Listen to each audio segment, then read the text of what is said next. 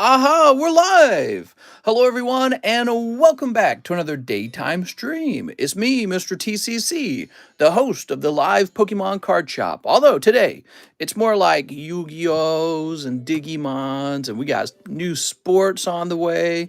I'm trying to expand the menu a little bit for fun. I think I noticed something where if the menu, if it stays too like stagnant, it gets kind of boring. So it's always fun to have something new coming in. This is Legendary Duelists. Ooh, that's pretty shiny. We also have from Digimon's New Awakening. Ooh, people have been opening up Digimon. I'm kind of surprised. I guess because I personally never really got into Digimon. I mean, I didn't get into Yu-Gi-Oh either, but something about Yu-Gi-Oh really, I don't know, like jumps at me or something. It's hard to describe. We have team ups. All right, so team ups are back in stock. They're blisters once again. Enjoy them while they last because the actual sealed booster boxes are crazy expensive. So team up boosters are back on the menu. And then, of course, the main feature of today is we're probably going to have the Phantom Forces box break. I mean, it's like 99% for sure we're going to do this. Because all we have left are 2 packs and they're in a medium. So we're definitely about to go through this. What's up, Juan Jimenez? All right, let's put the phone down. Z-Dog says, what's up, nerds? So this box will go back over here. We have these new Yu-Gi-Oh boxes. I got no clue where to put them. A minute. We got these Digimon's New Awakenings. I'll put them over here as well with the Digimon or with the Yu-Gi-Ohs. Oh my gosh! And then yes, we have team ups back on the menu. Beautiful, beautiful team up. Isn't this nice? What's up, Joseph? Oh, I'm thirsty. I should have grabbed a drink before I started. Had some food before we ate, some salty food. Now I'm hungry, not hungry, now I'm thirsty. We got new slabs up on the table. As you guys know, I had a huge slab return from PSA, and I got a bunch of cheap vintage cards when they're cheap because they didn't grade like 10, right? So, it could be nice having a already slabbed card with a grade that's not impressive. Can we see the large cards? I'm in it, but I don't know what the pulls are. Hold on, let's show off these graded cards. Now, I was going to get more of these done, but I got interrupted today, okay? But here they are. Here's what I have so far. Ooh, we've got Mega Latios for Mr. Marcel Torres. Gengar VMAX Fusion Strike for Mr. William Zhang. Okay. Gengar EX from Phantom Forces for Mr. Demetrius, grading 9. By the way, why did this grade 9? This one was off center. This one's off center. It also has a problem on the back, I think, like a white dot. How about this one? I graded this one a long time ago. Yeah, I think this one was just a bit too off center. Here's a Pikachu 10. Of course it's a 10 because it's a Japanese 10. Wow, these cards grade 10 all the time. And Magician's Soul, grading 9. I really like this card. It has multiple issues, just a bit off center between top and bottom. But also, there's a very thin print line right here and a very thin half print line right here. I had to give it a 9. Man, it is a nice looking card, but it was just a little bit too much in both of those ways. Okay, and that was for Mr. Emiliano Orala. I think I already showed that. Yeah, cool. This is a pricier card, by the way. That's like a $50 card. So I like grading these Yu-Gi-Oh cards, by the way. They're neat, man. I like them. I think they stand out from Digimon. They stand out from other card collections. So what they got going on with their little mini card, that's cool. All right. Just talking about that from an aesthetically pleasing point of view. Let me go put these on the desk. Oop. All right. I got a new card for my own collection. You want to see it real fast? Kind of a pricier card. Not like super pricey, but kind of. Yeah, I got a new pricey card. Let's sit down. So I bought this a while ago. It only finally arrived. That eBay authentication stuff takes a while. All right. Whew. Ooh, I've been wanting to buy one of these for a while. Look at that. Beautiful Dragonite from Expedition.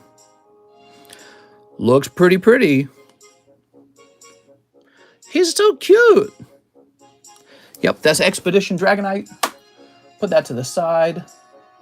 And let's get started. So I'm going to go ahead and log in. How's it going, everybody? Gingy says, can we see who's in the pack break? I can't remember if I'm in the current one. Yeah, definitely. So we've been going through these pretty fast. It looks like we have Ivan Ramirez and Joshua Rodriguez. Could you sell booster boxes of DBZ? You can buy 24 packs. All right, we sell things one pack at a time. That's how we do it on this channel. Let's see, can I make this? There we go. That's nice. All right. Oh, and let's show off the slabs we have today. So these were added to the table. We have a Starmie Hollow from Neo 3. That's Neo Revelations. And we have a Misty's Golduck with the big swirl for 40 bucks there. Those are both 7s. Here's a 10. Actually, look at this Charizard. He's 42 now. He went up in price. So that's kind of cool. And Dragapult Shiny Star Full Art for 38. Very pretty. We also added this English Dark Gyarados Hollow 8. Was it really an 8? And he was only 35 bucks. That's pretty affordable. Here is a Blaine's Moltres 3 for 30 bucks. The thing is, they don't really drop too far below 30. There's like this point where it doesn't matter how low the grade is. It just doesn't go any lower. Look at this. So this is Awakening Legends or Neo Revelation. And that's the Houndoom. And it just looks so cool. That grade is 7.5 with CGC. Over here, we've got Rocket's Mewtwo with the big swirl by his foot. And that is 60 bucks for 6. I guess he's popular. We also have this beautiful Blastoise from Japanese base set. So lots of great stuff. Lots and lots of great stuff. And then in the last pile, we have Mega Rayquaza 7. And he's just 30 bucks. He's from Roaring Skies. And Ampharos 6 from Neo 3. He's got a swirl right over his back. So whatever the reason, I don't know why I had such nice cards. Well, all these Japanese cards had tons of swirls in them, which isn't always the case. So it was just good luck. All right, let's see where we left off. So last night, we have Justin Huerta, 1 spot in medium, $5 for shortchanging you on Phantom Forces spots, says Justin. Matt Leon says, I'll take 20. Okay, so Justin Huerta is where we pick up. So Justin would like to be on this. And thanks for the $5, man. Mister, do you have a place where all of your slabs are for sale? No, I'm afraid not. I'm afraid not. I'm always getting new slabs in, and I'm always selling my current slabs. And so I don't list them all because it's time inefficient. Unbroken Bonds needs to jump back on the menu. I have some Unbroken Bonds, if you would like them back on the menu. I have some of them. Not a lot, but I have some. Okay, thank you so much, Justin. I appreciate that $5. Oh, by the way, we changed the Destroy slab. So before, it was a Drowsy for 25 bucks. Now it is a Shadowless Doduo 4 for 8 bucks. And somebody paid $1 toward it, so there's $7 to go, and then we'll destroy it. Hey, mister, I've sent money for the Dark Gyarados. Yeah, I'm not surprised by that. That's an English Hollow Dark Gyarados. Then we got Sven Jansen. He says, pre-order 2 live custom boosties, 1 large sub. Thanks, mister. See you soon on the night stream. Oh, Mr. Sven, we'll probably be back for Saturday and Sunday. All right, Sven, so you got 1. Oh, that's the shiny Steelix. And 2... the 8 of clubs. All right. So you pull the ace of clubs, and that's going to be... Oh, very nice. Look at this. SGC graded Mint 9, the ace of clubs Charmander. Isn't that nice? That's from 1996. This is a vintage card. Okay, I'll write your name on the back. We'll put it up here, actually. Sven Jansen. Oh, that's kind of nice. There's so much room at the top. I put your name up there so the back of the card stays clear. I noticed their label isn't on the back. I wonder why they do that way. Can we see the large pull, says Jordan? Yeah, give me a minute, Jordan. Give me a minute. Let's find Sven's bag real fast. I sent for the Ampharos. Thank you. It's a nice looking Ampharos, right? From Neo 3. That set's pretty expensive. So it's kind of surprising that it can be so cheap. But probably it's because it's not a 10, right? Mister, I thought you went on vacation. Dude, my wife and I were talking about that. My wife and I are considering taking like the month of July, just the whole thing off. You know, so like take a pause on card selling. Maybe kind of like school vacation, right? You know how people take like school vacation, they take summers off during school. We're thinking about doing something like that maybe in the future. So a whole month, you can't buy any cards for me. But, you know, if I did something like that, I guess I would have to say I'd like to have somebody else selling in my place. You know what I mean? But I don't know. I don't know if anyone's got the skill or if I could find somebody to do that. Anyways, so now hold on. Sven also wanted a large sub. Let's make sure he gets that large sub. Here we are. Ah, a month off. That would be pretty neat. We've also been looking at houses, man. We're real tempted to buy a house in a place called Newtown, St. Charles, back from where we used to live. We miss it. We miss Newtown. We didn't think we'd miss it so much, but we really miss it out there. And we're talking a lot about potentially having two homes that we travel between. But, you know, the biggest reason we can't really do that is because it would be ungodly difficult to move my whole card store back and forth. So this house is basically a card store. It's not very mobile. And but maybe it would work. Maybe I could build up a card store in two places almost. But the hardest part would be, I think the hardest part would definitely be like, I can't have a helper come with me unless I was buying like a complete mansion and they lived in the mansion with us. Um, and then a lot of supplies would be really hard to move back and forth. Yeah, it doesn't sound possible. It doesn't sound possible. If you fold all the cards in half, should take up less space, says Z-Docs. I like that idea. That's very clever. So what were we doing? Oh, Jordan wants to see the large. Aha, let's get the large and show it off. Bye, Mansion Mister. I'll edit on site. So the large has this sexy boy in it. That is Charizard PSA 10 SV49. This is basically it for the large. I mean, a lot of the large is just this one card. Now, there's some other cards too, like this lovely Houndoom 9, Blastoise 9, Suicune 9.5, and then we also have this Persian 10, okay? And this is actually expensive as well, first edition Hitmonchan. Okay, so you got all these cards in there, especially that Charizard. Now, these are pity pulls for people who get unlucky. You got Mewtwo 9, Wigglytuff 6, Moltres 6, Alolan Persian, Sylveon, and no Rarity Onyx. Really, none of these are bad. If you got into the large out of the sub list for 20 bucks and you pull one of these, still a decent pull. But these are the unlucky pulls. And then, of course, the worst pull in the large is if you get a holographic card, which means you lost $100, right? So that's what we got going on. I think it's a cool large. It's hard putting together really fun larges. And I think it'll continue to be a struggle to always find some cool card like the Hidden Fates Charizard. But he's a real chase, isn't he? Okay, cool. So now we've got Pokenasty. It says, I have 3 booster packs PSA that arrived. Pokenasty, here's my address. Perfect. Sounds good, man. His name is even Pokenasty. It's so easy. His YouTube name. All right. Let me jump over here. I have so many things always going on. Little issues that need being taken care of. Somebody I'm working with. I cannot do it all. I need like a personal assistant or something at this point. It's too much. So how are we going to ship this? I think we're gonna splurge and give you the good shipping, okay? I'll cover the rest of the cost of that shipping. My SV49 Charizard came back a PSA 9 last week. Feels bad.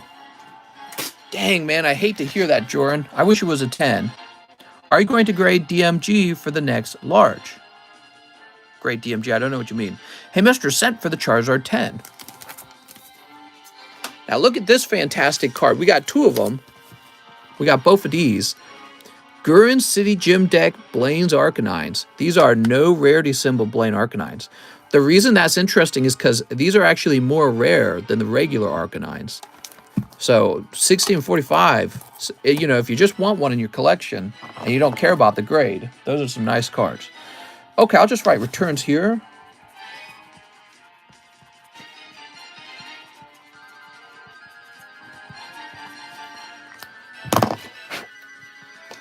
Grade DMT. What does DMT mean? Mister, can I have a free code? Oh, yes. Hey, mister. Next up, we have Jake Dale. He says, can I get 4 Realm of the God packs? I am going to need to do a restock on Realm of the Gods. We're running very low at this point. Aha. Mister, I sent money for the Dragapult and Moltres slab. Oh, all right. Slabs it is. Today's Thursday, isn't it? We got to have a nice long stream today. Thursday's a busy day. DMT is the drug Joe Rogan is always talking about. What? I think I had sent for the Gyarados first, says Verified Weave. if he sent $5 more than you, it's going to end up going to him. So it's kind of like auction style, okay? That's one of our rules. If you like it so much that you want to pay $5 more for it, it's yours. Can I have a free code card? There we go. Ooh, look at that. Pulling Vegeta and SS Trunks. Father-son bond. Boop. Here's Son Goku. And Dabura. Let me turn this down. It's a bit loud. So today we're playing Wind Waker soundtrack. Let's skip ahead. There we go. That's nice. You got to send 6 stars to counter the snipe. Not really. I mean, I guess if it's auction style, I suppose you could, but no, I kind of don't want it to work that way. I don't want people to send 6. It's too complicated. So we're just going to do $5 over, and whoever sent that $5 extra over first will then just get the card. I don't want to host an actual auction. That's too time consuming, you know what I mean? But yeah, if somebody wants to pay $5 more for an item, that's fine. $5 increments, I'd say. Ooh. You got a nice little round there, didn't you? Let's see. So, that's for Jake Dale. I mean, sometimes we saw items that are the only of that item for sale, like that PSA 10 Snorlax, right? There are none other, no one else has one for sale. We're the only one. At least you can't find one on eBay at the moment. Maybe in theory there's somebody on some other website selling one, but the fact that there were none up on eBay is actually a very strong indicator of the desirability of the card and the fact that there's just not enough of them. So I have a bag, says Jake. Let me check up top. So, sometimes if I'm selling a card like that appears to be very desirable, and you would like to spend $5 for it because you got $5 in your pocket, you can do that. $5 over. I also thought about it because some people I notice have slower internet anyways. In the past, we used to strictly go off of like first come, first serve. And I feel like that's too bad for somebody with a slower internet connection. Next up, we have Dontrell Davis, pre-order SLAB-AWAY payment. That's $25 for Dontrell Davis. Thanks, Dontrell. Let's see.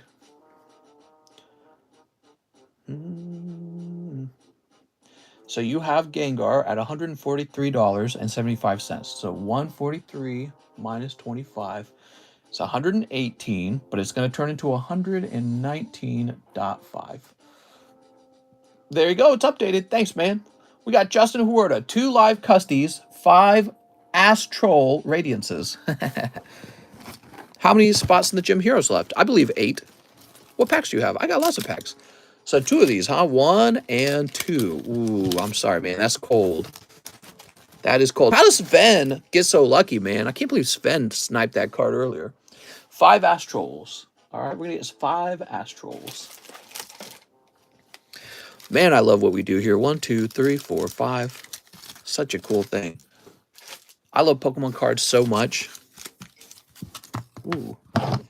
Not just Pokemon cards, but you know what? The entire hobby of collecting cards. Collecting things is crazy cool. Sleep. Sleep. It's kind of like a gambling thing, too. So, I never thought of myself as a gambler. I always thought of myself, as the opposite of a gambler, but I don't know, it's a weird thing. Opening booster packs is very fun. Did you already explain the random promo? Random promo. Oh, did I add that to the menu? I was deciding whether to add that to... Let's see, hold on. Box break. Oh, I actually put it there. I didn't realize I had put it in. I'm sorry. I thought I'd removed it, actually. So I was debating whether to have that or not. So, oops, here we are. So since it's there, I'll go ahead and explain it, okay, guys? So give me a moment. I didn't realize it was there. So I open a lot of booster boxes, and some boxes come with a box topper. Sometimes people make a large order, and I just give them the box topper. Sometimes people order like 1 pack, and I have to open a new box for that 1 pack, and it's just people ordering like 2 or 3 packs, and so I don't give them the promo, and then every now and then I got an extra promo laying around. And over time, and by over time I mean like over the last 2 years, I have slowly accumulated enough of those to kind of sell some of them off. All right, Justin. Justin, you pull a Kingdra. Damn, Justin. That's spicy. Let me get your box. Would you give them a free pack if you snip the top of a card? I would give them all the free ones, Mr. Pokemon packs. All right, put that over there. Give me a minute. So, this is how it is. I thought I'd cancel these, man. Give me a moment. Some of the cards aren't even supposed to be in here. There we go. So here's what we got. So we got this whole box here, and these are all promos. You see, they got their little plastic tops. They're just mixed, which is why I wasn't going to do it. They're just mixed. So we got Barrett, Gogeta, Arena, Elizabeth, Diane. It's just whatever was selling at the time. So you can see it's mixed. And, oh, look, there's Marceline. That's actually pretty good. I didn't know what to do with them. Because I could just throw them away. I could just give them away.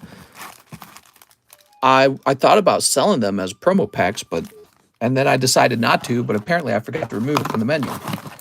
You should grade those. Well, you guys could grade them if you wanted them. They're $4 a piece. I don't know if they're worth $4. I didn't bother to look the price up. I was just looking to get rid of them. Carl says, Gym Heroes pack break. You got it, Carl. No Naruto promos? No Narutos, I'm afraid. That's because I was getting all the packs that felt kind of the same. They were in their little plastic holders. Give me, says Jordan. Now we got Tony Reed. SLAB-AWAY payment. Okay, you got it, Tony. Let's see. Tony's going to be down here. He is paying $40. So you got $100 left, Tony. Thank you very much. Jeremy Tierney. He says shipping. Ah, that's right. So Jeremy realized he had some cards over here. Quite a few cards. Let me go ahead and open this up. About time for them to head on out. Okay, here we are. Thanks so much, Jeremy. Let me grab your email. Oh, is that Jeremy Tierney? Well, okay. I got a random text from somebody, and I didn't know who it was, and I'm wondering if it's Jeremy Tierney now. All right, hold on. Let me go ahead and increase the weight on this. Actually, let me grab the bag. I felt like it was quite heavy. Yeah, it's going to be pretty heavy. What's up, Jake and Tonic? Oh, that is heavy. Look at all that stuff. So let me go with a padded envelope for this one because this one's so heavy. There we go. Did eBay change their UI back? Not that I've seen. I think it's a permanent change. They changed their UI a bit. It's a little annoying. It's not a big difference. Jordan Estrada says, hey, mister, 2 Diggy New Adventure and 1 Tag Team GX. Oh, that's right. We have Tag Team GX now. 2 Diggy New Adventure. New Adventure. Here we are. Ooh.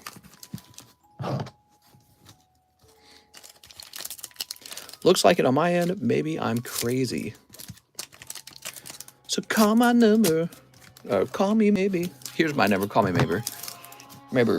All right, you ready? Here goes. Come on. Woo! Pulling nothing but Lucario. Lucario for days. Very hot. Super hot. By the way, did you guys see that clip that Mike Side posted from yesterday? Wasn't that amazing? We were cracking open his booster pack slabs, and he actually pulled the Chase card out of XY Evolutions from it. It was really funny. Crazy to think we had picked that one for encapsulation. Ancient Beetlemon and War Greymon. It was pretty awesome. It was funny because even the Shining Legends pack was hot, which was so just, you're not going to expect that to happen, you know? That's for Joran. So what do you guys think? You think it'll be a busy day today, or you think it'll be a slow day? Mr. S, the magic touch. Let's talk about the Phantom Forces box break. We're real close. So here's the Phantom Forces box break with just 2 spots, but they're not for sale because we have this thing called the medium. And this medium will give you 2 packs of Phantom Forces. So those 2 spots are accounted for. They're right here. It's $10 a spot. One person, one lucky person, will pull both booster packs for themselves and be written in here. So that's what's going on. When that's over, the box break begins immediately. Tucker Zuli says 6 brilliant stars. Okay, 6 brilliant stars. Word on the street is Mistress Diglett is only 4 inches. Hey! I've got a freaking Doug trio. What are you talking about? Oh, I asked for the wrong Diggy, lol. Oh, no! Oop. Were you asking for the new Digimon? I want to see that new Digimon. I was kind of surprised when you said next adventure. What's the name of the other one? Let's see. It's called Awakening Hero. That's the new set. Dude, I'm sorry. That feels like a oof moment. 1, 2, 3, 4, 5, 6. Do you have any first edition PSA slabs for sale? I mean, in theory, there's a price for everything. There could be a first edition slab for sale. But, you know, I don't have time to kind of sit here asking you to pay over the, you know, like, let's say the cheapest buy now price on eBay. Say, if there's a $500 one on eBay and you want to buy mine for $600, maybe I'd say yes. Because I guess that's what you're supposed to do, right? But then why would you be doing that? So that really makes sense to me. So I generally just hold those cards. Here we are. And the reason I point that out is because I don't really want to sell them because I'm holding them. Trying to hold them and keep them off the market from now on and just keep it that way. Buy it more and buy it more. Trying to buy them, not sell them. All right, you are. I'm a super collector, ultra mega collector. Diamond hands, mister. I'm never selling. Here's Choice Belt. Makes sense, mister. Here's Fracture Zamizenta. Ooh. So let me put it like this. Let's say there was a $800 Charizard, like the SV49, and you guys let me put him into a lottery-style custom pack for $1,200. I'd sell them all day to you guys if you guys just wanted that to run all the time. But I feel like that's a bad deal for you guys. So I would tell you to just go out and buy one for yourself, you know. Don't jump in a lottery. Now, if we were to do the lottery at $800, then I would just be selling a Charizard for no profit, which is a waste of my time. I can't be doing that all day. Plus, I expose myself to all kinds of risk. Maybe he gets lost or damaged during the process. So, you know, I have to be able to sell something for a profit in order for it to make sense for my time and to, you know, accept these risks. But yeah, I mean, I've thought about doing that. We did that. What if we had a never-ending SV49 Charizard Lotto where I sold them over the market price lottery style to you guys? Here's Duskull and Dust Noir. You know, when I create the large, the prices on the slabs in the large is just whatever the price they're buying out price is. Here's a Staravia. All right, that's for Tucker Zuli. That means once I'm out of that slab, I can't do that anymore. You know, so once I'm out of SV49 Charizards, the only way for me to get one back into the large is to pay $800 for it. But then if I put it in the large for $800, I'm just wasting my time, right? What's up, hiker? How's it going, mister? Just sent to grade the Charizard I pulled yesterday with the timestamp. Dude, maybe I'll expedite that to get it graded sooner because that is so cool. That's definitely a memorable pull, and I think that's a perfect use of the QR code. All right, Tucker, let me grab your bag. Yeah, we might have to grade that one a little earlier for free. UFC cards came in today, mister. Really enjoyed going through them earlier today. Dude, I love going through my cards. Very fun. I thought you said you were going to make grading cheaper. Oh, hold on. I just keep forgetting to do that. I'm so dumb. Hold on. Here it is. So the bulk grade is going to go down to $18. And express grade will stay the same. And one day grade, I think we'll make that $55. So the express grade, well, we'll bring down the price of the express grade too. Why not? So we'll make the express grade $38. Yeah, so express, one day grade, and bulk are all cheaper because PSA is getting cheaper, right? So we have to have our prices fall with theirs. There we go. Woohoo! All right. Thank you so much, Mr. Tucker Zuli. Yeah, we'll always be cheaper than them, basically. Maybe if they ever went back down to $8 a slab, I don't know if we could go much cheaper than 8, but we probably would. We'd probably go to 7. Verified Weeb says, I'll take the PSA 8 Dark Gyarados. All right, let me go ahead and check and see if anyone else also ordered for it. Roberto Bahena says, how's the line? We have the longest line ever. No, I'm just kidding. It's probably a short line, Roberto. I'm noticing a trend where the beginning of the stream is slow and it speeds up at the end, actually. Isn't that weird? Probably because people are getting off of work. So give me a second.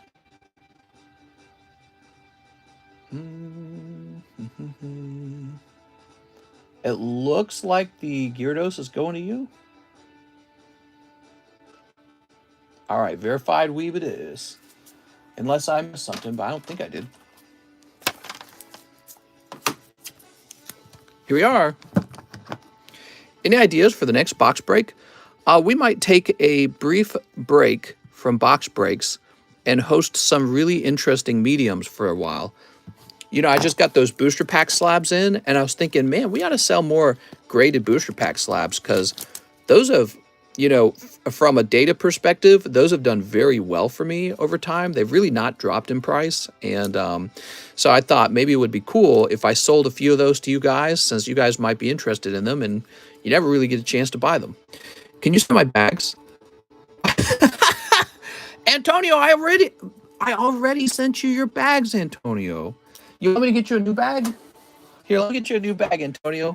What Pokemon card do you want, Antonio? You want some Evolving Skies? Here, we got some Evolving Skies, Antonio. Ooh, look at this. I get some for Diego as well. Here you are.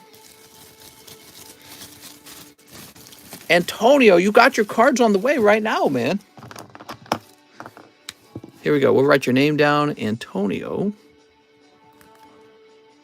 It's Antonio Martinez, right? Martinez? And we'll say, and Diego, cousin. All right, there we go.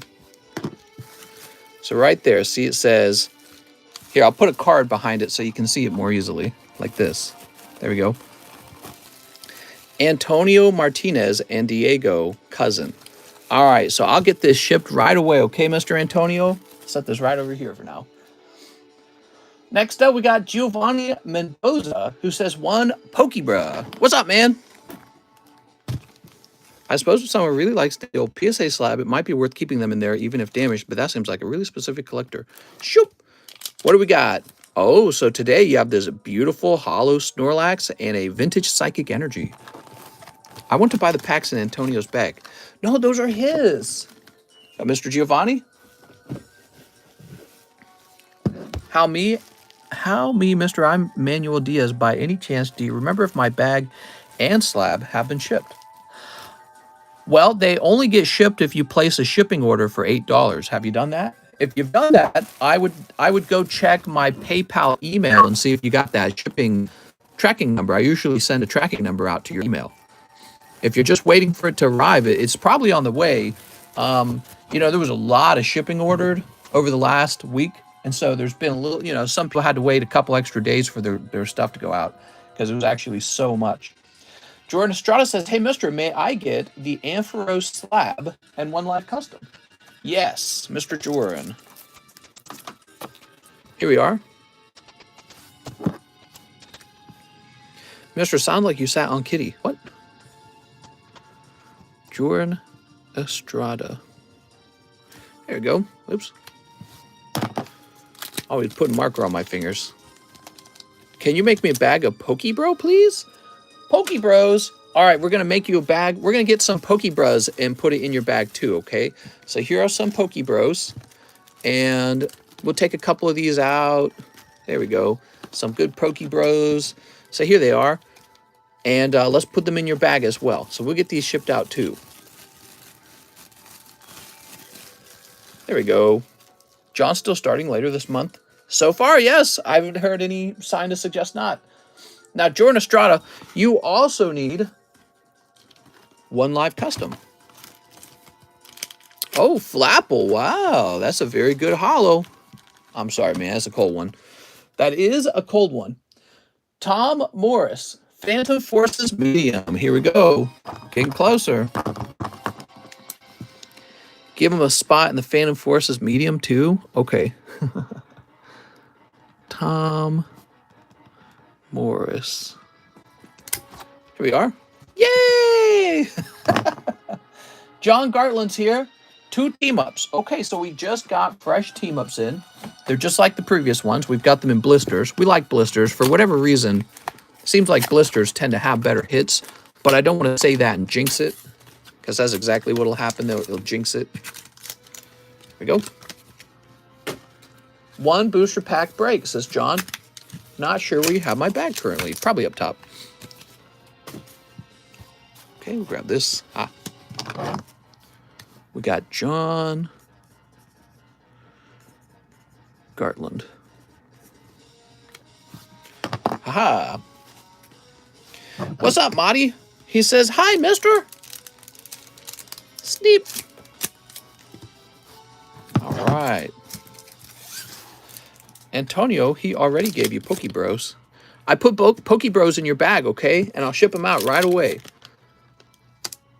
Oh, okay, nice. You pull the non-holo Charizard. Just another reason why the team-up set is so popular is that you have a chance for that Charizard to show as a non-holo and as a holo. Like that little Charmander you got there, little Charmeleon. Maybe you get all 3 of them graded together, huh? All right, so Charmeleon, Charmander, and Charizard. So that's for John Garland.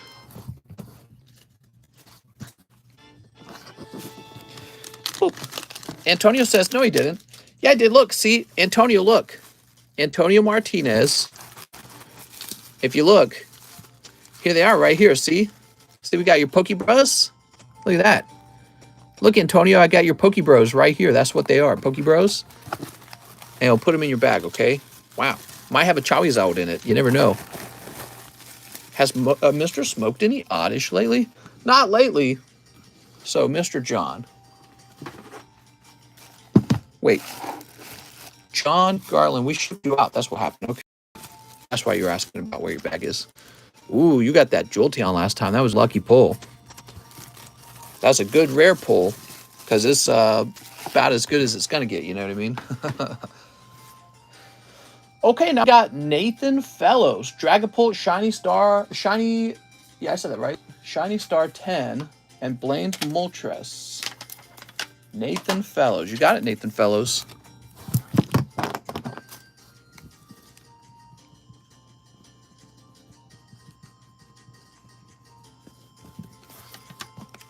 He getting that Supreme Pokemon treatment? He's like, you never ship those packs? They're on the way. Come on, Antonio. You just got to wait for them. Mister, what grade is the Rayquaza slab on the right? That's a 7, okay? 30 bucks. Rayquaza 7. I know, it's hard to see. 30 bucks. Mega Rayquaza EX PSA 7. It's just a cheap little card.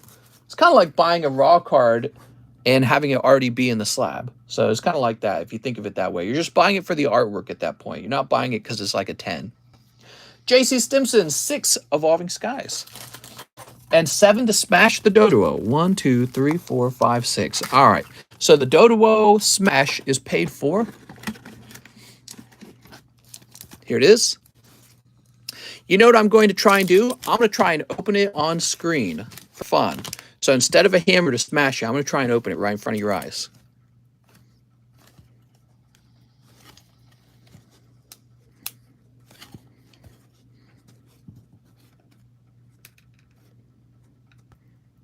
Never done this before with the PSA slab. I've done it with my slabs.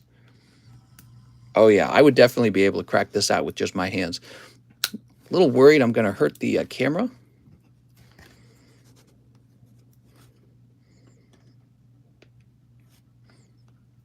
Plastic shards can get nice. Use your Diglett.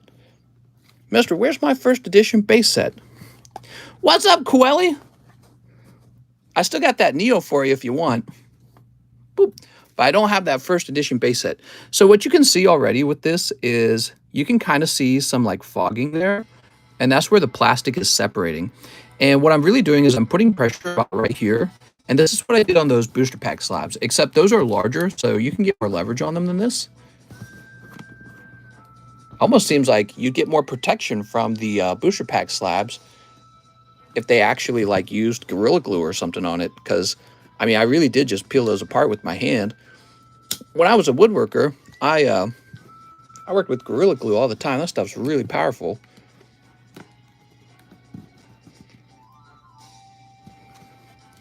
Do a CGC slab next, mister. I actually have messed around with CGC. CGC is pretty strong. Smash it, mister. Gotta pay some stuff when I get back to Germany. So next week, I'll pull that shiny Zard. Don't hurt yourself. I know. Here, let me put it. I want to put it on my...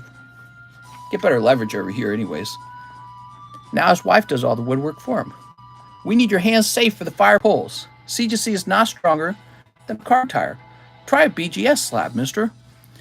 Try BGS. Put it in the microwave to soften it up. Mister, smash it against the wall. Get a knife. You need a screwdriver. Well, I was just seeing if I could pull it apart with my hands, and you can see it is actually coming apart, but I'm worried I'm going to like smash it against the camera like that if I do keep going. But if I was just sitting on the floor with myself, I could take this apart with my hands. Yeah, I can actually feel it. It's coming undone the way the booster slabs are. But I was just curious how hard it would be. Give me a moment. So he paid for the smash. Let's give him the smash. That's right. Slab destroying is a thing. Whew.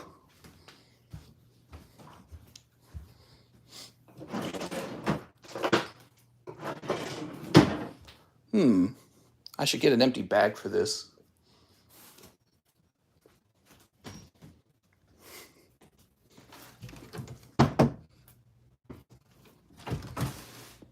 I don't know where our bags are. Are they here? Here we go. Found one. We don't want to make a big mess. Look at all this. All right. You know, I used to carry those to like a shelf where I would store them all. But I've found over time, I receive so many of them, it's easier to just stay down for a minute here. All right. So here we have the slab in question. Kind of lift the bag up over it. And now we're going to smash it.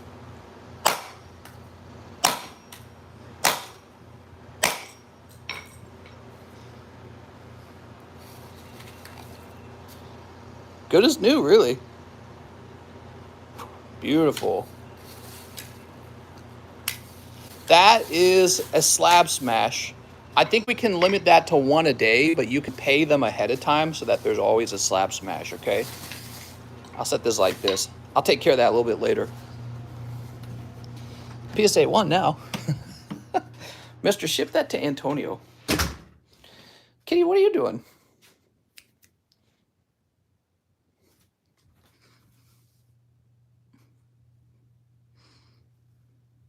She's so cute.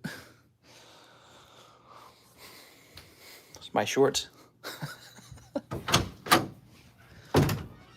All right. Back to it. Ugh. Can we pay for a slabs? Yes. So you could do that as well. So now that Doduo is gone, we go back to Mr. Drowsy. So he's 25 bucks. You know, you could pay to have a nice slab smashed, I guess, if you wanted to be crazy. I don't know why you would. There we go. I mean, maybe that's how it should work. Maybe we should pick out a really nice slab to destroy, because I feel like that would actually get quite a lot of views. Could have donated that to the tablet kids at the hospital. Don't forget my packs. Have no fear, they're right here. Ah, here we are. Let's do a $16,000 legendary Charizard next. Suppose we could. I just want to trigger the TikTok viewers. Sleep. Maybe I could go find a fake PSA slab with the Charizard in it and then smash that up. But, you know, I feel like if I did that, I would just be supporting the people who made the fake slab. Burn a booster box case for a laugh. That would be an expensive laugh. All right, here we go. JC Stimson. C. Dot. Oops. I've only seen Mister's face once in my life. You smashed the greatest slab. Here's Dream Ball. How was it? Did you guys enjoy that? Sometimes it feels good to let your anger out on a poor, helpless slab. I feel like we could buy some really cool machine too to destroy slabs. That would be just as fun, like some kind of slab paper grinder or paper slicer, paper shredder, right? Like a paper shredder that could paper shred slabs. Ooh, I bet there's a paper shredder out there that's like super powerful and you could put slabs in it. And then we'll put the slabs in and they'll get all crushed up. Hydraulic press to crack them. Pack fresh Doduo with the slow zoom in your case. Mister, I heard screaming from your basement. Ah, let me out. All right, that was for JC Stimson. Was it worth it, JC Stimson? How'd you feel about it? All right. Yeah, if everyone donated $1, you could see pack smashes pretty often. We could smash things you don't normally get to see smashed as well. So you guys could tell me like what you want to see smashed, and we'll go grab it. I don't care. If anything, it's kind of fun. You can like pick out a vintage booster pack, and we can pay it down dollar by dollar, and then smash it up, bring it back inside, and see what was in it. PSA 9 regrade. Cross grade stay CGC. What's up, JJ? JJ, were you the guy texting me? All right. Put that back up there. Are there small stream hiccups for everyone else, or is it just me? Now we have Mr. Mike Side, 1 in the large sub list. You got it, Mike Side. It's almost payday, Mike Side. Need free Zards. We're getting Mike Side the bonus one too, okay? Mike Side, you're getting the bonus spot because you get mod favoritism. All right, now we got Arjun Joshi, Charizard Hidden Fates. Thank you, Arjun. Mister, can I pay you to smash your own refrigerator? I suppose you could pay me to smash things that aren't even Pokemon cards. Yeah. Yeah. You guys just recommend something and I can make a community price tag for it where you all pay it down with tips. Arjun Joshi. The stream is hiccuping for me too. All right, so I've had a couple people say that the stream is hiccuping. Here's the deal. I'm going to turn the power off, and then I'm going to turn the power back on my phone. It might drop the stream. If it drops the stream, I will start a new one, I promise. We want to make sure we're not having any stream problems for when we do that Phantom Forces box break, okay? So here goes. I'll be right back. Oh, okay, it didn't drop the stream. That's good. Yeah, let me know if there's anything wrong with it. Yeah, it didn't drop the stream, so I'm happy. Next up, we have Mr. Singho Jamin Store, 1 XY Evolution, 1 Japanese tag team, 1 spot in the Japanese pack break. Seems good now. The restart was so fast. Well, yes, it's just me turning my phone off and on again. Singho Jamin. It's good on my end. Okay, good luck. So these are some pricey boosters, man. Let's pay Mister to smash his own organs. I don't know, man. I don't think there's a price for that one. What do we got? What do we got? Sandshrew, Doug Trio. Okay, so you got Sandshrew out of your Evolutions pack. No Charizard. Wait, how do I get to be a part of these openings, says JJ? Mr. JJ, you can make payments to my PayPal and get me to open packs for you. Mister, do you like vintage cards more than the new ones? Yeah, I do, and that is because it's all about nostalgia for me. I grew up opening Pokemon cards when I was a kid, and so really the cards I love the most are the old ones. That is the truth. Do you still own a violin? No, maybe I do actually. I think my sister has it. I think I gave it to my sister. Yeah, I think my sister has it. I don't know if she would have done anything with it. It wasn't like a special thing to me. It was just a violin. What's this? Marshadow Machamp. Ooh, I like that Raikou as well. So many cool cards in a pack of tag teams. Do German cards hold the same value as English. No, they're cheaper, but it's not all about holding value. It's about changing in price. So in theory, it's possible for the German cards to go up in price more than the English cards. You know what I mean? So if an English card costs $100 and it goes up to $101, that's not very impressive. And then let's say a German card, you bought it for $50, but it goes up to $55. That's a much better, gain on that card. So you can't just think of it in terms of total cost. You have to think of it in how is it changing in price over time. Okay. Let's find your bag. Here's what do you do with base cards? I give them to you, John. There we go. Dylan Cranfield's here. He says Gym Heroes Live Custom Booster. Wow, you got it.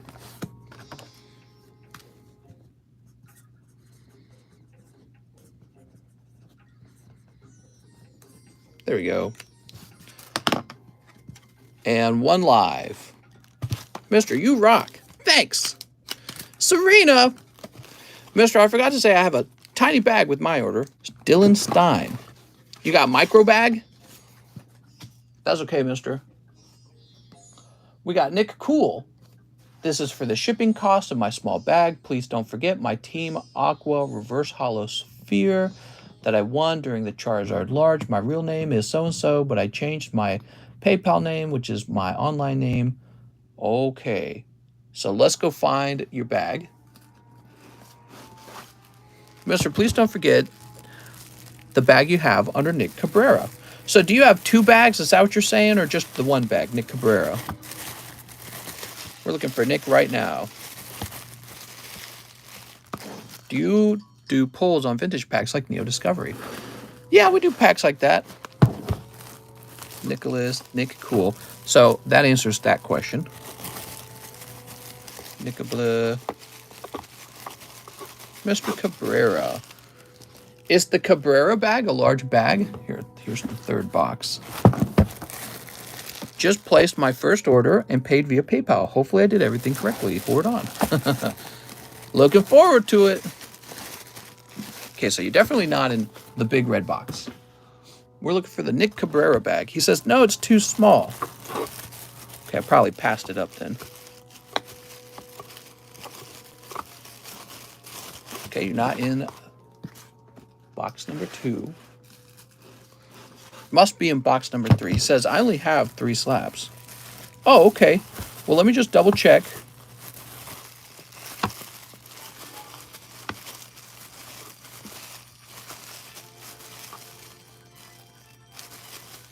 Okay, I'll go get your, well, I won't get your slabs, but I'll get your label made. Your slabs get added in a bit later, okay? No problem. Next time we make you a bag, you'll be going by Nick Cool. Medium's still open, right?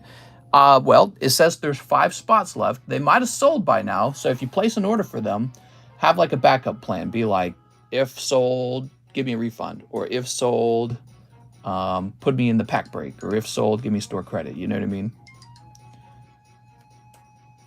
All right. Now, I see what you're saying, though, Mr. Nick Cool. You're warning me to get the right slabs, is what you're doing.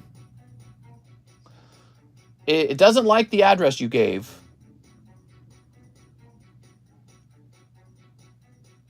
Okay, so the system is wondering if you have an apartment number. Do you have an apartment number? Go ahead and update the weight on this. Yeah, it thinks that you're supposed to have like an apartment number. What's better? Let's say Umbreon VMAX Altart buying a box. He says, no, it's a private home. Okay, why would it not like it? And the number 64 is correct, right?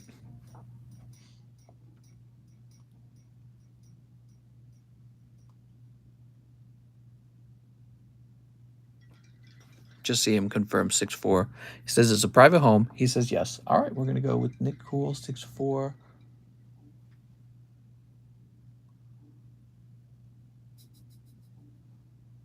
It doesn't want to, yeah, it doesn't want to accept it. Let me try.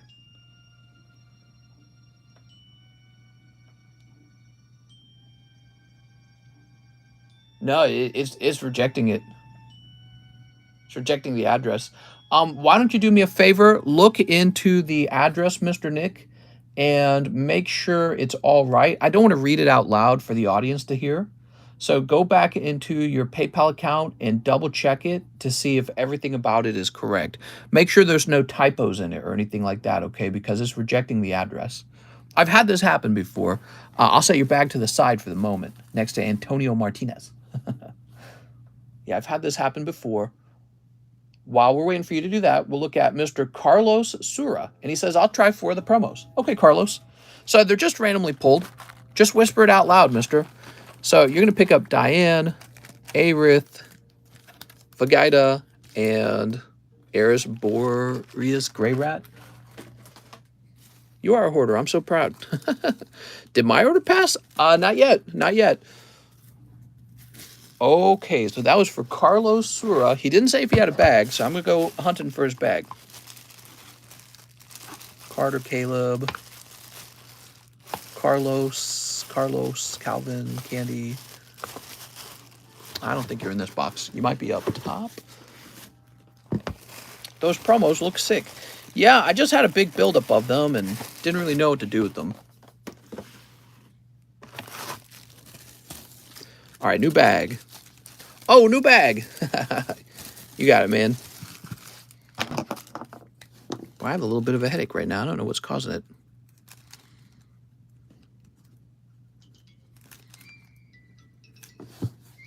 Are those promos? Yes.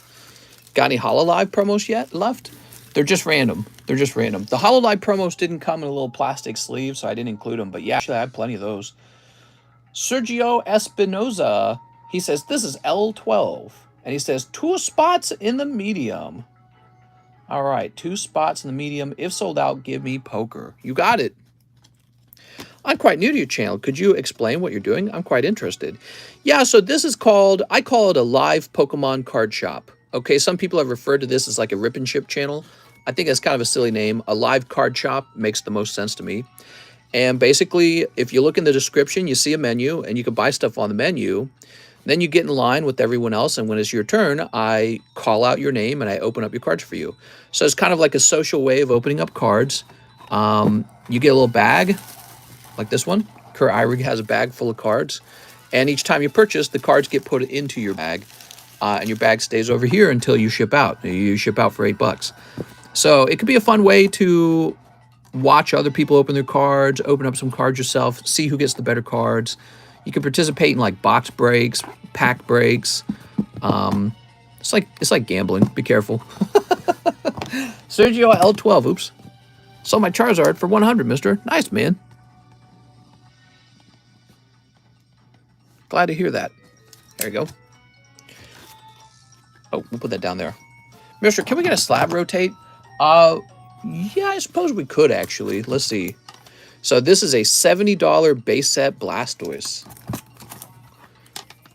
Here is a PSA 8 Togepi. He's really expensive, actually. $390 Acerola.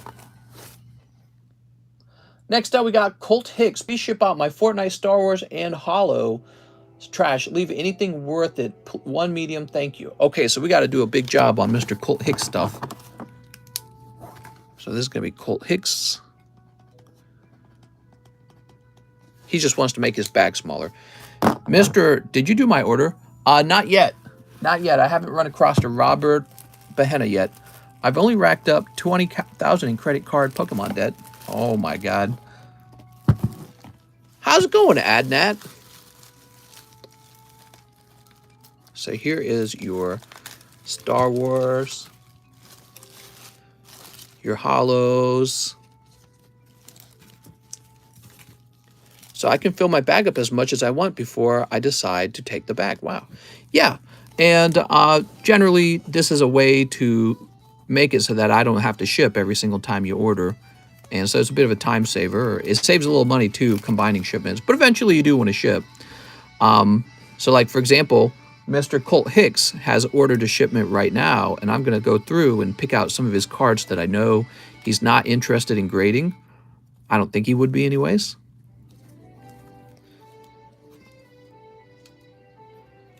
Greninja's actually kind of cool. Like, I don't think he's going to grade special energy or Glameow. And one of the things we do over here is I can actually grade your cards. So I have a grading service. It's a real small one, but we're using it, and it's just a fun little thing. It's like buying merchandise from somebody you like. All right, there we go. So the remainder will be these cards here.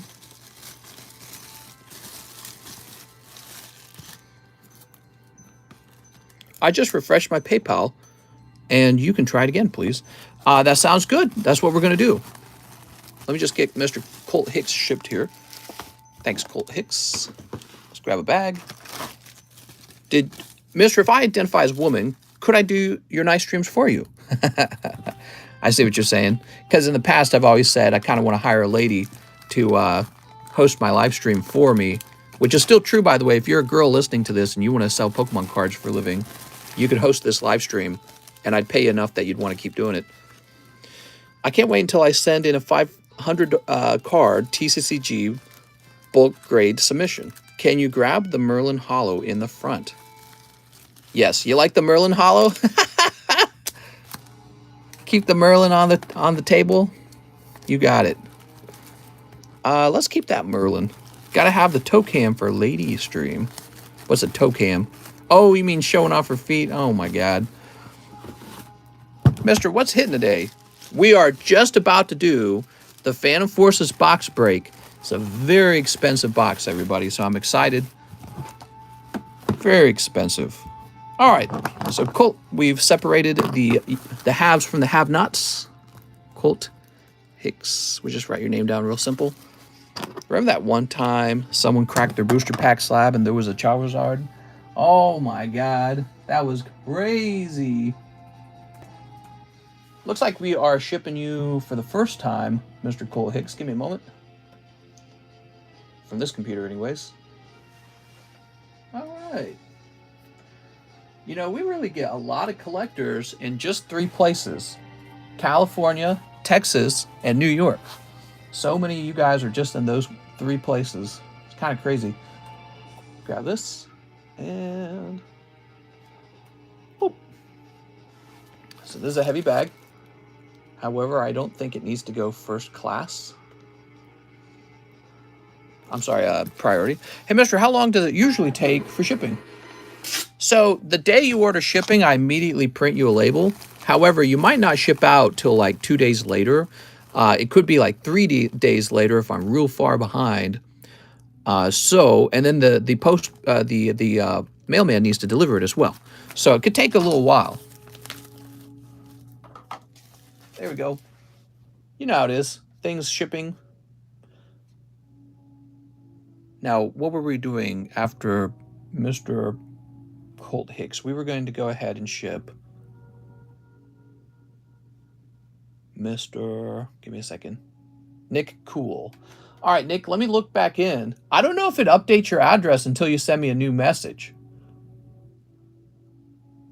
So let me refresh. It looks the same. Let's try it out. Looks like the same address as before. I think you need to send me like a penny message. Oh, maybe not. Is it taken? Let's see if it's taken.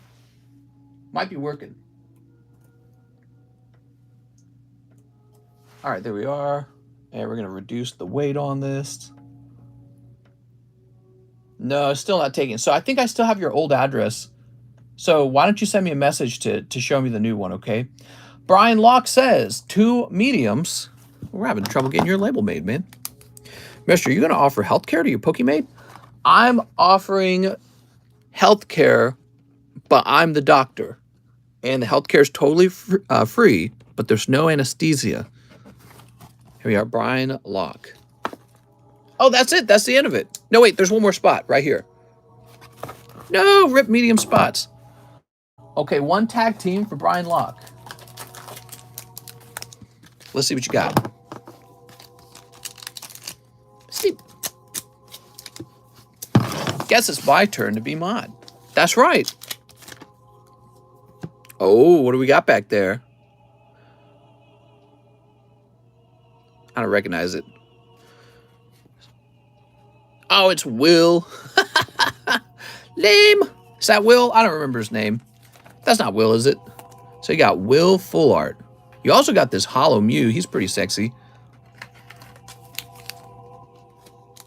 Not bad, man. You picked up the Full Art. Very nice. Ooh, reminds me of the story of the con man who became a doctor in the Navy and performed life-saving surgery using an old medical textbook for reference. That's Will Smith. How do I get a pack? Says Colin. How's it going, Colin? So Brian Locke, let's get this into your bag. We just got to find Brian Locke's bag. Here it is. Did you get to my order via PayPal? How do we know? What's up, Mr. America's Favorite Hoarder? So basically, everybody orders, and this creates a line. And sometimes what I do is I shout the line out, so you always want to pay attention if I start shouting the line out to hear your name, which I'll do that right now for you since you're new and you're probably curious if it's your turn. So first of all, Mr. Nick Cool, I see your order. We'll take care of that in a minute. I see Roberto Bahena's order as well. But here we are. We just finished Brian Locke. Let me make sure we finished it. Yes. So Kyle Sexton, Jordan Estrada, Theo Lang, Andrew Wybro, Elijah Arelons, Jeff Leon, Roberto Bahena, Roman Meyer. I'm sorry, these names are tripping me up. Jeff Leon, Jaskirat Kyra, Dylan Stein, Peter Lucas, Thomas Hogg, Marius Larson, Jadian Meula, Marcel Torres, David Moraes, Paul Newman, Kip F, and Nick Cool. So that's the current waiting line, and I go in order. So, you know, the further back you... Oh, here we are. Oh, there was an apartment number on it. I gotcha. All right, Nick. That would be why it wasn't taking it. So now we're going to run this again, and this is going to work. All right, because that's what it was saying. It was saying, no, it's got to have an apartment number. Print. Mister has a rule where if he messes up your name, you get a free My Little Pony pack. That's right. So I'm going to write your real name down. Cabrera Slabs. Okay. And where'd I put that little bag of yours? Here it is. It is a private home, but there are 2 floors, so that might be the confusion. Yeah, definitely. Well, you know, it's just however they format it. You've seen Pokemon Scarlet Violet trailer. Just funny they use Lechonk as the new Pokemon name. Lechonk is an amazing name for a pig Pokemon. Yeah, it's a really good name. I also like Smoliv. Smoliv the Olive. That is very cute. We got your shipping done. We're on to Kyle Sexton. He says, medium, please. Hey, you made it in there, Kyle. Kyle Sexton. Mr. Taxing my tag team pack and keeping the Zera Aura. Oh, that's right. You should have thought about that before you ordered tag team. Yeah, blah, blah, blah, blah, blah, blah, blah. What if we did have a tax? What if each pack, there was like a tax? Let's say you pull a really hot card. I had to take one of your V cards. And then when somebody gets really unlucky, they get like pulls from the tax or something like that. That'd be really weird. That's like some weird socialism kind of stuff. Oh, you did too well. We're gonna have to take from you. I just sent for the medium. Did I miss it? You did. 1, 2, 3, 4, 5, 6, 7, 8, 9, 10, 11, 12, 13, 14, 15, 16.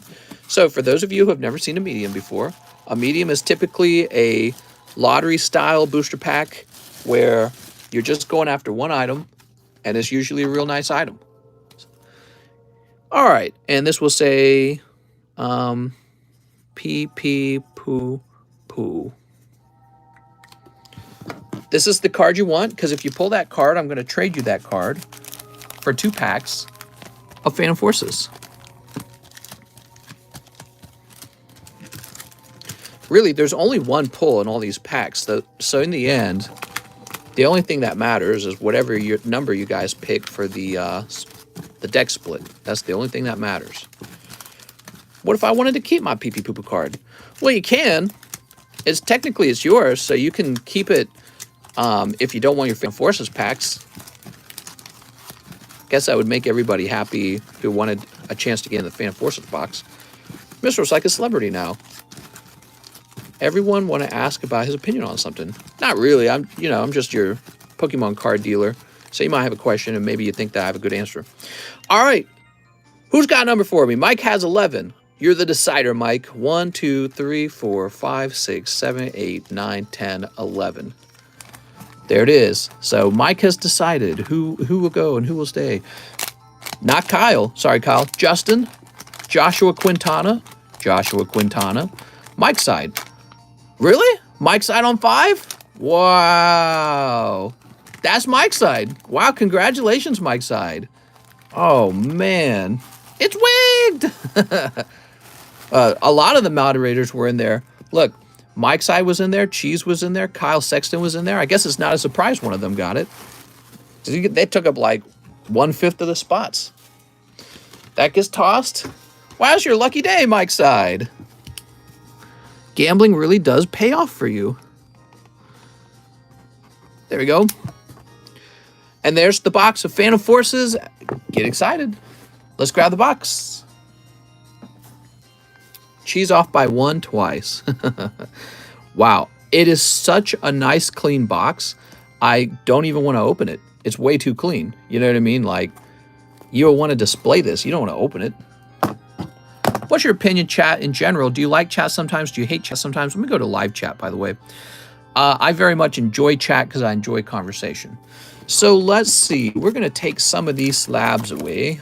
Some of these slabs. Take those off the table. Drop them on the floor. They're very slippery. Did I ever say that? Slabs are very slippery. All right. Now, we do need a random number generator in order to randomly start the box. We do not start on 1. We start on a random number, so that everyone feels like it's very fair. They never have to worry about mapping. So 16. 16 is the beginning number.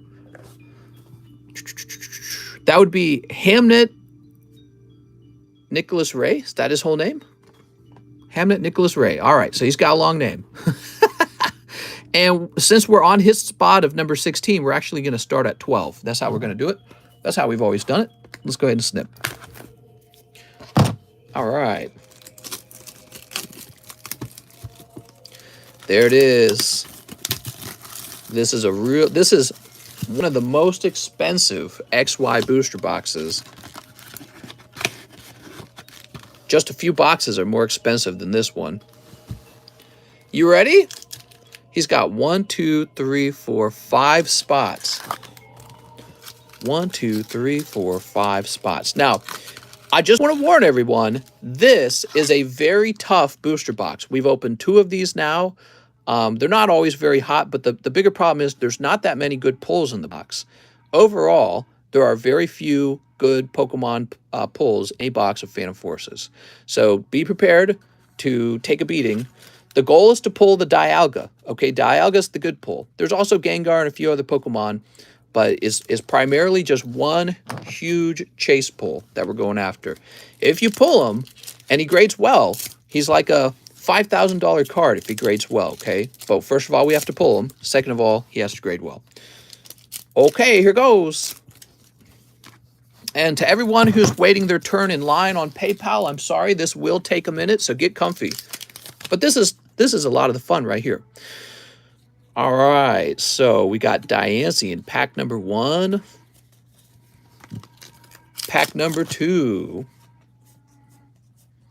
We got Loudred, and here we go. Headringer Trainer card. So I don't know if this is a good or a bad thing, because I think this counts as a full art. Let me just see if it's actually textured, though.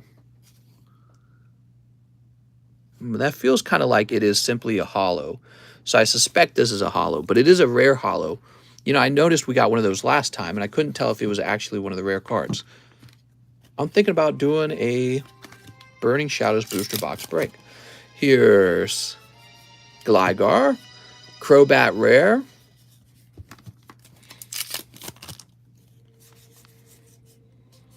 Goomy, Blissey. All right, one more. Come on. Come on, full art. Bulldor and Pachirisu. Wow, man. So tough. It was exactly what I said, well, didn't I? I said it's going to be tough, and that I was aware that it was a tough box to go through.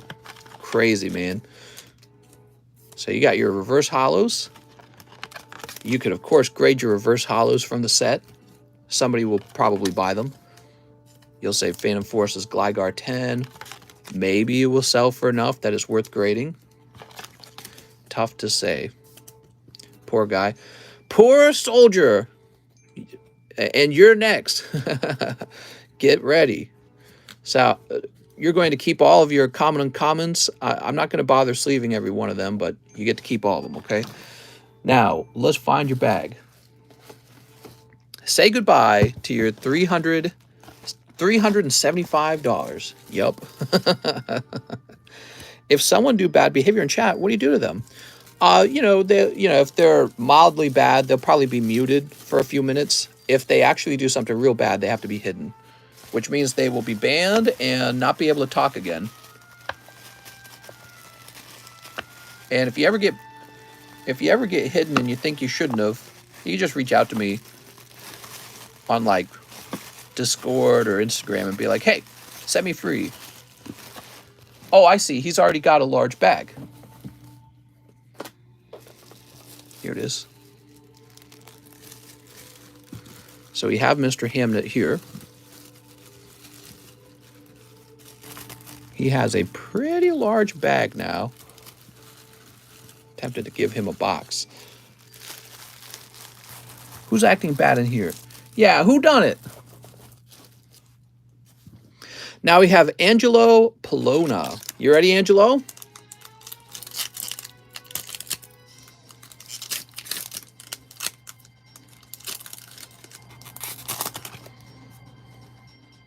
Oh, what do we got? We got full art there. I think it's going to be a trainer. So there's Furfrau. Lysandre trump card. Oh my god. We got a full art, but it's a dude foo. Is that good? Lysandre's trump card. Oh my god. Oh my god. These are always the toughest box breaks. All right, that's for Angelo Polona. Mr. Angelo, let's find your bag. Angelo. I'm supposed to celebrate for you, but it's a Gaifu. So I don't know how much celebration to have. Gaifus are worth something. But you know, they're worth like a quarter of the girl cards. Just like in real life. Chris Abruzzo. The card is banned in-game for being too strong, huh? Okay, Chris. Enhanced Hammer. Oh my god. That's for Chris Abruzzo. He's got some Abruzzos now. Yeah, these are very expensive and very tough. But we knew that because we've opened 2 boxes of this now, and we're a little bit more used to it. So Chris would be over here, probably. This is so sad, says Monty. It's not sad, it's the name of the game. It is the name of the game. That's how it works, you know. Here we are, Mr. Chris. Woohoo! Gaifu. 73 likes. The Dialga. Wait, we only got 73 likes. You guys better take a second and hit that like button. Or I'm about to get angry up in here. I'm going to be angry for Chris Abruzzo. We got Luke Lopez next. Oh, there we go. We might have to take a pause while you guys hit that like button. No, we have more than 73. On my screen, it said like 80. I'm sorry, mister, I forgot. Hit that like button. Mister going to use his Gaifu on us. I'll use an even worse punishment. I'll simply say we're going to wait to open these packs. Cheapest PSA 10 Dialga going for 6.5K on eBay right now. Makes sense for how difficult it is to open. Hit that like button, everybody. Let's get the likes up. We're doing the box break for XY Phantom Forces. Roaring Skies is so much cheaper and blesses everyone with pulls. I love Roaring Skies. Well, and you know what I think will happen over time is Roaring Skies will rise in price as people go, oh, well, I have a better chance in this box. You know what I mean? Mister, you got games on your phone? That's right. All right, Luke Lopez, you ready? Thanks, everybody. Sneep. Mr. Luke. We've got... So Luke's going to get the best pulls. I can feel it. He's going to pull... Dedenne. Wow. And non-hollow Venomoth. Ooh. Mister's holding us hostage. And then thanking us. I know, it's kind of ironic. Here's Crocodile, but you've got some kind of GX behind it. Oh, nice. Mega Manectric. Is that right? Look at that. Beautiful. I didn't play XY if you guys didn't know that. Nice looking card, by the way. That looks wild. Wow. Wow, that is a crazy looking card when you actually get to see it. You know, when you see it on a computer screen, it's not as good. When you see it in person, it's like, it's so glittery, so bright. The color of the text means it's secret rare. He's right. Yay, we pulled the secret rare. All right, that was for Luke Lopez. Beautiful, man. That's right, because the older XY boxes were kind of like that. They had these secret rares, and you almost couldn't tell they were secret rares because you're so used to the secret rares being like a textured rainbow rare or something like that. Mister, if you could turn into any Pokemon card, which one would it? It would be this one. All right, cool. That's because you guys hit the like button. You guys saved Luke. All right, Luke owes this card to you now, but we'll let him hold on to it for a little while longer. Would you compare Phantom Forces to Fusion Strike? No, not really. They're very different. One's from the XY era. One is an overprinted Sword and Shield set.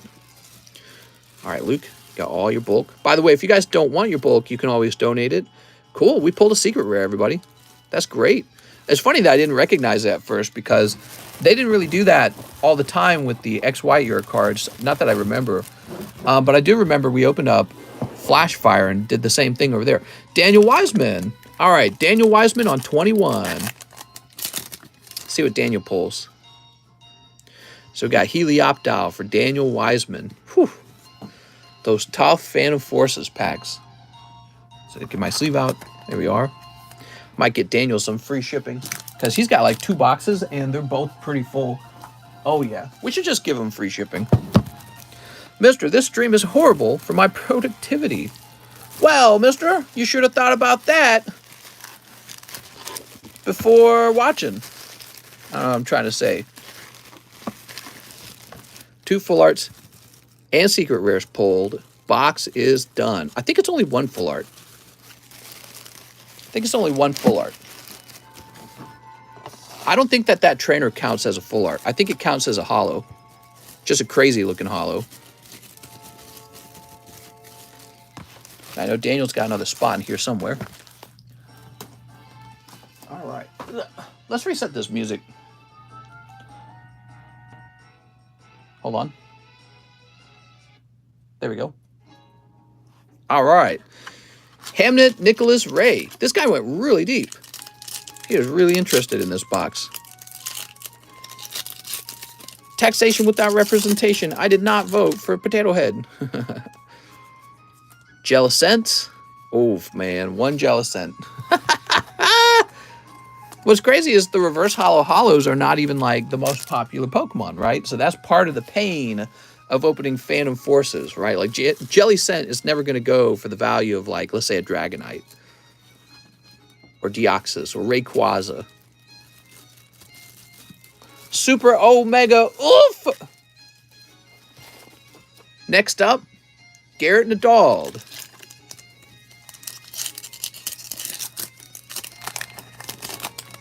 Okay. We've got, oh, here we go. Gulpin, who's very cute. And Aegislash EX. Okay. Very nice. Mr. Garrett Nadald, you pick up one of the EXs. Here's that Gulpin as well.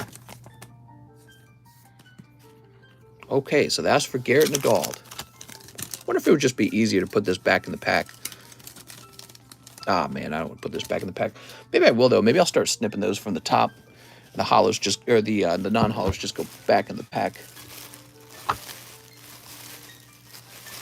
So, Mr. Garrett, where am I going to find your bag? Here we are. Not a Dialga, but I'll take it. Whew. I know, right? What a scary set. We got 2 spots for Jeremy Moore. Now, I suspect we could have another full art. That's my suspicion. We could, or it could be a box with 1 full art.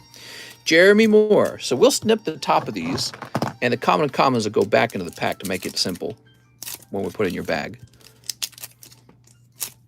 Wow, really clean packs, by the way. Okay. Jeremy, you pull Giraffe-Rig. Hey, look at that Giraffe-Rig. I'm running out of beer. And Lampent. All right, Giraffe-Rig, Lampent. 2 cards that just scream big money. Very tough set. Sorry, Jeremy. Jeremy, we appreciate your sacrifice. If you weren't willing to jump in here and take a risk, we wouldn't get to see this box opened. We all want to know what's in it. I mean, obviously, you could open anything. We want to know what's in a Phantom Forces box. We want to know if we can pull that Dialga. If we don't pull Dialga in this box, we'll run another one eventually. Nick Draper, till we finally do. Oh, right, I was supposed to trim the top of this. Oh, I'm so dumb. All right, I'll do it on the next one. Mr. Nick.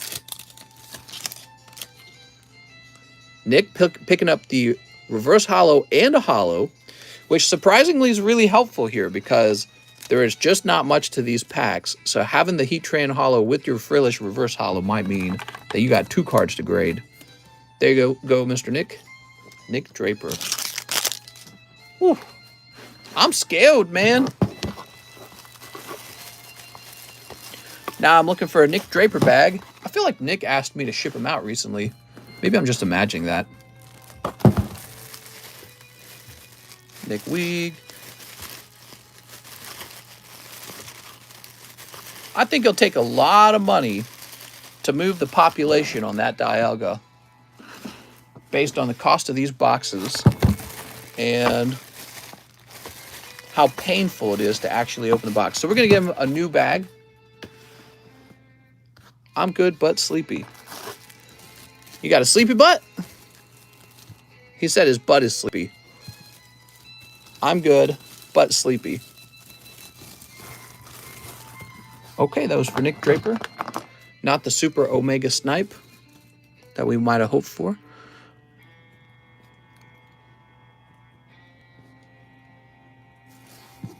Maybe Daniel Wiseman will have a Super Omega Snipe. He's got 2 packs. Good luck to Daniel Wiseman. Dan Wiseman overall has had pretty good luck. Oops. Dialga my peepee. What? Did you know that market cap for LeBron rookie cards is higher than every Pokemon card added together? Well, you know, that just means that Pokemon has a lot of room to grow. That's what that means. It'd be harder to make those LeBron cards cost even more than they already cost. But you know what? Pokemon cards got plenty of room to grow. Look at that Luminion. Isn't that a nice positive spin? And all right, he doesn't sweep this time. Last time, Daniel Wiseman was taking every hit in the box for himself. He was sniping like mad. Mr. knows how to invest. LeBron James to the moon. LeBron James. LeBron James. You got blissful voice, mister. That's why you're so sleepy. That doesn't sound true, says Nick. Here we are. It's a little bit true. You know, when you got a card that's really, really expensive, sometimes it's harder for that card to go up in value than for a nice, cheap card to go up in value, right? And that's because I feel like the more expensive a card is, the smaller market you can actually reach with it. I'm not saying that LeBron James card won't go up faster than Pokemon, though. Here's Emiliano Orala. Oops. Sorry about that. Flip that around. Snip. Kind of bounced out of my hand there. LeBron card just sold for $6 million. Damn. Oh, what do we got? First of all, Pachirisu is a nice reverse holo. And Mega Manectric EX. Congratulations. Man, I grade this one. Definitely got to grade the EXs that you pull out of Phantom Forces, man. All right, so Emiliano's got a nice pull here. Beautiful, man.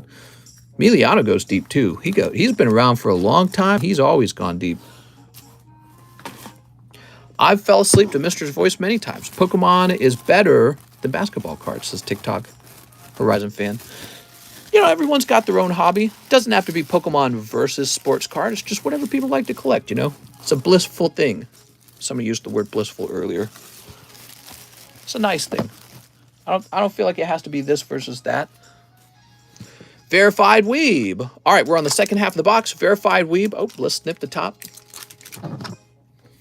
So Verified Weeb. Snip. Time to meet your Pokemaker. Could be a full art. Who knows? Nope, it is Swaddle. You do pick up a hollow Heliolisk. I was going to say Helioptile. Heliolisk. And there's the Swaddle.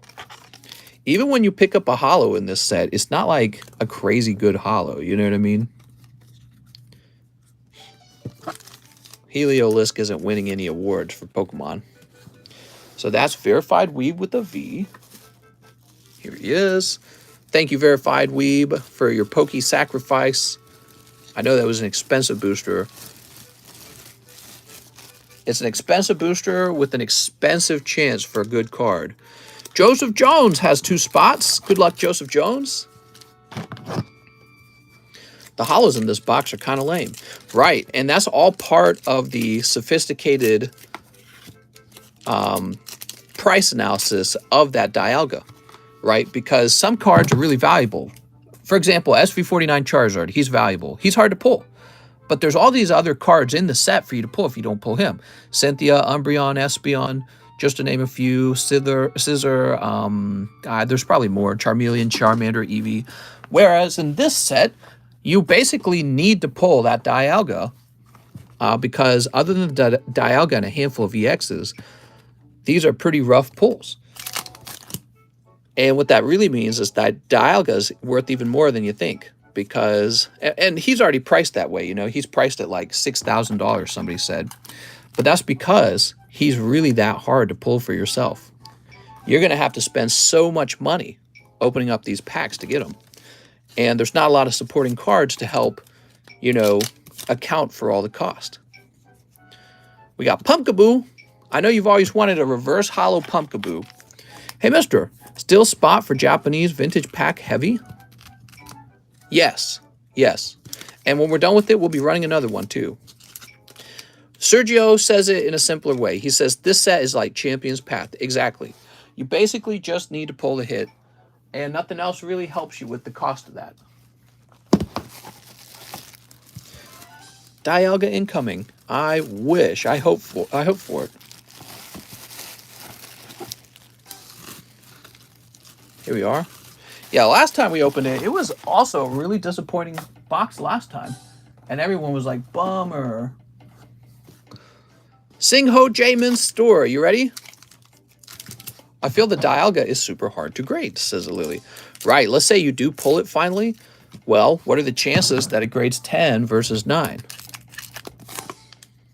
All right, what do we got? What do we got? Oh, I think you got an EX. I think you're okay. Ooh, Malamar EX. See, and this is not even a super popular Pokemon, Malamar. Malamar's not crazy popular. Manectric himself is not super popular. Gengar is. But, you know, the Gengar in this set looks a little bit goofy, in my opinion.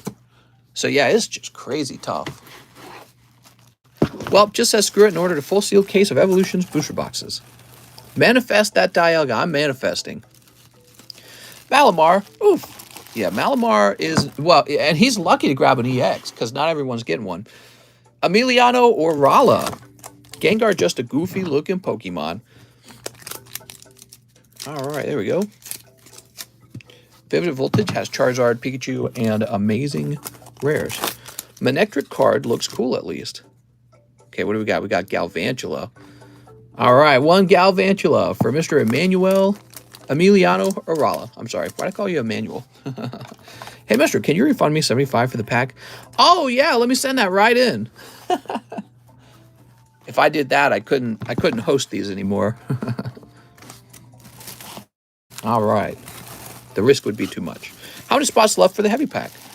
There's probably a couple of spots left, probably like 4 or 5, but you never know because somebody might have bought like 3 of them already, and there was a little bit of a line, okay? So it might be sold out, but don't worry because when it sells out, we'll just grab the exact same pack and run it again because apparently a lot of people went in. Colt Hicks on 35-36. All right, Colt Hicks. This was the spot you just pulled for yourself with your $10 in the medium. So you didn't lose quite as much as everyone else. Mr. Colt Hicks, he did this last night. And you got Swirlix. Wow. I think we can ship this out with your other stuff. The booster packs with the common and commons in it. Got any Fortnite specials going? No more Fortnite. No specials. All right, so Colt Hicks, no crazy snipe there.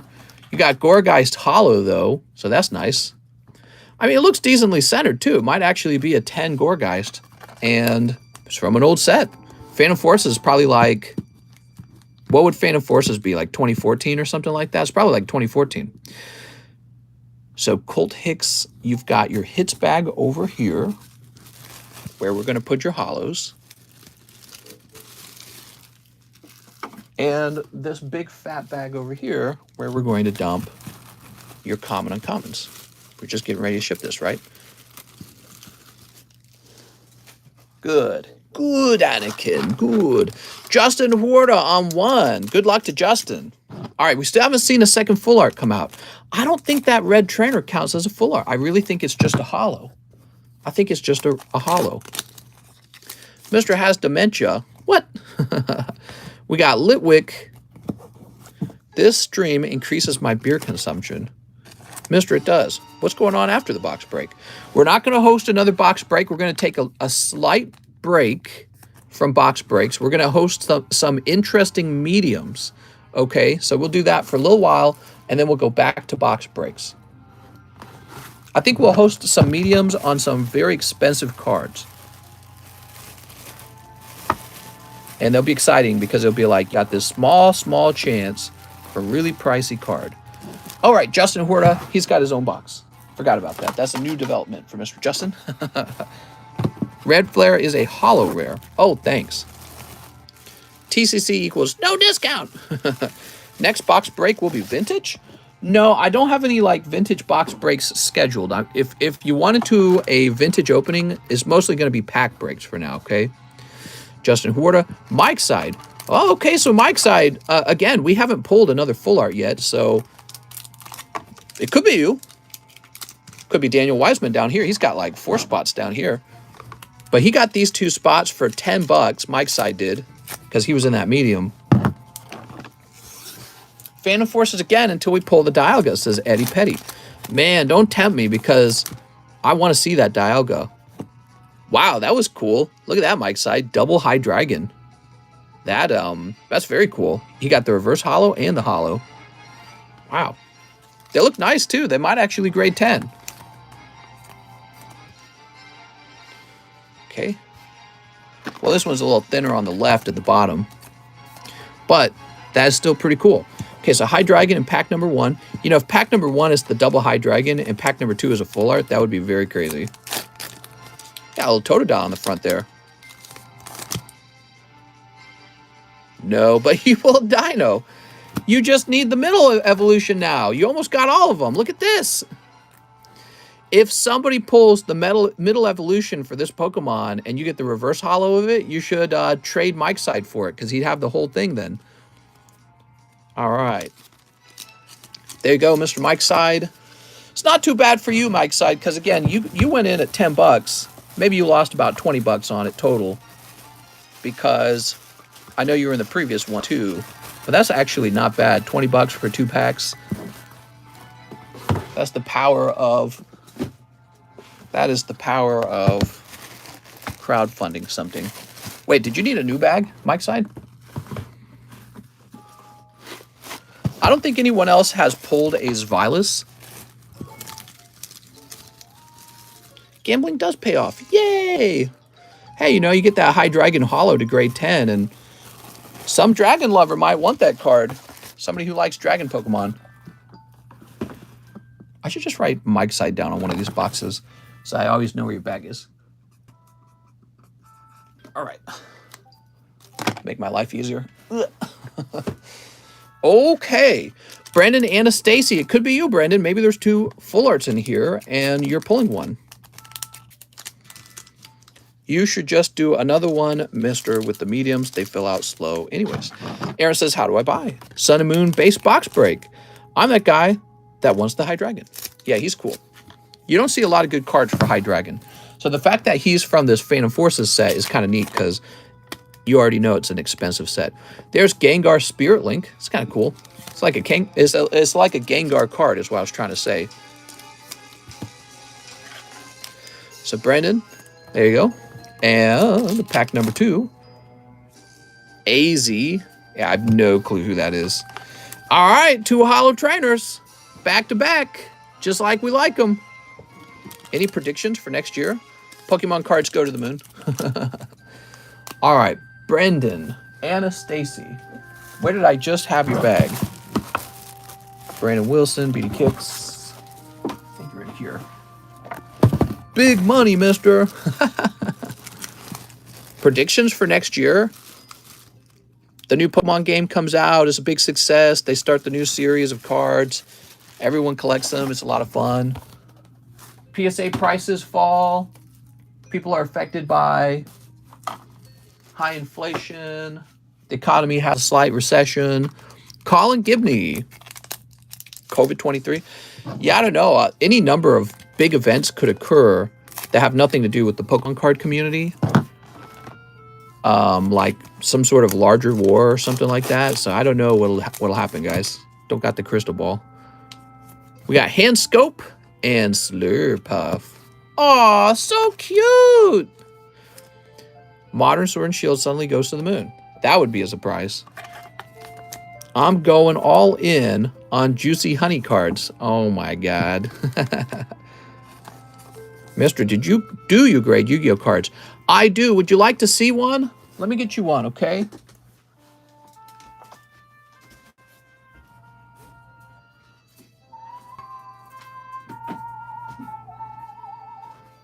So currently, the way we're grading them is we're placing them into the Pokemon card slabs, and they're simply going in on a sleeve. So it sits there kind of suspended in the center of the slab.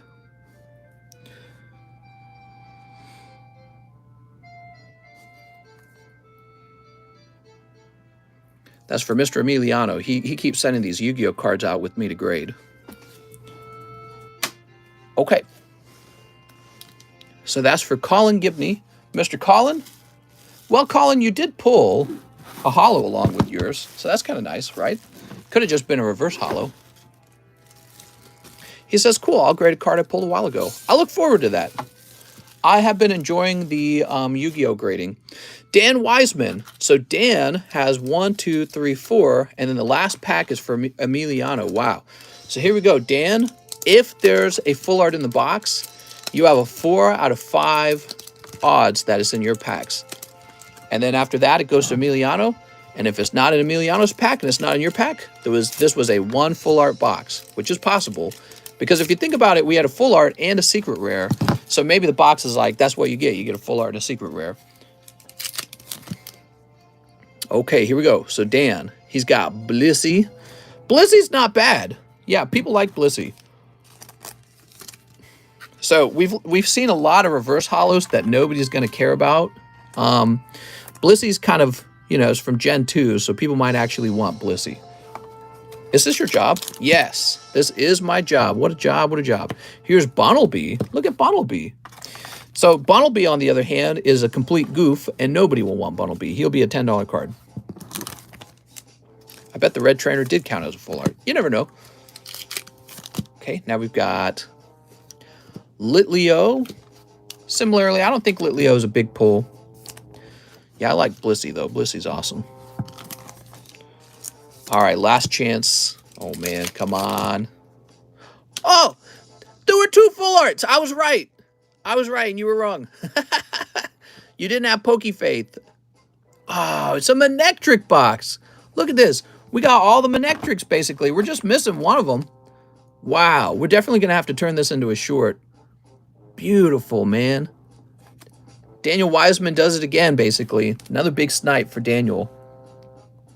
Beautiful. So cool. Might be slightly thinner on the bottom than the top. You might get away with that. You never know. From my looks on it, though, it looks like it's definitely going to grade 9 is my perspective on the top to bottom grading.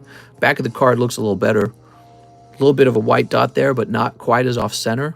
Yeah, it's more off-center on the front. That's too bad. You can really see it on this corner here. Actually, you know, I've got a measuring device. I'll show you guys. Watch this. Here it is. So we'll do a quick measuring. Is it this one? No, it's not this one.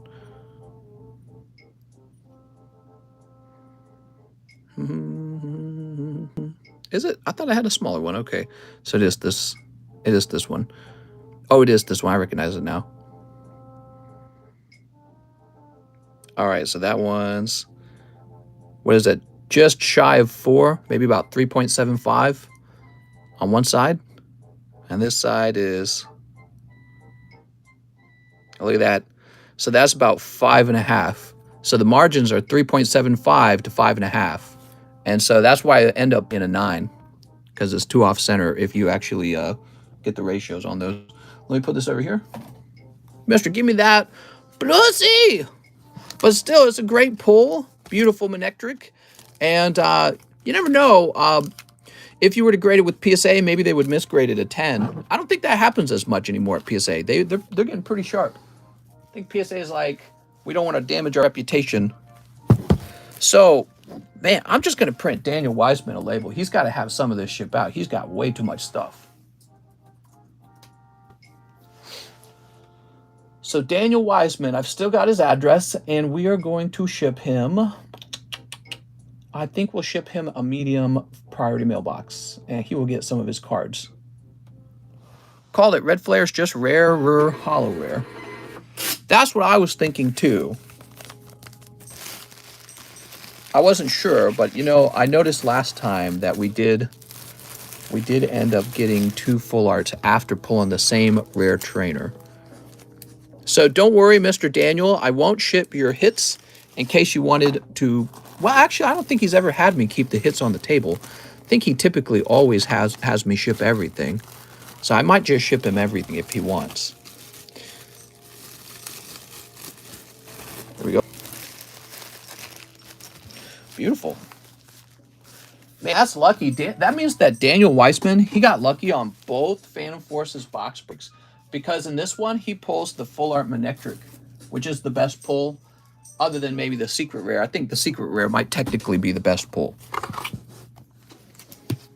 That would have been the first guy if Mr. started at 16. So I had to snip.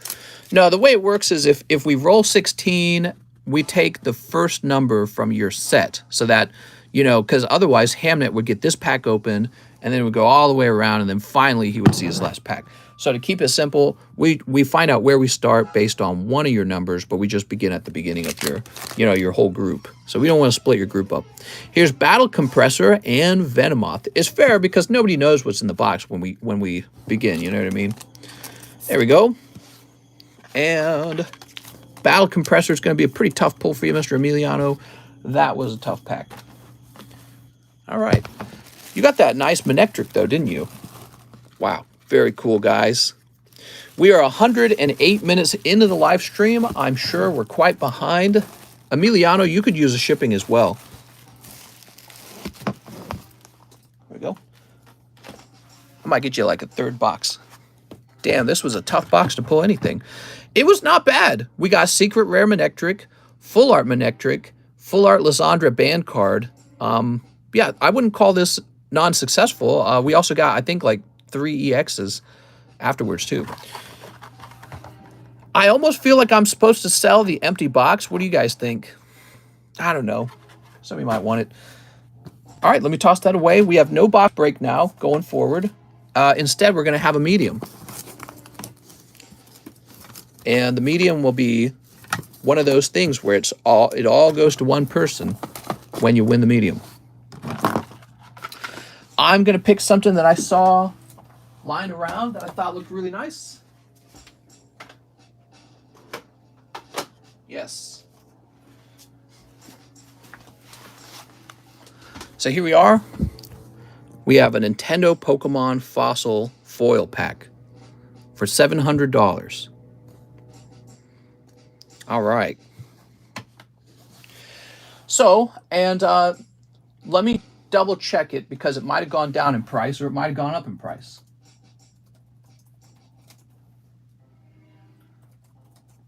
But it definitely might have gone down in price because I think I priced that a long time ago. According to this, there's only one for sale, and it's for $900. So it's actually gone up. Now, that's very consistent with what I've seen for these booster packs. They go pretty well in price.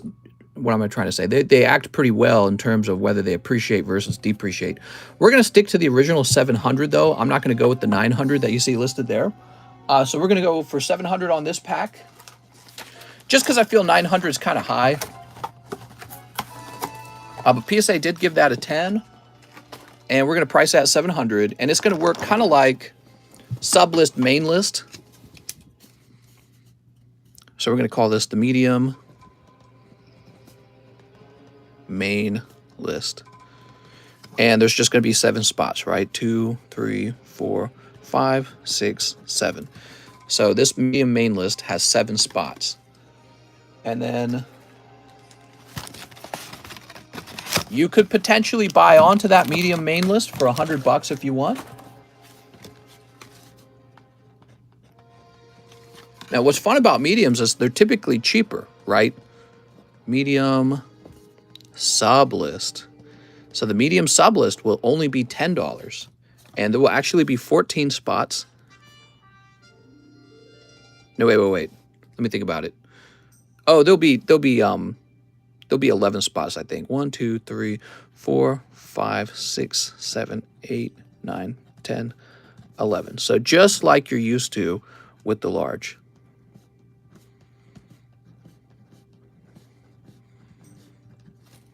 Okay, so that's the medium main list and the sub list.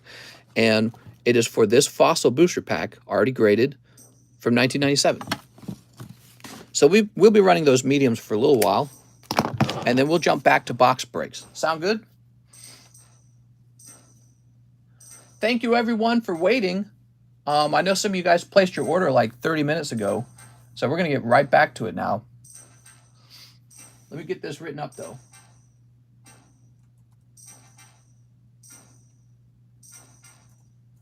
Let's say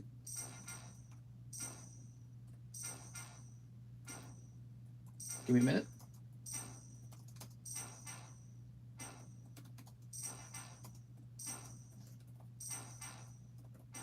My God.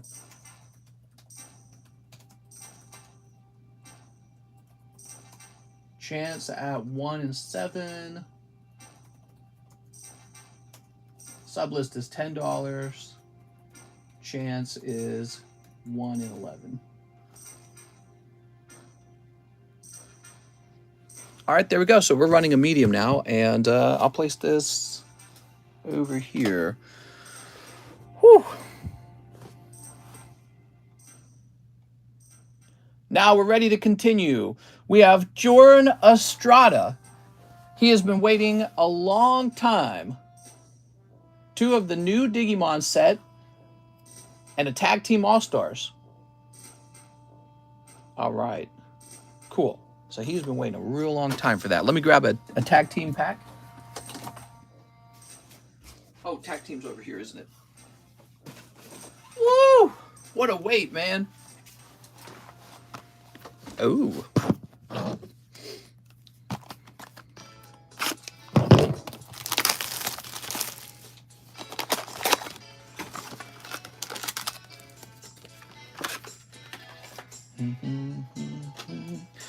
You want a new slab on the table?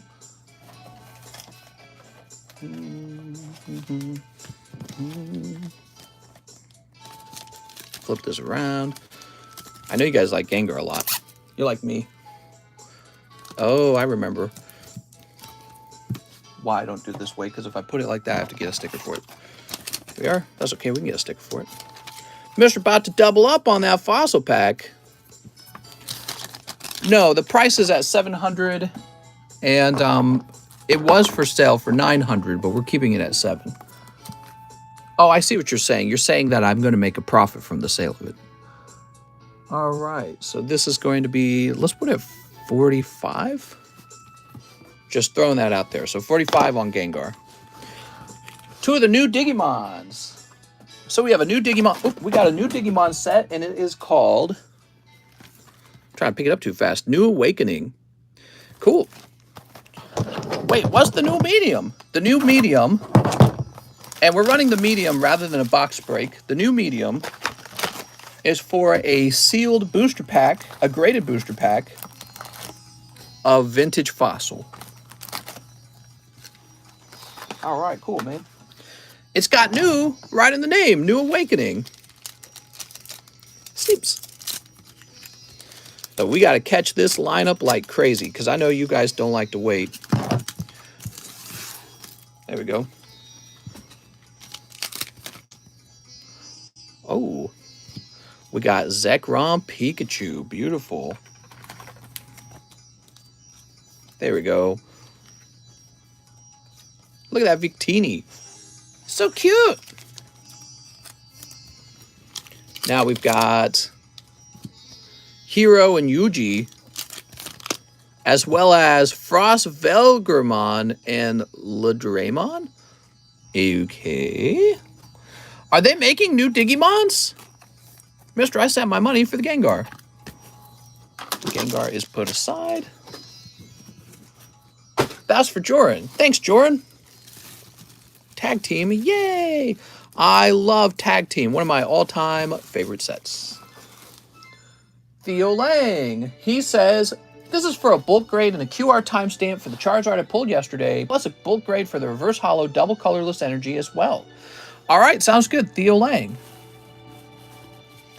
I think I set a new bag out for you, didn't I? Here we are.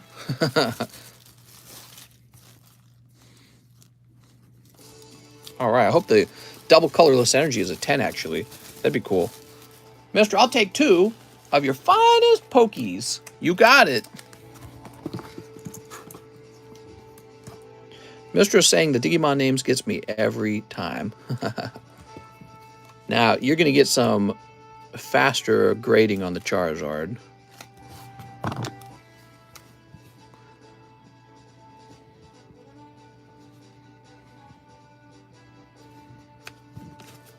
You're going to get some sleep. Have a nice night, Mr. Galing. Galing?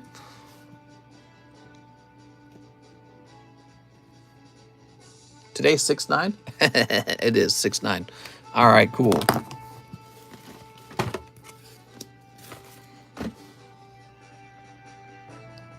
Okay, now we got Andrew Wybro. Hey, mister, can I get 1 live custom booster? Okay, Andrew Wybro, let's start with your live custom booster. Let's see what you got. Hey, that's a hit. 10 poker cards. Wow. Oh, my neighbors just arrived. You can see my neighbors. So my neighbors, they only show up on the weekend. They don't live here. They show up on the weekend. That's how I should be treating this. I've been thinking maybe that's how I should be treating this lake house. It should be like a weekend lake house. And I should have like a second house closer to the city where there's more restaurants. 1, 2, 3. I miss it, man. I miss civilization a little bit. 1, 2, 3, 4. 1, 2, 3. So you're going to get 3 of these white Kyurems, and that counts as a spot. So anytime you run into white deck or black deck, you get 3 of them, which is kind of nifty, isn't it? 1, 2, 3, 4, 5, 6, 7, 8. A lot of these ruby cards coming out. 9, 10. Oh, you got 2 of the greenbacks. Okay, cool. So there's your 10 poker cards. You ready? What do we got? This is for Andrew Wybrow. Grumpig. Oh, he's from the Ruby deck. Cool. Primeape. Oh, that looks great. Oh, that's from Ruby deck as well. Wow. Oh, I dropped it. I'm so sorry, but I got all shocked you pulled Gengar. Oh my god, dude. That is definitely one of the top pulls right there. Wow. I'm dropped Kadabra over here because I got excited. Wow, that's so cool, man. Beautiful pull. Metagross. So Metagross, Cobalion, and Tornadus come out of the white deck. Look at that. Metagross, not bad. Don't worry, still PSA 10, I know, right? There's Smeargle from Gold Deck. Sentret. Oh, you pull Latios as well. And then we got Electrode and Rapidash. Wow, so cool. But the Gengar is definitely the best pull here. Hot pull, man. Yeah, Gengar poker card. That's going to be one of your best pulls here. Andrew Wybrow, congratulations. Let's grab your bag. Now, I know you got some more that you wanted. Here we are. No, it turned into an 8. I did drop it. I apologize. One more place on the sub list, he says. We can get you a place on the sub list. So we got a medium sub list and a large sub list now. This is for Andrew. Why, bro? 2 vintage. He orders 2 vintage poker cards. All right, so he wanted some poker cards for himself anyways. How does that work out? You get 12 now. All right, so this is 1. Oh, Chikorita, nice, dude. And 2. Aerodactyl, nice, man. Wow, doing extremely well.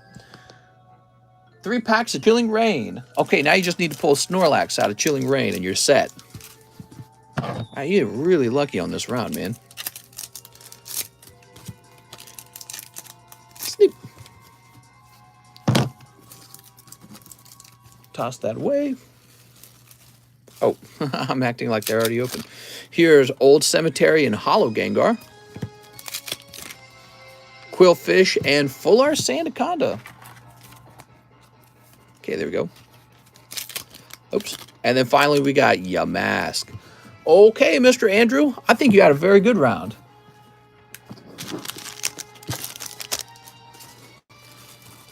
We'll go ahead and slide these all together. Boy, my mind's still on that Phantom Forces box break. That was cool seeing the Secret Rare Manectric and the Full Art Manectric come out. Hey, mister, just joined. How's the line?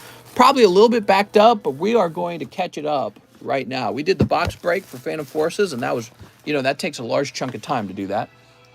So, but now we're done with it, and we're ready to catch the lineup. I'll skip ahead on this music. Elijah Aerolanis, 5 Evolving Skies. This is for Elijah. 1, 2, 3, 4, 5. Mr. Elijah. 3 Astral Radiance. 1, 2, 3. I do not have a bag, says Elijah. Elijah, I'm so sorry for the long wait. It is your turn now. All right. Maybe when it comes to the box break, we should clear the line before we do the box break. So that people aren't trapped waiting, you know what I mean? You know, like clear at one time, no refresh. Shut down the stream so you can focus and go faster. What? What's up, Jonas Pokestop? Look at this, Stormy Mountains. Ooh, I'm all right. There we go. Not bad for your first round. Picking up an ultra rare Stormy Mountain. Woobat. Grant. Mamoswine. And Hisuian Typhlosion. Dude, Hisuian's a long term, isn't it? Can't wait for more details on the new Pokemon game, by the way. Box breaks hold priority since some of the people in the break have been waiting a long time. That's true. That's true. Okay, Elijah needs a new bag. You got it, Elijah. All right, we'll put that in there.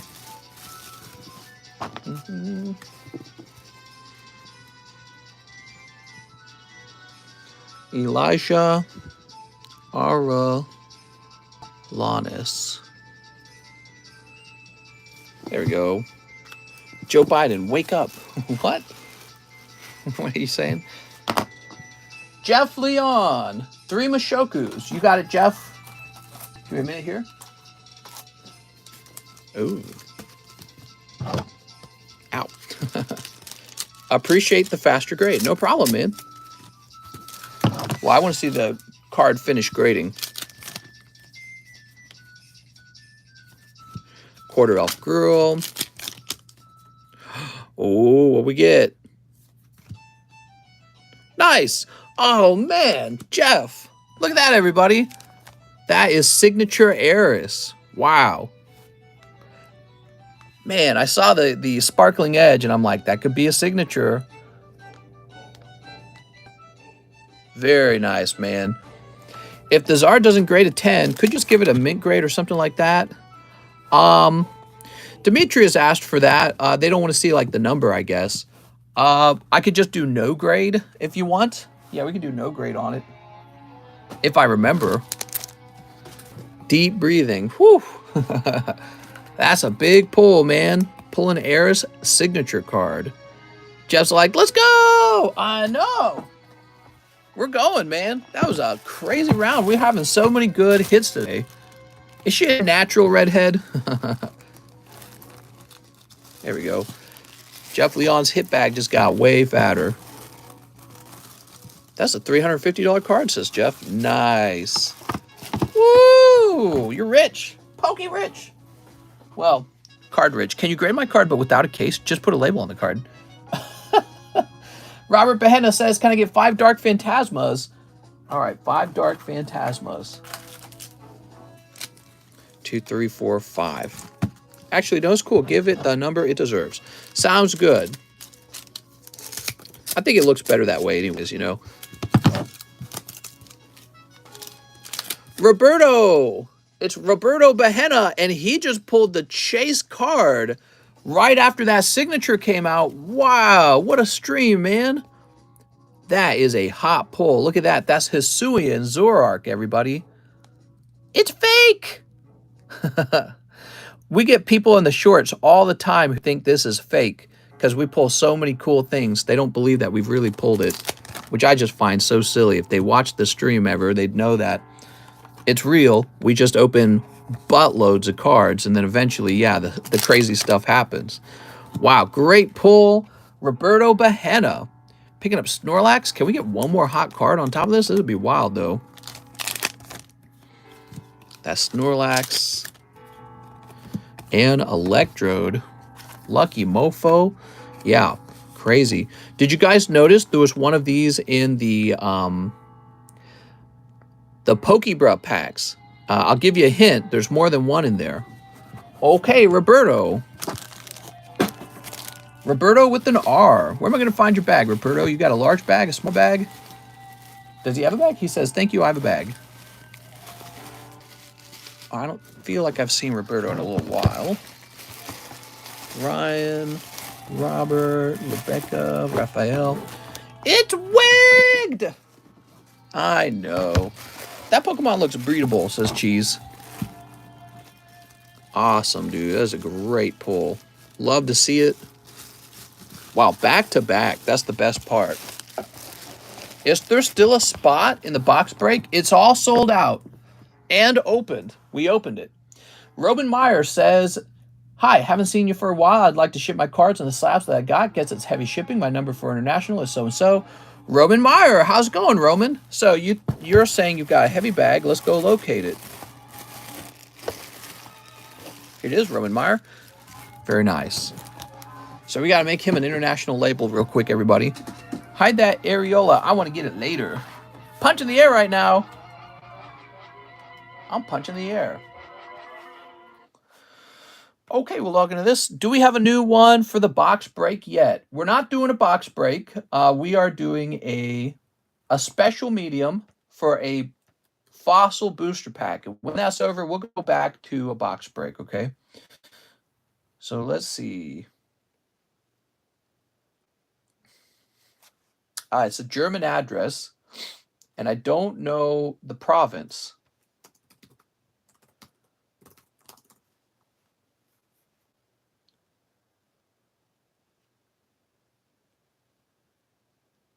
Oh, man.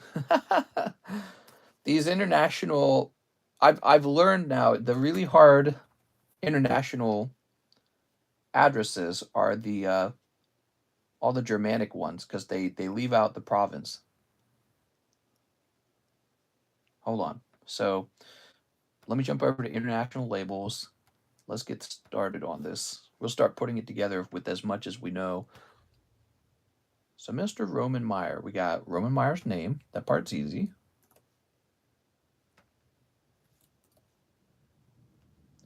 We've got the street.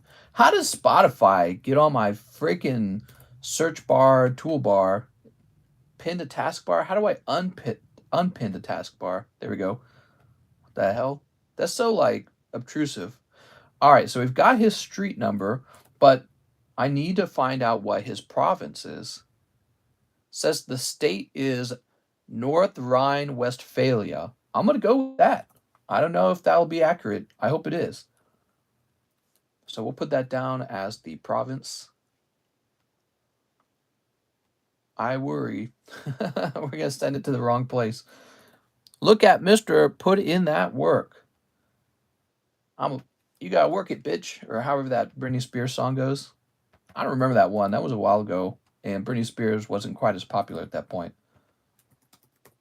The Work Hard for the Money song. That's the one that comes to my mind. All right, let's see. It's that Britney Spears workout song. Okay, let's see. Phone number. He did include the phone number. Very good. Almost done, everybody. Almost done with this international label.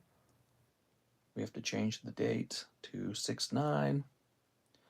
And now we'll ship that as a package. And let me just read this message one more time. You say yes, slabs, right? Yes, he said I have slabs. So we are going to bring this up as a heavy package. Okay, cool. Now we get to fill out the custom form. Yay! We're going to call it Kids Toy. Kids Toy. And we're going to max out the weight on it for as far as we can. And we say the value is $10.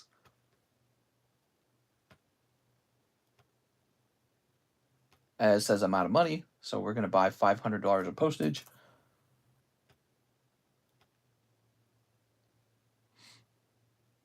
Okay, and that worked. And print.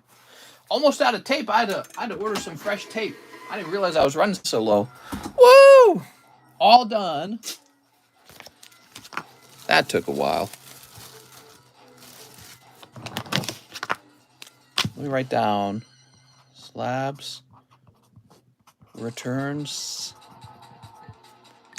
All right.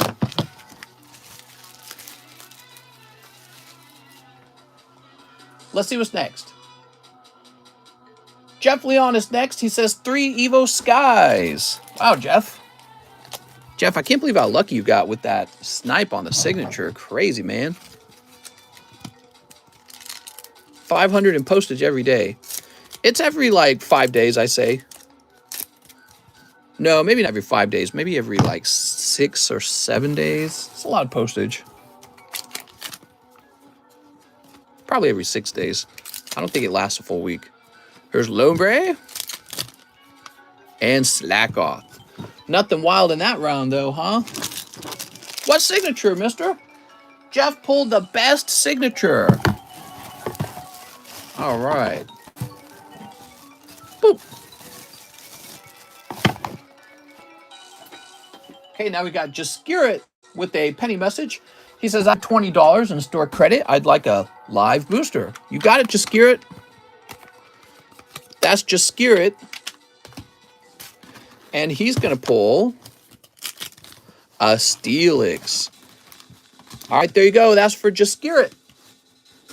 Now we got Dylan Stein, 1 Hololive Snipe. Where's my Hololives? Oh, there. Oh.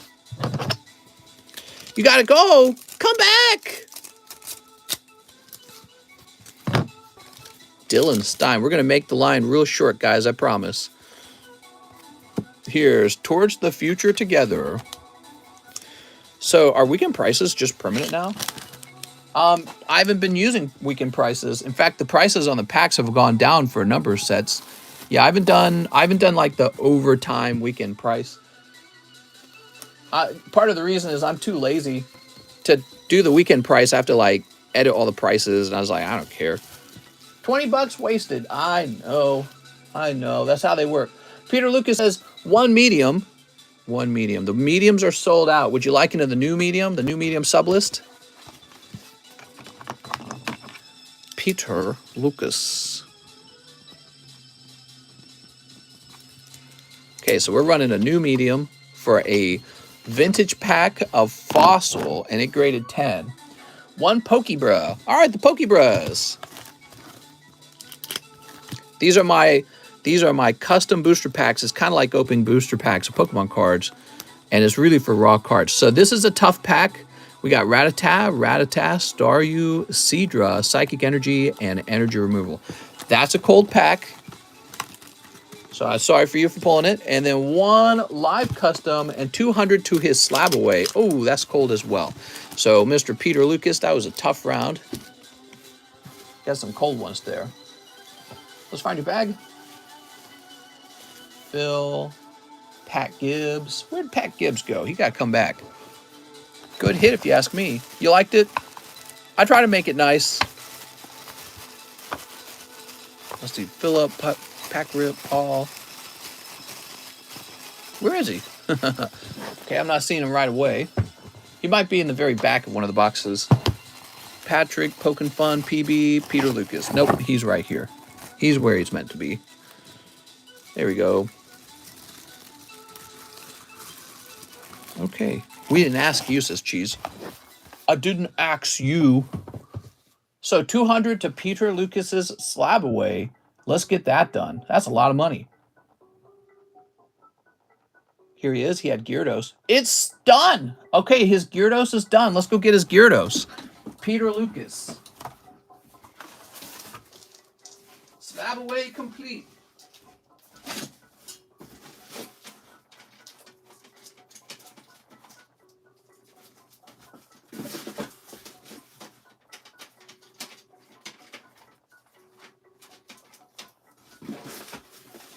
Wow, there's a lot of cards in SLAB-AWAY. Like, Jesus Christ, dude.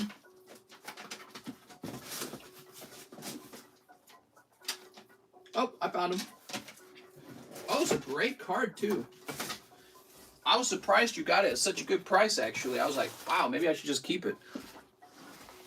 I mean, it's a great card. There it is. Ooh. Who's after Peter Lucas? Thomas Hogg. Thomas, I hope you didn't have to wait too long. Looks like you did. Looks like you waited an hour and a half.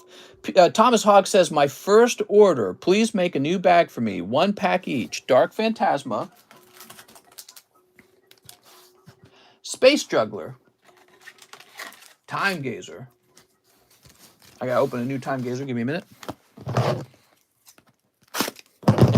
Trying to not blow my stack before the Team Rocket returns, but is getting antsy.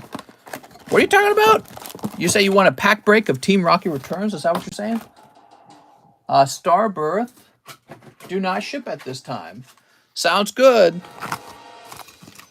Mister, why'd the $4 packs go to $5?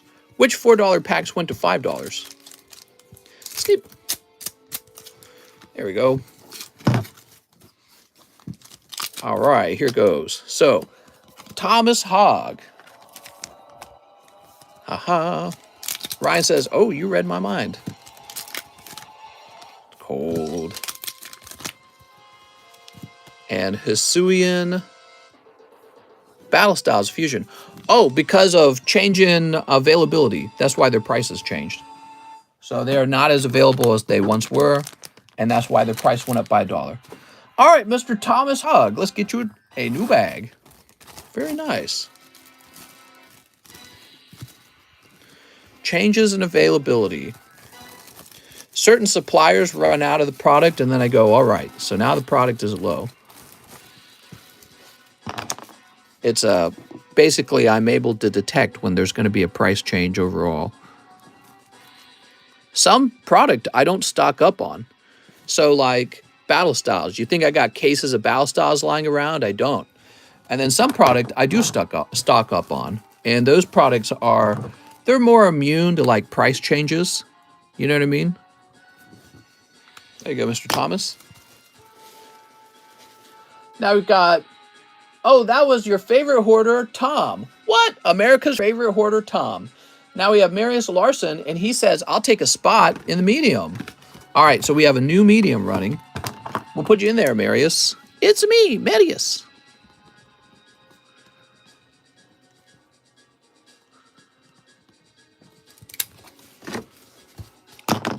America's favorite blank. Now we have JD and Mayula, 2 Realm of the Gods. You got it, JD and... Here we are. Steve, you should have bought more boxes at $80 a box. No, I wasn't interested in those particular boxes. You always have an option what you stock up on. Here's Son Goku, Ultra Mastery. I'm itching like a crackhead Nicholas. Ooh. DBZ Hype. So that's for Jadian. I think you're up top, right, Jadian? Didn't we put you up top by now? We got Jake, James O'Brien, Jadian. Hello, mister. Hope everyone is good. I got off work early today. Nice. Love the early days. Those are so good. Speaking of early days, it's 5 p.m. right now. My wife just finished work. I'm just going to call off now. Marcel says, F it, medium spot. Woo!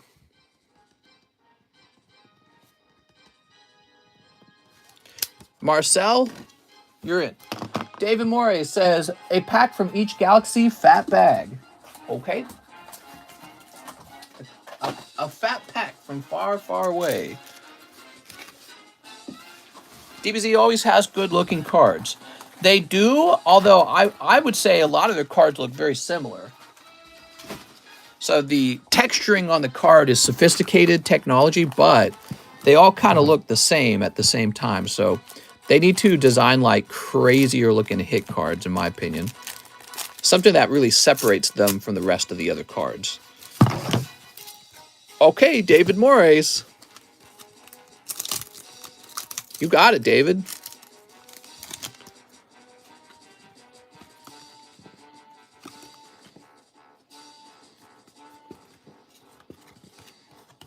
You got the Trooper. And what is this? All right, no crazy pull in Star Wars Galaxy 2.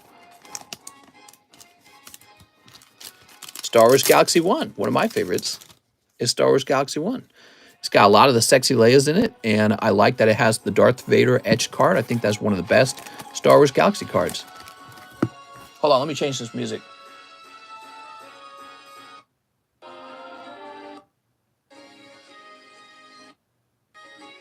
Where does the nice music start? All right. Mr. David Moraes, part 3. Kind of stick together a little bit. Kind of stuck together a lot. Oh my God, that was easy. All right, look at that. Etched Jabbas. Crazy. He just got another etched card. Beautiful pull, David. Look at that. I love their machine. Their vehicle is so wild. So creative. Shipping with the ray gun. Very nice, man. We'll take a quick look at these other pulls. Young George Lucas. Here's a cool Millennial Falcon. Oh, wait, I don't want that new medium. Vizard, what would you like, Vizard? All right. Whoop.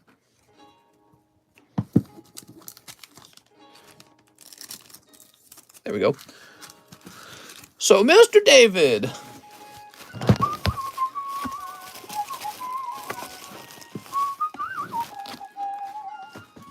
You weren't in there. Where could we be hiding David?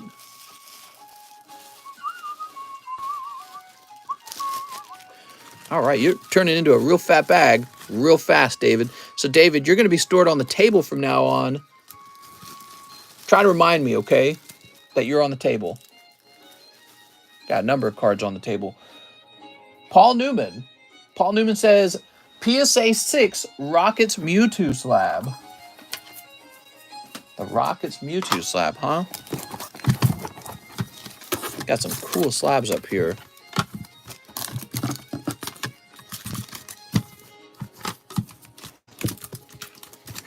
Oh, here we are. Beautiful. With the big swirl by his feet. Thanks, Paul. Paul, I got your cards ready to be graded and encapsulated. You're like next. You might be done in the next 2 days. He says 4 random promos. Okay, so this is a new thing we have. It won't last very long. 4 random promos. Son Goku, Steadfast Assistant. Full Art Aerith.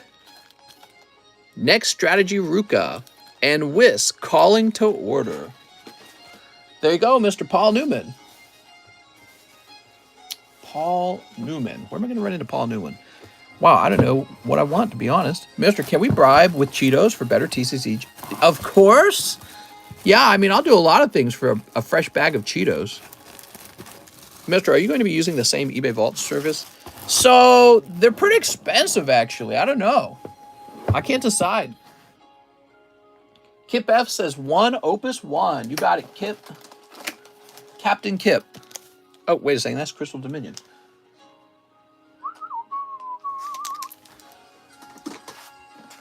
I don't think this was supposed to be in here. That's what's going on. So this one goes over here. Ah, here we are, Opus 1. It's getting difficult with so many different cards. It's getting difficult to have them all lying around at the same time. So everyone, if you've never opened up Opus 1, this is the set produced by the Final Fantasy companies. And Opus 1 is the base set. What? Oh my God, what a crazy day we're having. Everything has been hot. Oh, that's the Chase pull. Wow. Legendary Hollow Cloud. Wow, we've only ever pulled that twice, and we've been through many boxes of this. What a crazy day. Look at that, man. Unbelievable. That's for Kip F, everybody. Mike's side, we've been pulling so much. Crazy. You guys got to open more of those Opus cards. They're so cool. And this cloud, if it grades well, might be like $1,000 card. I'm not sure, but I think it's like $1,000 card. I'll look it up and see if it's sold lately. That's a great card. All right, so let's see. That's the hollow version of it, not the non-hollow, right? And here's one that sold. I got to find out if it's hollow. So it looks like the last one sold in auction, not for $1,000, but for $540. So that's still pretty good. That could be a $500 pull as a 10. And how long ago was that? That was back in May. That was not a long time ago. Wow, crazy, dude. All right. So cool. That was an auction. Maybe you'd be able to list them for higher than that. Let's see what else you got. Kane's kind of neat. Nye, Ifrit, Knight, Delita, Bard, Moogle, and Dragoon. Okay. Woo! What a crazy day. We're going to go ahead and clip that as well. I think I've seen them listed for 1,000. That's why I've said 1,000. I think I saw a Wave 1 cloud, and it was like BGS graded, and they wanted like some stupid amount for it. Some crazy high amount. Congratulations to Mr. Kip F. He's having a very good day. I've seen you pull him twice now. We've only ever pulled him twice, and the reason that's significant is because he's pretty hard to pull. We've opened so many boxes of this. Oh my gosh, the cloud, finally seeing it pulled. Isn't that amazing looking, by the way? Wouldn't you like to own this? If it makes you want to own it, that's how you know. What's up, Sergio? He says, tempted to order cards. Seems like a hot stream. Well, you know how it goes. The moment you order, it goes back to being cold. Nick Cool says, hey, mister, this is my penny message for the updated address. Okay, so we finished that for Nick Cool. Let's go ahead and get rolling. We're doing the refresh right now. I'm going to shout out the line so you guys know where you are. I don't think there's a long line. I suspect people stopped buying after we started the box break. So here's the line. We got Tyler Nix, Tristan Back, Anthony Badaway, Fuok Tai, Verified Weeb, Eddie Petty, John Corbin, Nathan Fellows, Justin Huerta, Nicholas de Annabale, Joshua Quintana, and I don't know how to say her name, Ingui Lecon? I'm so sorry. I don't know how to pronounce this name. I wonder if I clicked on this name and looked it up, if I can find like a pronunciation for it. I have never seen that name before. Can I do this? Name pronunciation.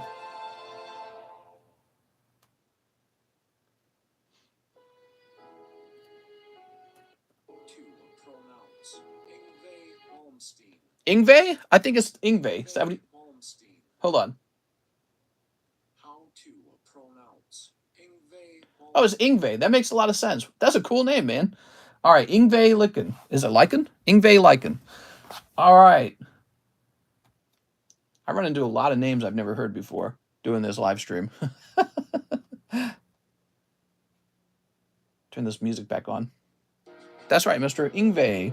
So Mr. Ingve says, I already have a bag. Can I get 4 Astral Radiance? It was my birthday last weekend. Can I get some free ones? All right, let's get you the 4 Astral Radiance. Mister, what month are you on for grading? The box I'm pulling from says March, but I've had a few guys say, here you go, here's the free one. You got free psychic energy. I've had 1 or 2 guys say that they're from January and haven't been graded. So I think that what happened was I was going through those boxes a couple times, and I think they got put back into the box out of order. So I got 3 separate boxes that are divided by age, and I'm working on the oldest box, but I think there's a few guys in there that are still waiting for grading that are from quite a while ago. All right, here we are. We have Overquill. Oh, Piers and Mr. Rhyme. There we go. Here is Piers. Here's Magnazone, getting all electric, and Hippopotamus and Miltank. All right. That's for Ingve Lycan. You picked up that Piers, man. Now, you got a Y in your name, so you should be in one of these Y boxes.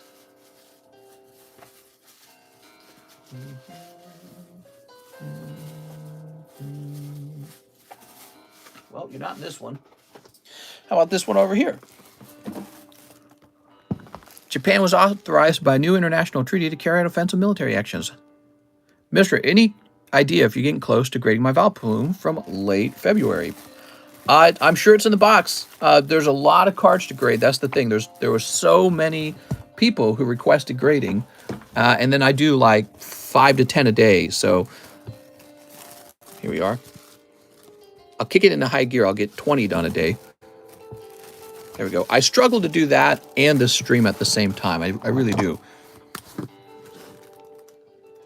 There we go.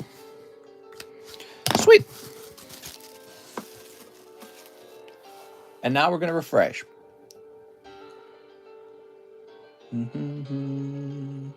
Wait, why are we refreshing so soon? Oh, I think I did Ingve's order. Did I skip everyone else's order? I'm dumb. I skipped everyone else's order and did Ingve early. I'm sorry, Ingve. Well, I'm not sorry to Ingve. He got to go early. But I'm sorry to everyone else. Let's go ahead and get back to the regular line. All right. So, Kip, Nick Cool, Tyler Nix. 1 in the medium, 10 to my SLAB-AWAY. You got it, Tyler. Tyler Nix. Hey, mister, how are you? What's up, man? Tyler Nix, you are down here. So you're chipping away at the Dark Dragonite, huh? We'll take you down to 418. There you go. So we've removed $10. Now we got Tristan Back, who says 1 Japanese tag team, 1 vintage poker card. Oops, might have grabbed 2 by accident. Here, you can have the second one for free. I'm in a giving mood. So you got Donphin and Mankey. There's the Donphin. Wow, we don't see Donphin very often. That's a gold deck Donphin. Wow, why don't we run into that one? And then Mankey's from red deck. 2 Japanese Star Birth as well. Okay, let's grab those Star Births. There we are. Ah. We seem to be in a spiral of shootings, influencing shootings, and on top of that, mental illness from COVID. Yeah, you're talking about all the mass shootings, huh? Man, doesn't it just make you want to stay indoors? Crazy. It's a crazy world out there. Oh, what do we got? Oh, picking up the full art leaf energy. Okay, and this is a Keldeo pack, but that's not a big problem because you got the full art energy. It's a mad world out there. Crazy. In the news recently, a man was caught. He was intercepted by cops. He was on his way to Brett Kavanaugh's house to probably kill Brett Kavanaugh. He had weapons with him. He had ties or whatever you call them to tie a person up. There we go. That's for Tristan Back. Congratulations, Tristan, on the nice pull. Here we are. Yeah, it's kind of interesting because there's been a lot of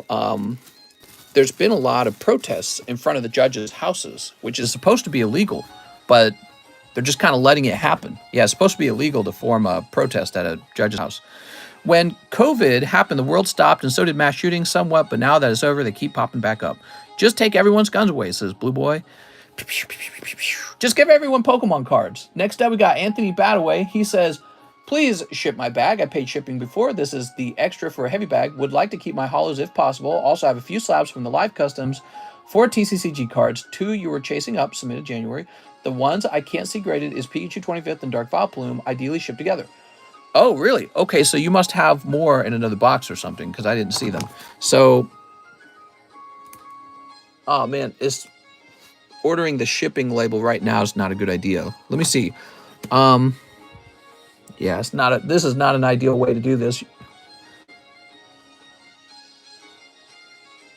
It would be easier for me to refund you than to print a label and have the label floating around. I'm just worried that if I run across your label, I'm going to ship your stuff instead of locating your cards that need to be graded. The ones I can't see graded is Pikachu 25th and Dark Vileplume First Edition, ideally shipped together. Thanks. Yeah, ideally it would be shipped together. So I feel like what you should do, I'm going to refund you, Mr. Anthony. Would you please send that money back when those 2 cards are done? I don't want to have your label lying around because if I run across your label, there's a high chance I ship your stuff out right away. All right, Anthony, I sent you back a refund. Fuok Tai says 1 spot for the heavy pack. Let's take a quick look at the heavy pack, everybody. Ghost in the Shell had a season where they dealt with a strange situation where people were acting together that had no connection. So we got 1, 2, 3, 4, 5, 6. There's 6 so far. That live action was really bad. Fuok Tai. People keep worshiping the Second Amendment and the Constitution, but they fail to realize that it was written back in the 1700s and we live in different times, but oh well. I'm keen to watch Cyberpunk Edge Runners. 1, 2, 3, 4, 5, 6, 7. I think that people who like the Second Amendment are people who they feel like they have the ability to overthrow the government. And maybe they do. I don't know. Maybe citizens having guns does actually put fear into the hearts of a government official and make them go, maybe we shouldn't do this. It might cause a riot that we can't actually control. So I don't know if that's true or not. You have places like in Europe, in Australia, where the citizens have mostly been de-armed and it doesn't seem to be too big of a problem. So it's definitely like a political ideal in America to be armed and be a threat to your government. But the sad thing is this comes at a big price. And the price is that with everyone having a gun, you end up with probably more of these mass shootings. You know what I mean? So next up, we got Verified Weeby says, I actually sent for shipping on my first order because I thought you had to pay $8 to get a bag. I'll send a screenshot on Discord. No problem. Verified Weeb is sounding like you want to be shipped out. Here we are. Verified Weeb. Would like to ship my bag in slab. You got it, man. So much shipping, man.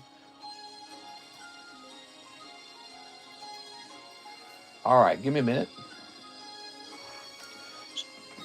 Have you pulled a gold stamp Marvel card lately? That's a good question, but I'm not allowed to answer it, okay? Many states could join together against any kind of tyrannical moves. That's why armed citizenry is so important. Yeah.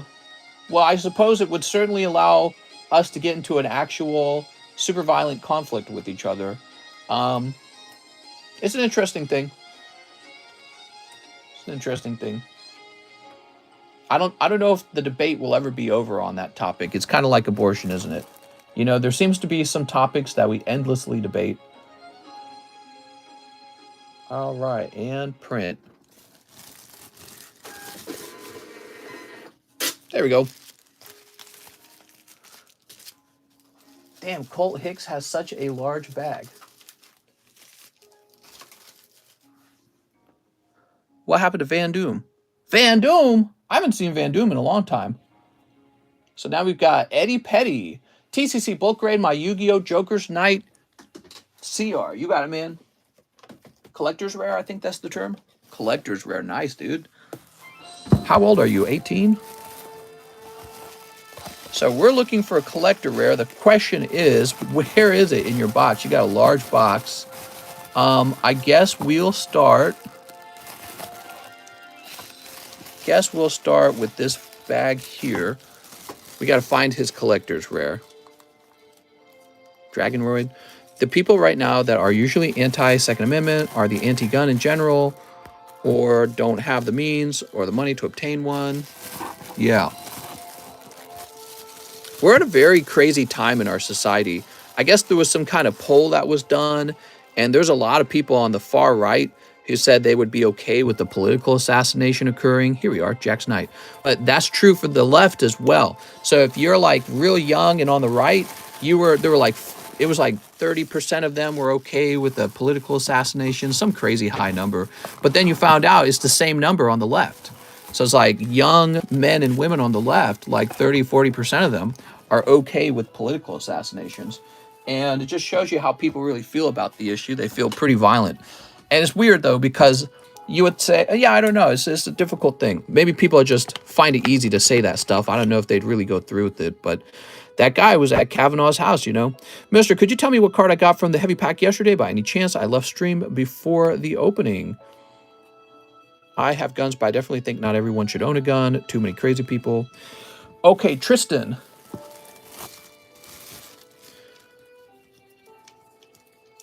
Looks like you got this Brock's Geo, dude. All right, beautiful. Good old dictatorships, says Gabriel. Good old dictatorships. Yeah, what is a dictatorship? You know, like, hard to describe them these days, but probably it would be a place where you don't have the ability to speak what you really think, what you really believe. I feel like that's very close to a dictatorship, and I feel like we already have that. It's just kind of how it is. Dictators. I don't think mass killings will ever stop. Humans are too messed up, even if we take the guns away. You know, I kind of wish there was a way to do a simulation where we do take all the guns away from Americans. So there's like a simulation or maybe like a parallel universe. And then we just kind of watch and see what kind of tragedies happen anyways. Maybe not that many. Maybe data would turn out that a bunch of shootings would end. Or maybe it would be like people just using bombs or like cars or something like that. Maybe it wouldn't change that much. That would be fascinating to see. John Corbin says, paying off my SLAB-AWAY and shipping the slab and my bag. Okay, John Corbin, give me a minute. Very cool, John.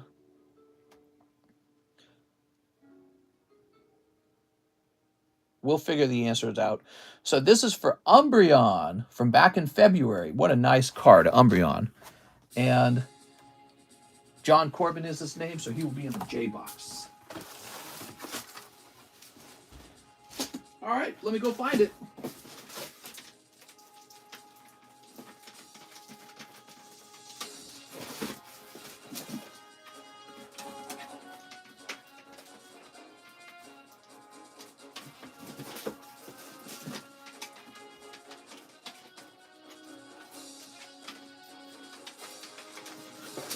Gotta be in here somewhere.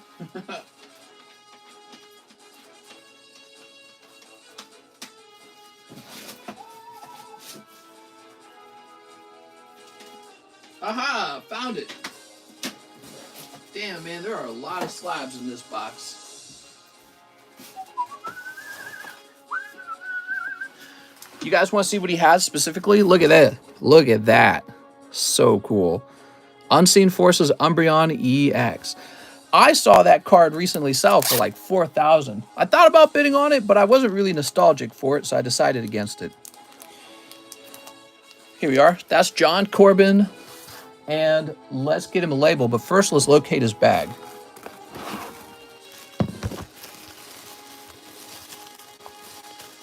Jonathan. Here we are, John Corbin.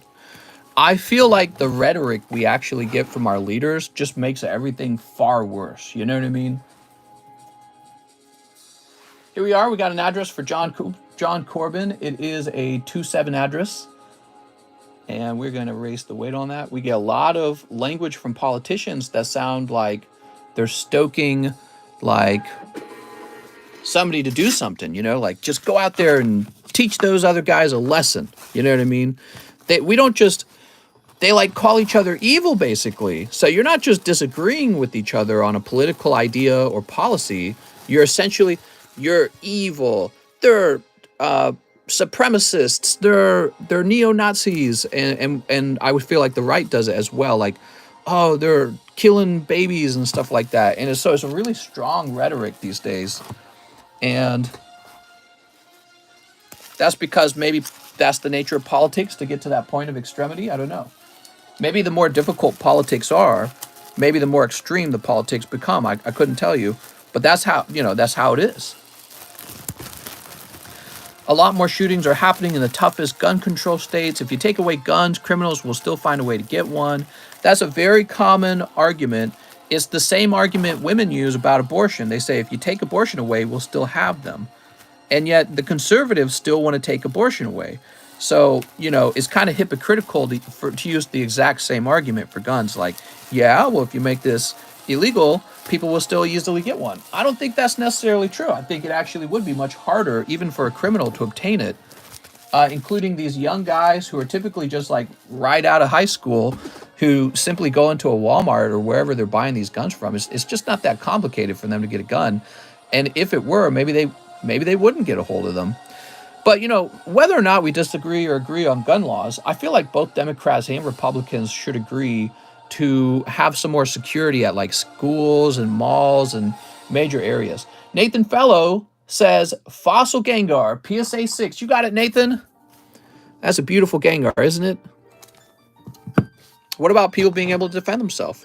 Well, yeah, I mean, I agree on that. There are cases where people really actually do protect themselves from being kidnapped or raped or stolen from, or even maybe being killed because they happen to be armed. And if you take their guns away, that small percentage of cases where that is true, those people would then just become victims instead. And that's especially true for women, by the way. Guns kind of even the playing field. If you're a woman living in a city that's pretty high in crime, you probably do feel a little bit safer carrying a small pistol in your handbag.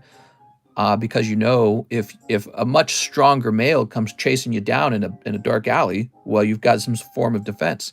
For a guy, you don't worry about it as much because you're a guy. Nobody's really chasing you down for the sex. And even if they were, you might be able to just, I don't know, outrun them or just give enough of a fight that it's not worth it. But yeah, so, you'd be disarming women. Justin Huerta says, I'd like 5 Star Wars Galaxy 1s. You got it, Justin? There we go. Nobody wants pistols banned. Oh, I mean, on the subject of banning weapons, if you ban the AR, but not the pistol, then mass shootings will just be done with pistols, right? So, sorry, I kind of jumped there. I kind of point out in my mind, you have to ban all guns. When people on the left say, well, just ban assault rifles, that doesn't mean anything. You just commit the mass murder with a different gun. They're just going to pick the next strongest gun, right? So I don't think you can control it that much. Okay. Let me grab a Star Wars box. I think it's a disingenuous solution because it's not a real solution.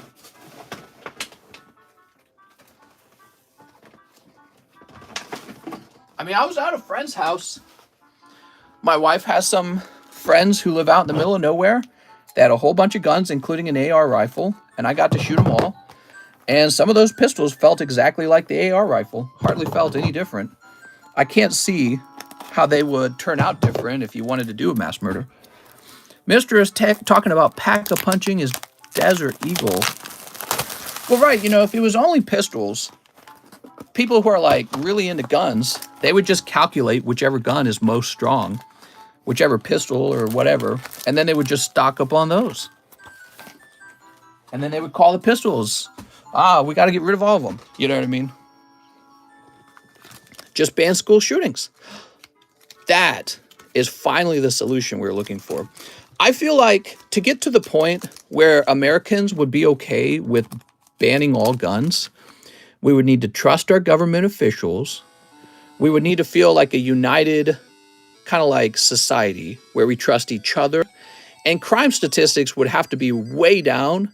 Instead, they're way up. We emptied out a bunch of jails for COVID, and we are reducing sentences and letting people get away with crimes with lighter sentences. So it's just the fact that crimes are actually way up. Why would you want to give up?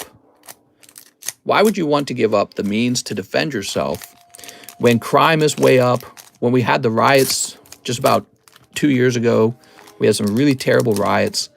It's the other way around. If anything, people want to be armed more than ever. So I feel like the politicians are kind of in a bind. Like, they could suggest a solution. What if we all de-arm and stop pointing guns at each other? And everyone will laugh at them. It's like, we don't trust you, and we don't trust our neighbor, and the crime data says we shouldn't. All right, here we go. The government is watching you, mister. They probably are. They're watching all of us. Ooh. So that's pack number one. But that is a serious issue. So if Democrats will really like to, put a ban on guns, reduce the number of guns in circulation, they should start with reducing crime. Because then people will go, okay, so I live in a safe place and I don't need a gun. But as long as an area feels really unsafe, Americans are always going to vote to be able to defend themselves. You know, they're going to say, well, I feel at risk here, and I'd feel better if I had a gun in my house in case somebody tried to break in the middle of the night or something, home invasion. There we go. So no one is ever going to be disarmed as long as the government is untrustworthy, which is essentially going to be forever. Right. Well, if you look at Canada, I feel like even though there's some turmoil over there, in general, I feel like the Canadians, oh, there we are, look at that. I feel like the Canadians trust their government a little more. Same with Australia, probably same with the UK. But here in America, the politics are so bad now. Everyone hates each other so much. There we are, Luke Skywalker and R2-D2. Beautiful. That's for Justin Huerta. Look at that, man. Great round. This is why people open these. That's etched Luke Skywalker. That's a chase pull from this set. Fire pull says Sash _ I agree. Australia is a joke. Look how poorly they handled COVID. This live was sponsored by Nord and VPN. I blame Watergate. Is that the chase? I would argue the Darth Vader is the chase, which maybe he still has a chance to pull here. Ooh, these are real nice. Not sticking at all. I like that. In Scandinavia, we base our government on trust. Yes, you have a very different type of country. We're like a multicultural country. There's a lot of identity politics going on over here. And we have this big showdown going on where it's like equity, which is socialism, versus free market capitalism. So there's this political showdown, and we've got all these major things up for debate. So we're very much in the throes of deciding what kind of country we are. And it is, of course, it's turning like into riots, right? Justin Huerta with his own box. Yay! I just show the robbers my bank account. They laugh and leave me alone. Very clever. They give you some money. Once you realize a lot of unstable killers will befriend someone they know who has guns and steal them. All that ID politics junk has to stop. Socialism will kill the country. Go to work and stop whining. Would you grade my Unseen Forces Umbreon if I mailed it in? I'd like to, but currently we don't do mail-ins.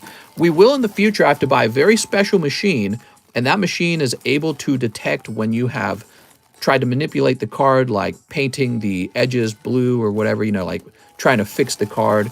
So, and I'm going to buy that machine.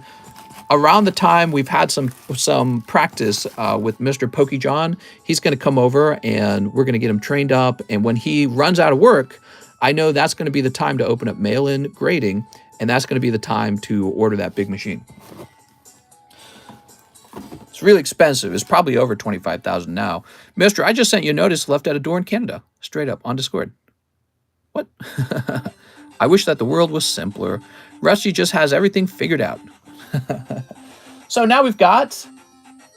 I need Hollow Vader like I need air, says Justin. You're funny, man. Nicholas de Annabelle. What's up, Nicholas? 1 live custom, 1 Pokebra, $1 to charity, $1 to destruction. All right. So now you guys kind of understand the destruction slab, and we could pick a fancier slab if it's more fun, you know. Can we all just buy Pokies and get along? Mandatory Pokemon cards in my new country. Mister, I think there was a pack missed for Hoarder. Okay, give me a minute. For Hoarder, huh? Who's saying this? Aaron Bagley? Okay, I'll go back. Gotta find him first. Thomas Hogg. Phantom, Dark Phantasma, Space Juggler, Time Gazer, Battle Region, maybe? Starbirth. You might be right. I think I might have missed his Battle Region. Good catch. Was it this one? I actually don't remember grabbing it. That's why you might be right. So I'll open up a... It was a Battle Region. Oh, we got it, man. Battle Region all the way. Let's see what he gets. Good catch, man. I didn't even notice. Sometimes those multi-pack orders get kind of confusing for my eyeballs. Vileplume and Hoot Hoot. Okay, that's for Thomas Hogg. We'll put that in his bag. There we go. Sorry about that, Thomas Hogg. Back to it. We were in the middle of helping Nicholas de Annabelle. 1 live custom. You got it. I wish the strict gun laws here would have an effect on the crime rates. Here's Urn of Vitality. Yeah, I feel like Americans have to unite, and both sides have to agree that lowering crime is a priority. You know, one of the earliest things they teach you in economics is you must have security before you will get investment. Nobody will invest money in a place that's insecure. Oh, nice. Nicholas, you're picking up one of the chase cards, Pikachu VMAX. Beautiful. All right. That's one of the best cards you can pull out of these packs. It's an expensive and fancy card. $1 to charity, $1 to destruction. We already did that. Let's find your bag. Battle Region, you missed my pack. I got it. We opened it. It was a hollow Vileplume and a hollow Hoo-Hoo. Good catch, man. Mister, you forgot to give me a graded Illustrator Pikachu. I don't think the issue is the gun laws. It's the people and culture surrounding them. That's the problem. So Hiker can make that argument because there's 2 things we know. In the past, Americans really didn't have much of a problem with mass shootings. The mass shootings begin around the 90s, and then just in the last couple of years, they've gotten real severe. Maybe it has something to do with social media, maybe, who knows. But then also, the other reason is we know there's another first world country of high, living quality, and that's Switzerland, and they all own guns over in Switzerland. A lot of people own guns over there, and they have virtually no mass shootings. So it's not impossible to live in a society where there's no mass shootings, but it just doesn't seem to be working out here for some reason. And I would say it's probably not a surprise, because if you look into Switzerland, there's not a lot of crime either. So we have a ton of crime, though. So, and how do you stop that, Sadly, video games have slightly contributed, but there's no way we will give those up. Norway, I don't know, because South Korea and Japan, they love video games. And you don't hear about any violence over there. There's not mass violence or mass crime over there either. So the idea that, well, here's this thing called a video game and it's causing the mass shootings, I think is tempting to buy into that narrative because it's a very simplistic narrative. But video games exist all around the world. And there's not like these young men who are going out and mass murdering people as a result of having played Mario or even Call of Duty, in my opinion. If anything, if you're busy playing video games, you might not be, maybe you'd be too busy playing video games to go out and commit a mass atrocity. China has a limit on gaming. Hi, mister, can we see some of your collection, please? You want to? What do you want to see? Some fancy ones? All right, so now we've got Joshua Quintana. He says 1 in the medium. So we got a new medium, guys. It's a medium main list and medium sub list. And this medium is for a vintage booster pack of fossil Pokemon, and it's a graded booster pack, a graded 10. And we know those are actually pretty hard to grade. Those are not super easy to grade. I've graded a bunch of them, gotten a bunch of 9s, gotten some 10s. Any art could influence reality. What's in the large? Yes, I went out and bought a gun illegally because Ash, if anything, video games prevent shootings. People don't, oh my gosh, I played Call of Duty and it showed me how to kill somebody. Let's go do that. If we were to argue about changes in society, I would say the rise of fatherlessness is actually much higher than I realized it was. I had my dad the whole time I was a kid, so I was kind of surprised to learn that most people are struggling with fatherlessness. The rise of social media. And then probably one of the biggest ones, we went from being a Christian religious society with Christian mores to being a subjectivist society, like a moral subjectivist society. His truth, her truth, there is no truth, you know what I mean? And I think that also has consequences. I'm not Christian, by the way. I left Christianity a long time ago, but I realize with no objectivity to why one thing is good and one thing is bad, you can justify any behavior. So like the guy who was caught in Justin Kavanaugh's house he was ready to break in. Maybe he felt like he was doing the world a favor by killing evil Justice Kavanaugh. You know what I mean? So in a morally subjectivist society, you can justify any behavior. Maybe a behavior like taking your kids to a drag show where there's a neon sign that says it ain't gonna lick itself. You know what I mean? Next up, we've got, it's Yngve Lycon. Hey, mister, I already have a bag. Can I get 4 Astral Radiance? Hey, we did that one. All right, let's go ahead and refresh. Fatherlessness and social media, I agree with that. My childhood was absolutely ruined by fatherless kids with no security on their devices. Did you know the most common name in the UK is Muhammad and has been for a decade or more? People talk about that a lot. Nothing's stopping white dudes from having babies. Get out there and have babies. You know what I mean? You got only yourself to blame, in my opinion. Yngve is a great guitarist, is American's favorite hoarder.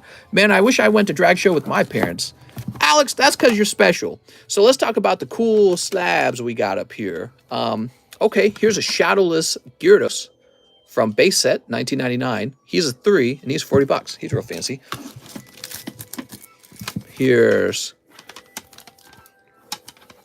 Well, I'm going to put this one in the front. The Gurren City Gym Deck Arcanine. That's no rarity Arcanine. He looks beautiful.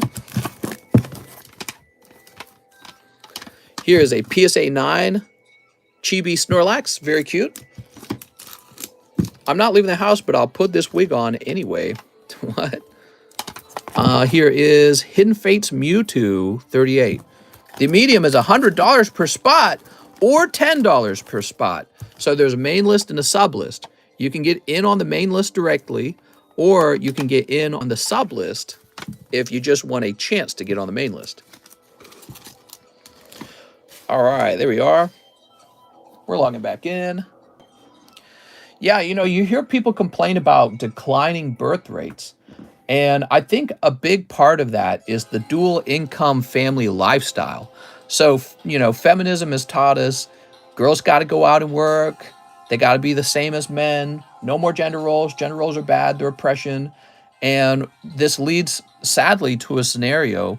And by the way, I'm very open-minded about people playing different gender roles. I'm not like an actual Christian. I'm not any of those things. I'm very open-minded.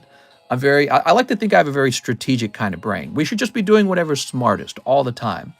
But anyways, one of the problems, the outcomes of this has been, well, the labor market doubles. That's great if you run a business, because now you can pick girl workers or boy workers, and you have twice as many workers because all the girls are working now. That turned out to not be a way to develop wealth for the average person. So you thought, send your wife out, she gets a job. Now you got 2 incomes, you're wealthy now. No, the relative price of everything just changed when everyone started working. So the irony is that you and your girlfriend work, and you're just as poor as when your grandfather had one job. He earned as much as both of you. So the value of money adjusted, your buying power adjusted. And so you're not actually living a good lifestyle while both of you are working. So let's say all the feminist women stood up today and they said, we refuse to work. We want to have our own children, and society will have to deal with that. The corporations would be sad. They would have half as many workers now. They would have to raise the wages of the men in order to compete with each other for workers. Because with there being so few workers, suddenly they'll have to fight amongst each other for the workers. And this will cause wages to spike up. And the women will say, good, now you're making good money. I'm going to stay home and you're going to pay for us to have children. That's how it used to be, but it's not that way anymore. And I would say that's a significant reason why there's so little money left, for raising children. Anyways, let me jump back to where we cut off. We've got Mr. Kip F. He says, express grade the cloud. That's what I was thinking too. I was thinking express grade that cloud. It will be an honor to grade such a nice card. I really hope it grades 10. Also, men have significantly more risk in the relationship. You damn near need a partner to own a house now. Yeah, definitely. Could you show me that Houndoom real quick? Hold on, let me focus on this. So yeah, exactly. If you don't have a girlfriend living in the same house with you who's also employed, you're basically poor now, is the funny thing, because of the doubling of the labor market. And the doubling of the labor market has been, again, fantastic for the wealthy, fantastic for business owners who now don't have to pay you as much, because if you don't want to do the work for $10 an hour, they'll find a girl who wants to do it for $10 an hour. And so anytime you increase the labor market, that's a resource for the wealthy. It is not a resource for the workers. The workers depend on a limited labor market in order for their bosses to be able to, or have to pay them more. But when your boss can easily turn around and find a different worker, he doesn't have to pay you what you want to be paid. He just say, get out of here, I'll get somebody else. And that's how it works. Maximilian Ubina says 2 spots on the Japanese Heroes pack break. You got it. Places won't approve me for a mortgage as a single man. Yeah, sure. Yeah. It's great. Well, now that the houses all cost like $400,000 if you want even a small house. And to be honest, those high prices are like birth control. You know what I mean? That's what I'm saying. So somebody was complaining, oh, they're not having babies in the UK. I've shopped for houses in the UK now. Not only do you guys pay way higher taxes than we do in the United States, your houses are much more expensive for way less space. You pay more for a smaller house in the UK. And it's just so crappy. Like, you don't realize, even if your government doesn't raise taxes on you, if they effectively raise the cost of goods, your buying power has gone down. And so you've been manipulated. You've been taxed in a way that you didn't foresee, right? And that's what's happening in the United States right now. We're having property prices that are what Europeans have already gone through. Next up, we got Sergio L12, 1 Evo Sky Snipes. We have a tiny island, that's why. Actually, I've looked around your island. There's room on your island to build new homes. So prices are not just based off of how small the island is. Prices are based off of population and the number of homes being built and a whole lot of different factors. The real reason that your property prices are so high is because your purchasing power is so low. So I've seen your average wages too. Your average wages compared to your house prices and the size of the house, you guys are like poor over there. And probably not all people in the UK are poor, but if you're not a business owner or maybe have like a family wealth, generational wealth, you're struggling. Especially young people probably struggling like crazy. And when young people struggle like crazy, it means young people don't have babies. They have babies in their mid-30s, like I'm about to do. Well, I came from a lot of poverty myself, so I didn't really start making any good money until I was about 28 or 29. So next up, we've got JC Stimson. All the cold snipes. 1 Astral. Okay. Here we go. 1 Brilliant. 1 Fusion. 1 Evolving. 1 Chilling. 1 Battle Style. Here we are. Yeah, I was looking at it and I'm like, I can't decide if I would like to try and buy some kind of vacation home in the UK that I can travel to, or just buy a house in St. Charles. Because I could drive to that one, first of all, but second of all, I would get so much more house for less money. All right, you ready? The dispersion between rich and poor is too wide now. People in the middle suffer. I agree. I totally agree with that. And I feel like the solution to that is for more people to start opening businesses. I think that So a lot of people think the solution is just to take money from the wealthy. And maybe that's because it's the easiest solution, although it will have this terrible ripple effect that will hurt your country in the long run. Like the idea of, well, why doesn't the government just give me things? Well, the government can try to tax the wealthy, but the wealthy are the government, is one of the things you realize later in life, or you might have realized it already. Okay, so they can try to raise taxes on the rich supporters, but then the rich supporters don't want to support them anymore. So they're not going to win elections anymore, right? So that's the big problem. So they can't. So, okay, so now we got all these government programs that we can't afford because we already spend every single penny of our tax money and more. In America, we're just going into more and more and more debt. So where's the money for these special projects going to come from? I deserve this. I have a human right for that. You marginalized group this. You owe me this, government. So where's the government going to get the money for that? Well, it's going to print it. It's going to print the money. And that's what it's done. So the government has printed the money. And so you receive a stimmy check and you go, yay, I've got a stimmy check. And then after you spend your stimmy check, you go, oh no, I'm poor. You're just as poor as before, but the price of houses explodes to like $400,000 as a result of all the extra money. And it all trickles back up to the top anyways, right? So what do you do with your money? Well, you buy crap from the guy who makes the crap, the manufacturer, and that group takes your money and buys houses with it. And then you're like, all right, so I can't afford any more Pizza Hut pizzas, and houses have doubled in price. Companies with higher profits should pay more in taxes. Well, the profits are supposed to be an incentive. That's what's supposed to happen. So let's say a particular company is making very high profit margins. You don't want to oppress the profit margins because other businessmen go, whoa, that's a lot of money. I'm jumping into that industry and I'm going to compete with him and take away some of his market. So when that occurs, innovation occurs, competition occurs, new businesses can be built. You have a chance to open that business and take his profits away. Whereas when you tell the government, hey, just lock that company, that industry down, all of a sudden, businesses go, no, stay away from that. Government's regulating that. You can't make much money in that anyways. The government's going to block your profits. And of course, the government's going to pocket some of those profits for itself. They always have some new bureaus, what do they call that? Bureau of this, bureau of that. And all those guys in government got to get paid, right? So they all get paid like $70,000, $80,000, whatever it is, like $100,000. So they just start paying themselves for these jobs they didn't need in the first place. If something's making too much money, then more people are supposed to jump in and compete, right? Here's J.C. Stimson. Profits don't trickle down to the people that actually make the company. Well, here's the argument I have for that. So first of all, that's not always true. First of all, you got the CEO, the board of directors, all the corporate elite for that company actually do quite well. The upper managers do well, and your immediate manager is probably like middle class, right? So you at the very bottom of the pyramid are the guy who's struggling, right?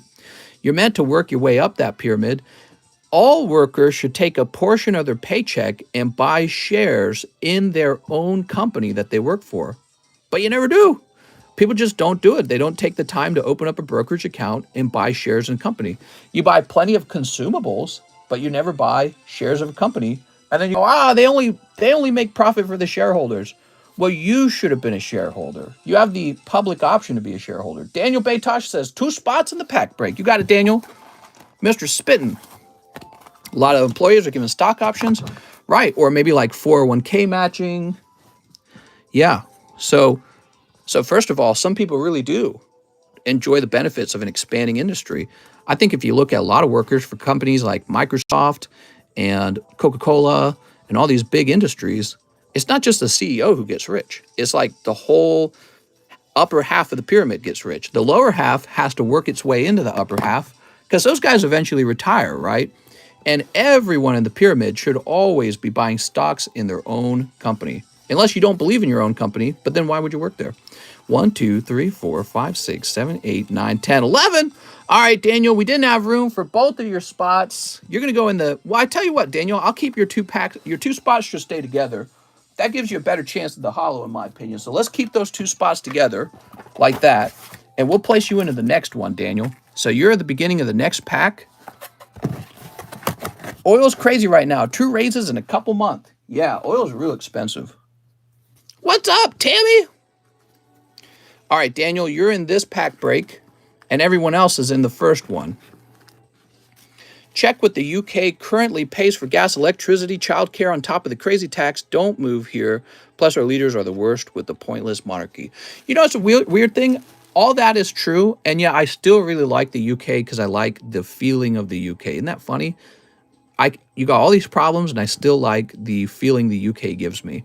So it's like a cultural thing, or I'm not sure. So Marcel Torres says, can you take me off the sub list and give me 2 battle region? I can certainly do that, Mr. Maris. Okay, so Marcel Torres. I feel like Britain was really ahead of its time with the Industrial Revolution and so much. And you guys should sort of return to that and be real impressive. But the reason you were so ahead is because you were inventors and you were ahead in some legal ways, some political ways, and I feel like first world societies are chased by sort of monster of comfort, and the comfort catches up to you and you say, you know what? Let's not try so hard. We'll just take money from the rich people, and I deserve this, I deserve that. No competition anymore. Stop the competition. Equity, I deserve to be paid because I exist, and that's the only reason, and that's when a society kind of falls down from its position of impressiveness. All right, 2 battle regions. You got it, Mr. Marcel. Woo! Sneep. Competition makes a country powerful and impressive, and that's what businesses are. They're little organizations of competition. They compete to create the best product and produce the best services and to design the best things. And when the people of your country no longer want to compete, when they feel like, well, there's a lot of money laying around, you should just have to give me some. I feel like that's the beginning of the downward spiral, you know what I mean? You're never really going to recover from that. Where in UK were you looking? You know what? I'm so unfamiliar with the UK, I don't remember all the names. But I was looking in the south, all the way at the very bottom, along the edge, where the beaches would be, right? Like Brighton, I think is the name of one. I was looking around Brighton. Next up, we got Russ. He says, hey, TCC, how's your day? Can I get 2 Hollow Lives and a Fusion Strike? What's up, Russ? How's it going, man? You definitely could. Nah, toss those, misto. Let's see. You guys might have had an area called Manchester, too, that was like outside of England. Seriously, you'd probably be a great politician. Well, I don't know. I've like a history of saying crazy things on the channel now, so I'm probably marked forever for that. Politicians are a lot cleaner, you know what I mean? They probably protect their past. I bet that's part of being a politician. Devon, Cornwall, best beaches. Wales is also nice. Wales is the place to be. Move to Japan, mister. I really respect that Japan has like a homogenous society. And I kind of don't want to just be an American in their country. You know what I mean? I'll visit their country. Maybe I'll visit a lot. I don't know if I would ever feel at home there. You know what I mean? Like, this is the only place I have a house and I live here forever. So I wouldn't feel at home in Japan. And that's fine. I feel like people have to accept that if you really believe in the beauty and, the sort of impressiveness of different ethnicities, different peoples, races, then you have to accept that first of all, we're different, and you have to kind of protect those differences and not just say, well, everybody is precisely the same and that's all that matters. You know what I mean? And that's one of the ironic twists you get from the sort of like this struggle to make everyone exactly the same in America. The irony is that you actually sort of hide our differences because you don't want to admit that they're real or that they're meaningful. What do we got? We've got Kyryu Coco. Some company stock is okay, but depending on what it is, too many eggs in one basket. Hey, I like eggs. Dolphin and whale traps. Metal. Yeah, I would like to move to the UK. You know, if the United States tax system was any worse than it was, or your quality of living was any higher over there, I would have already made the move. I'd already come over. Like, I'm sure of it. I've had a lot of time to kind of soak in these ideas and think a lot about them. I really enjoy the English, the UK culture. You guys work pretty hard on that, and it's a great feeling. And I feel like that's very important to a country, and you have to protect that, because it's like the Japanese. They feel like the Japanese, right?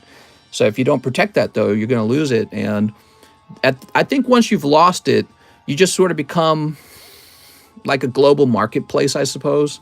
Not really with any sort of identity. People are mostly only interested in you in the financial way, which that's basically what America is now. And it's not a bad thing. There should be a place in the world for that. You know what I mean? I feel like maybe America's a good place in the world for that. Hey, mister, do I still have a bag? What's up, Daniel? I believe you do. I think you asked me to ship you, and I couldn't for some reason. And this was all a long time ago, and I told you, I think I tried to tell you that I couldn't. So in order for me to ship you, if you could get me an $8 payment to my PayPal and tell me your updated address and what to be looking out for, I can get you shipped out, okay? Okay, next up we have Mr. Fuak Tai, and he says, one tag team. You know, Japan's a little homogenous island where it's like 99% Japanese. That would basically be the equivalent of Hitler Nazism to the left today, right? Because they don't agree with all that. I think that they would argue, why shouldn't Japan completely open its borders to every single immigrant from everywhere? Because if they want to remain only Japanese, well, that's extremely racist, isn't it? That would be extremely racist to suggest, hey, this is Japan and it's for the Japanese, right? So that wouldn't fly over here anyways, but it's weird because it's okay over there. And I just find that really fascinating. I think about that kind of stuff. You can't not think about it, you know what I mean? Because this is a subject that's constantly talked about. And the rules just apply differently over there, I suppose. Doot. It's self-hate, really, says Jarmo. I hear from Indians that India is one of the most racist countries. India, man. They're a big country. They got a lot of people. So yeah, they still have their caste system and all that. And I feel like it's because they're very aware of class, you know? Class is a human thing. And some societies have been more outward about it, and some have been more private about it, more quiet. But they're really outward about it. Here we are. Shoop. Well, you know, I think America would be a good place for the rest of the world to be able to enter into a sort of marketplace. You know, so if America were to have no cultural identity other than this is the place to start business, I think that would be okay. I don't think that'd be a problem. Tristan back says, two shiny fates. All right, Tristan, it's your turn. There's no space for all that in Japan. Got any Charmander 10s? Do I have a Charmander 10? I might have a Charmander you want. I don't think I have a 10 I can easily grab. How about this Charmander? How about that? That's a fancy Charmander. Like if an Indian marries a foreigner, they are shunned. Really? A foreigner... Is there like, what if it's a wealthy foreigner? It's still real from what I've witnessed in my life. Mister, I cope that Ray. Which one? Also, two Dark Phantasma. Imagine being new and not realizing we come for the chat. And what? Mister, how do you store the slabs in your personal collection? I balance them on top of my roof. Oh. So this is the Ace of Clubs Charmander from 1996. Red set. Graded by SGC. Give me $50. You copped it. Hey! Okay, grab two of these guys. There we go. But what do you guys think about that? Should Japan essentially stay ethnically Japanese? Or should Japan be open to lots of immigration from anyone who wishes to arrive over there? What right does any country have to say, well, we're ethnically this way and you can't come here and live here? You know, is that not a form of supremacy? I feel like that's a form of supremacy from the definition of the left that we have today. That's a form of supremacy to say, this is for us, not for you. You can't come here because you're the wrong skin color. You know what I mean? I got the Charmander, says Tyler. Wow, that was fast. Whoop.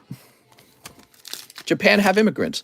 They have very, very, very few immigrants relative to other countries. I think humanity will one day be completely mixed. It's just really far off still. You know, Jarmo, I feel like it won't be. And I'll tell you why.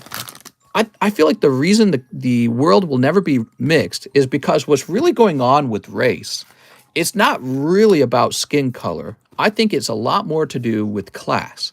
So the reason why we have issues with like whites versus darker skin colored humans is perhaps there's this perceived supremacy coming from the whites, right? And let's say that we're to reverse. Let's say all of a sudden whites all became rather poor, they weren't innovating, they weren't building anything. All of the building and infrastructure and scientific accomplishment came from people with dark skin. You would have a reversal of that. All of a sudden, you wouldn't want to be white, and you would want to be like, oh, this other skin color. So I feel like what's going on is it's never been about skin color. It's always been about the built-in perceptions that we have of, you know, what people of certain skin colors stereotypically accomplish or do, right? So the real problems are the officially the stereotypes, right? Like, oh, we like the Japanese, right? You know what I mean? And that stereotype makes the Japanese, perhaps they go, oh, well, we should remain Japanese. And that's because we're protecting this this identity of being Japanese, and the identity has value. Whereas the genetics are just some sort of biological code, and they don't really mean anything. They're just, you know, maybe they give you a certain physical genetic markers that represent something, but it's what those genetic markers are linked to, the ideas, the stereotypes, a superior culture, a superior city, beautiful art, beautiful food, whatever, right? Tristan, let's grab your bag. So, mister, are you saying that only white peoples are the ones to accomplish anything in the country's history? No, I'm not saying that. What I'm saying is that race itself doesn't matter. It's the way that we perceive the value of race that causes all the conflict in the world. Patrick Strader says, one live boosty. You got it. One live boosty. Soup. Energy recycler. Ooh. Okay, 10-star birth. The don't have to abide by our country's rules because they aren't countries. Oh, they aren't our country. It is a melting pot in the USA because the immigrant and the forced slavery in the United States. Free people are what you're referring to. So I need a new box of star birth. Oh. Looks like I need to go grab a fresh box. I'll be right back.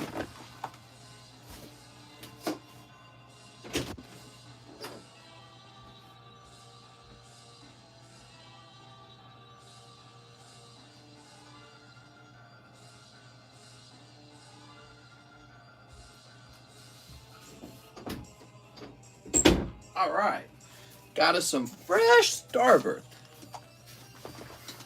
Still taking orders? I sure am. 12-hour stream, baby. The Japanese also have their own language. That is why it is hard to assimilate. Hey, mister, did you put my $10 medium into store credits? Says Marius. I placed you into the medium sub list. Here you are. You have 1 in 11 odds of getting onto the large list. Japan has a problem with the aging population. Yes, so people say that a lot of times. People say Japan has an aging population problem. Watch this. Japanese population. Watch this. They have 125 million people. And this is what it really looks like. Okay, so it's not growing real fast, right? Just kind of, maybe it's going down a little bit. Is it really that big of a problem? I gotta ask, is that really a big problem? What if it goes from 120 million to 100 million? Would it be the end of the world? I don't think it would. I don't think it would be the end of the world. Now, should they expand the number of people? Maybe. Maybe we should have infinitely growing populations, right? Could you imagine that? Infinitely growing populations? How does that work out? So there has to be a point where populations stop growing, or else we will just have too many people. It's physically possible to have too many. 1, 2, 3, 4, 5, 6, 7, 8, 9, and 10.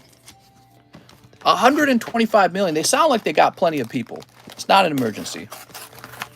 If this is a cold round, it'll be 7 in a row. No, man, this is going to be super hot.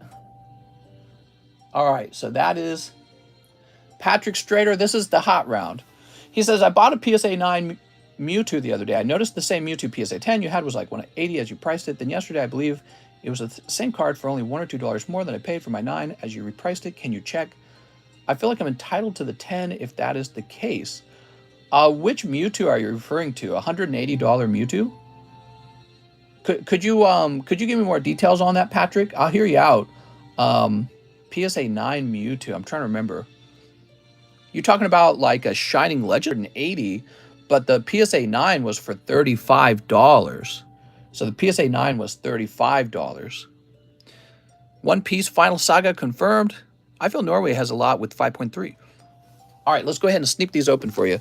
Yesterday's prices ain't today's prices, but that's not what I'm saying, okay? I'm just wondering which Mewtwo it is, and we'll figure it out.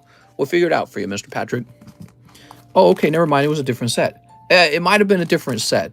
Like this one, for example, this is Hidden Fates Mewtwo, and he's a lot more populous than the Shining Legends Mewtwo. The Shining Legends Mewtwo comes out of the much more expensive, well, they're not much more expensive than Hidden Fates, but their population isn't quite as bad as Hidden Fates. Hidden Fates population is gigantic. There's just so many of them because they just reprinted it and reprinted it and reprinted it. The first time Thanos was wrong. Our ice cream truck man got beat up because he was Arab during 9/11. That's atrocious, man. It's just terrible. And that's the problem with humans. Humans, you know, I've been thinking a lot about this. I feel like humans are not done evolving. When you hear that about the ice cream man, it is such a flagrantly stupid response to attack, you know, someone living in your own country because he's of perhaps a similar descent of somebody else who has committed a crime. That sort of stereotyping is so criminal to do that to somebody, and yet it happens. It's weird. And all I can think is like, it's got to be the monkey brain, right? We got monkey brain, we got lizard brain. We're not smart enough. Humans need to like get to the next level. We got here we are. We're so smart we can make Snorlax. We're so smart we can run oil rigs. There must be like a new era of even smarter humans. And it's not just education. I think physically our brains have to grow, like literally grow. So I feel like humans aren't done evolving, and we should get involved with that kind of stuff. We should have like programs that help figure out how to improve our brains or something. I don't know. Our brains need to be larger, guys. Come on. So obvious. Torterra. They did the same thing when COVID hit. The violence against Chinese Americans went up like 80%. This isn't even our final form. Exactly. Well, I think that's true. Unless you don't believe in evolution or natural selection or anything else we've learned from biology, if you don't believe in those things, you know, you don't have to listen to anything I have to say. But if you think about it, humans came from like whatever, like cavemen and all these gradual evolutions up to where we are today. Well, okay, so it's not like all that stopped. We just managed not to die as much. So we should take advantage of this ability to evolve to make an even smarter breed of humans. Each successive generation should be with a larger physical brain than the last generation. I don't know how to bring that about in an ethical way, because obviously it has to be ethical, but it should happening. We should be focusing on making that happen. Patrick Strader.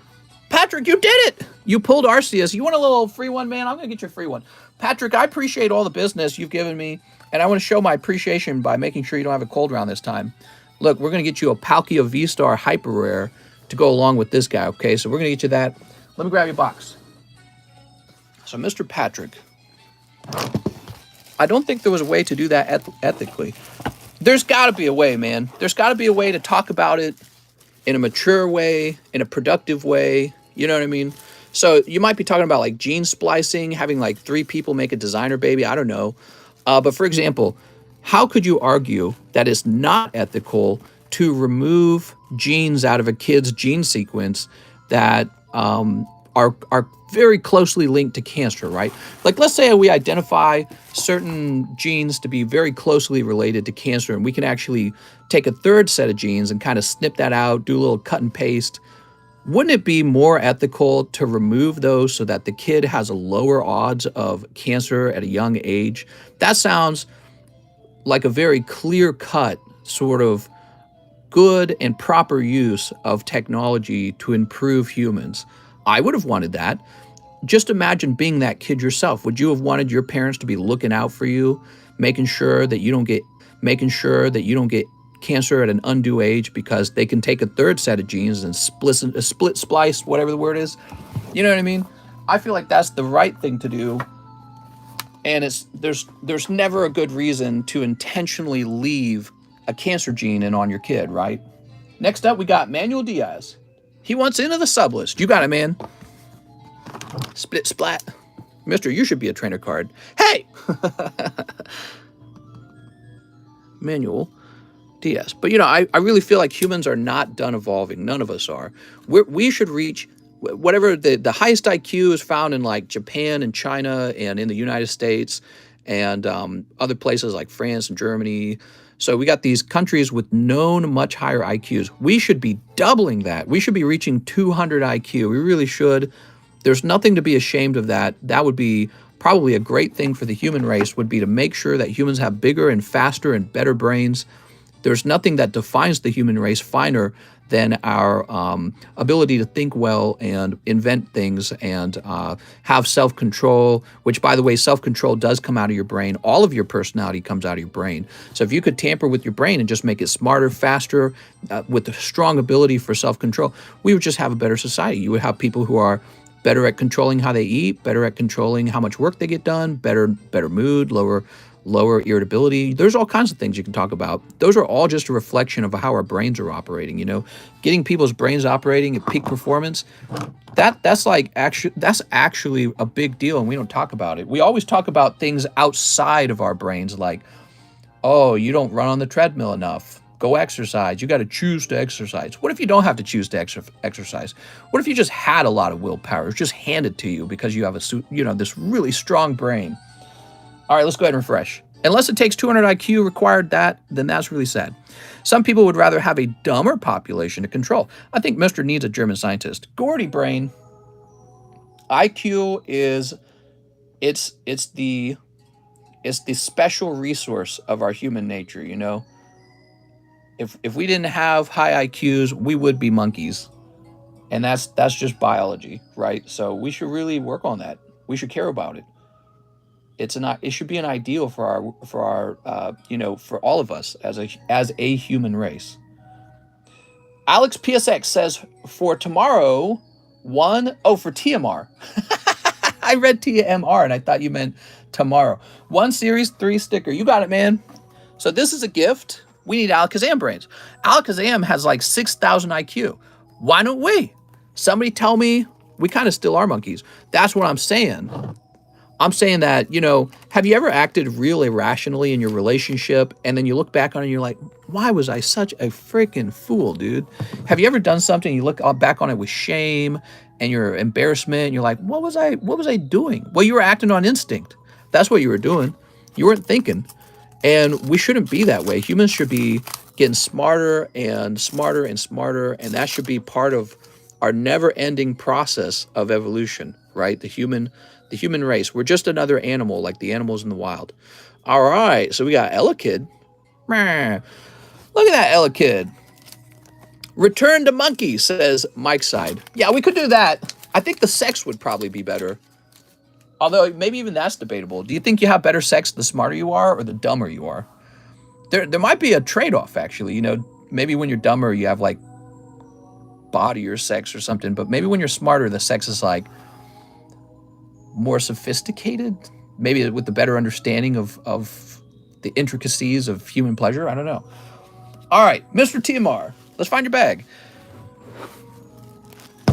Ooh, TMR. I don't know if I've looked your bag up in a little while. I've worse luck with Series 3. That was very kind of you, though, Alex. Very kind of you.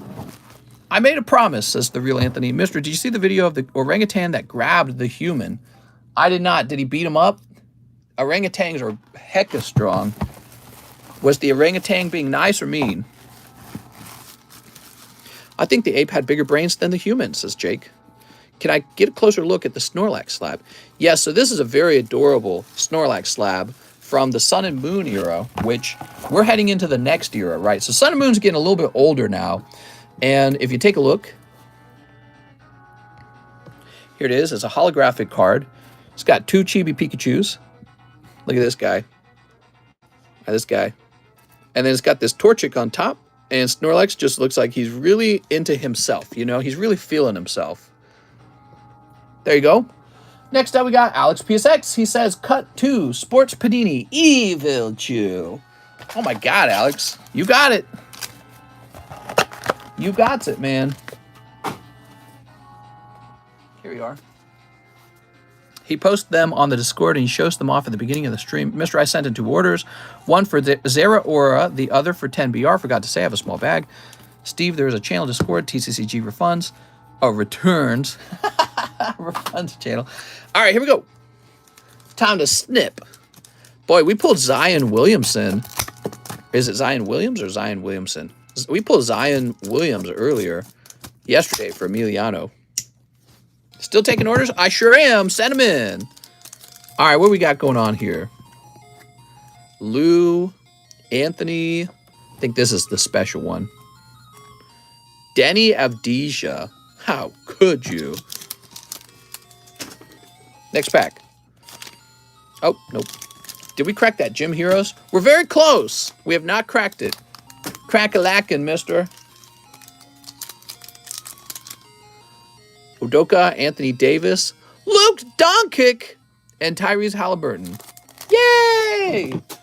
Snip, snip. Okay, so now we've got Emiliano with a big order. Yo, Mr. Bulk Grading. Whoa, he wants to do a lot of bulk grading. All right, this will take a while, everyone. Get comfy. We got to find all the cards first. VMAX Pikachu, VMAX Rayquaza, Fire Energy from XY, Manectric from Phantom Forces, Star Wars Series 2 Holo, Star Wars Series 3, First Production Altart? AT, I see. And Star Wars Series 3 Lucas Logo Darth Vader card. Okay, this will take a minute for sure. Gotta make sure we go through each one of these. Not the Luca card. No!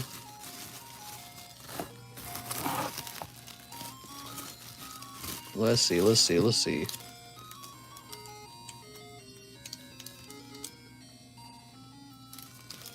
Not in here. I'm glad the Luca was cut because he is a baby and ruined my life. You either die a hero or live long enough to see yourself become the villain. That's a LeBron James. It's cool. Chrome or whatever it's called. Whatever, the silver. LeBron James. How much is left for the pack break? Very little. Like one pack and then there's another bag and...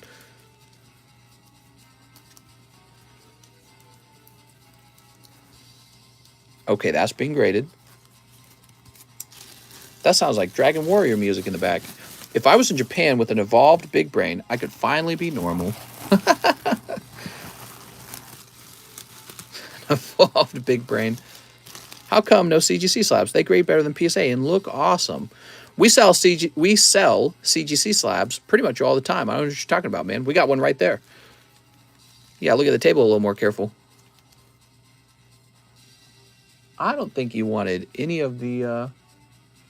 Yeah, you didn't choose any of these to grade. CGC is evil. Cut a $200 sports pack and a $250 Pokemon pack step up. Alex. Oh, step up, Alex. Yeah, what the heck, Alex? Wait, you're not going to cut... Are you not going to cut a UFC pack in half? Weak. CGC slabs are disgusting, says Blue Boy. Some Greek philosopher said, the closer the fall of an empire, the crazier the laws get. That's interesting. All right, so you wanted a Star Wars Series 3 AT-AT. It might be in here.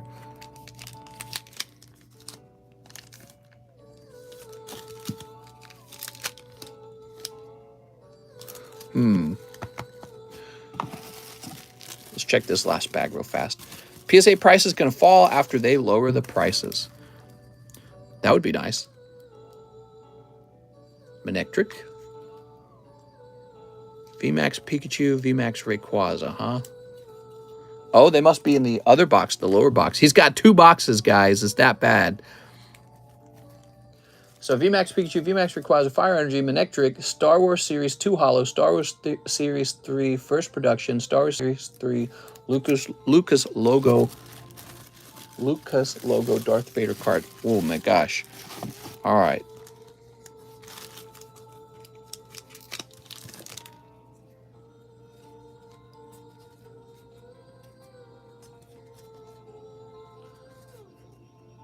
Darth Vader card.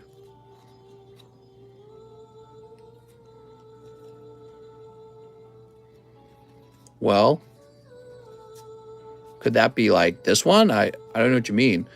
Is it this one? This is also Darth Vader. Lucas logo. Don't know what he means by that. Put this away.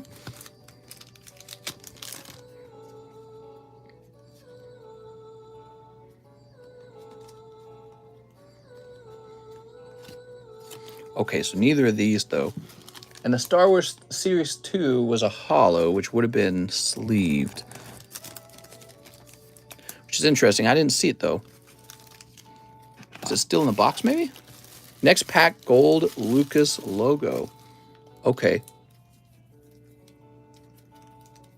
Here we go. So there's that. It's kind of hiding in there. So we got that. Gold Lucas logo. Well, there were only 2 packs, though, but let me take another look, okay?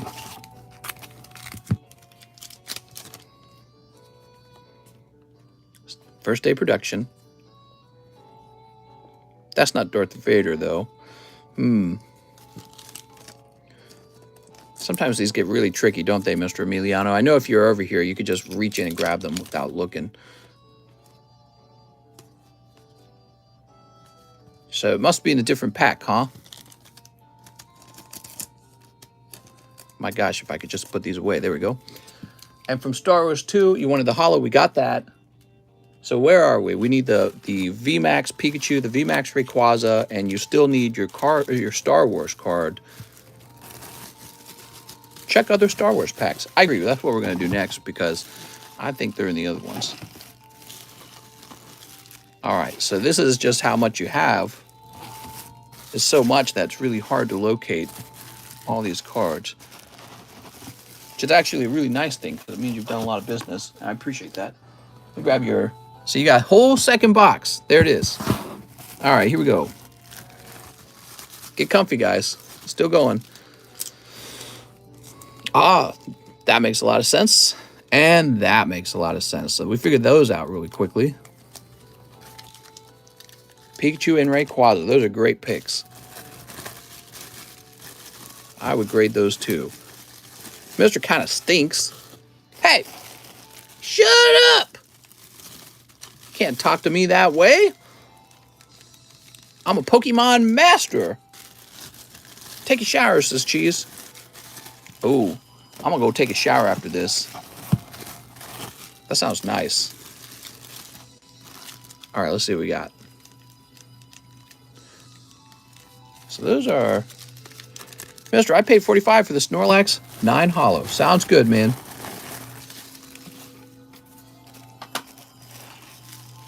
She says nice. I've been thinking about Pokemon in the shower. Probably in here, right? Ah, here we are. AT-AT. First day production AT-AT. I really got to chill out with the XY Evos, but I won't. Yeah, they're pretty, they're expensive, dude. They're expensive. XY Evo. They're fun to open. I paid $50 for the, oh my God.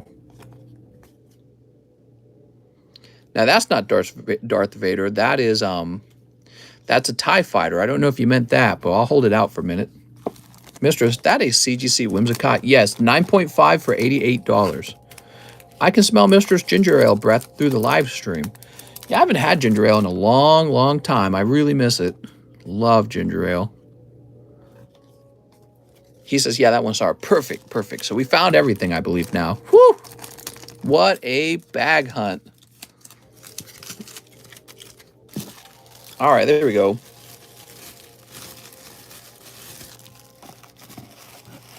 Just got an email from PSA. It says value level service is now open to members.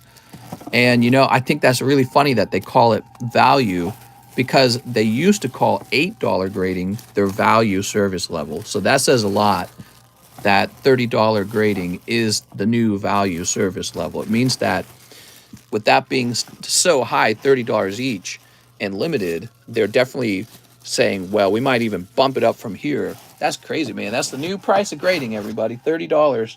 I bet you it stays there for a while. $30 grading, man. Whew. There we go. And let's get these going.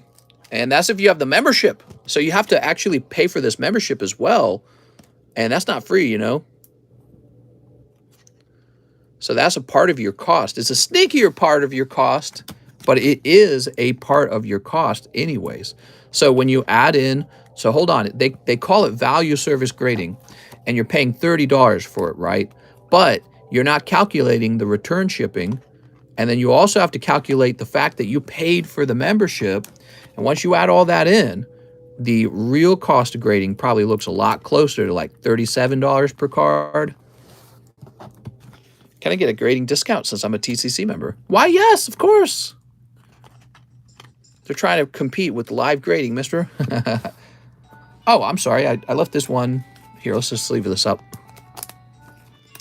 There we go.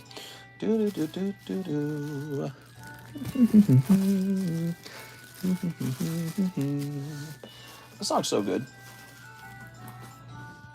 Hey, Mr. would trust a lesser-known up-and-coming grading service. I've heard of this grading service called TCC grading. I hear it's pretty nifty. Wow, so PSA will live grade for $600. Damn, dude. I was underpricing. TCC is better. Woohoo! TCC grading. I paid $35 for the Rayquaza, says Cheese. What? What Rayquaza? Oh, this one.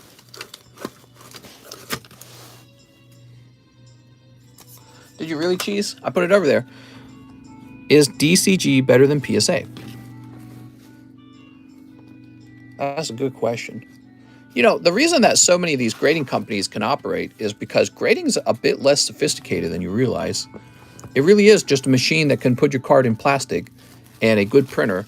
And then finally, the last step is you have to have somebody who understands what it means to grade a card.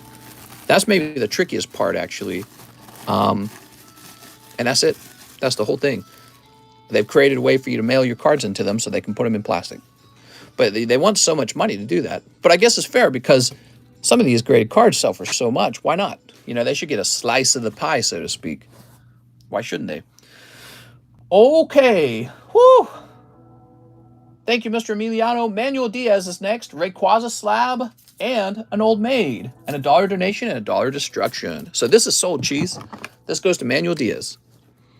Sorry, Cheese.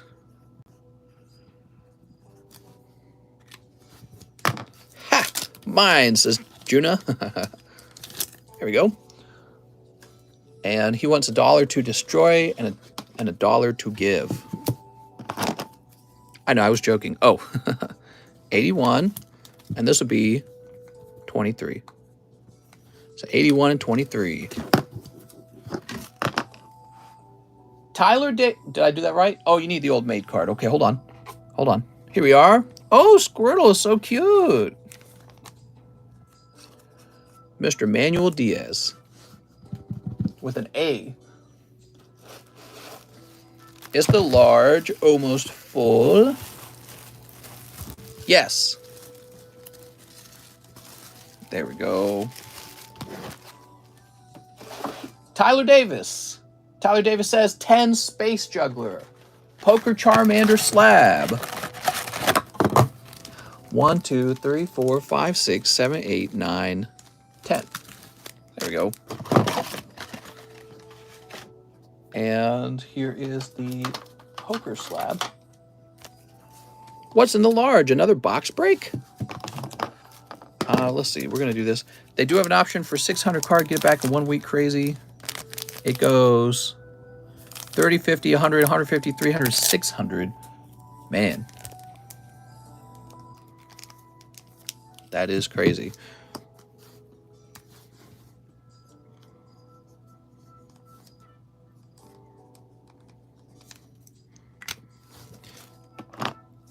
There you go, Tyler.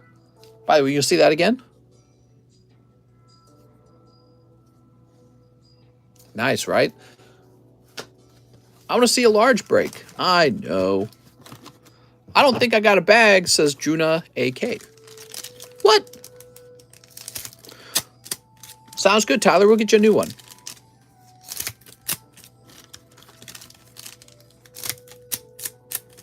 All right, there we go. Boop. let's see what's going on here. We've got Togekiss. Oops. Come on now. Code. This guy, whose name Shieldon or something.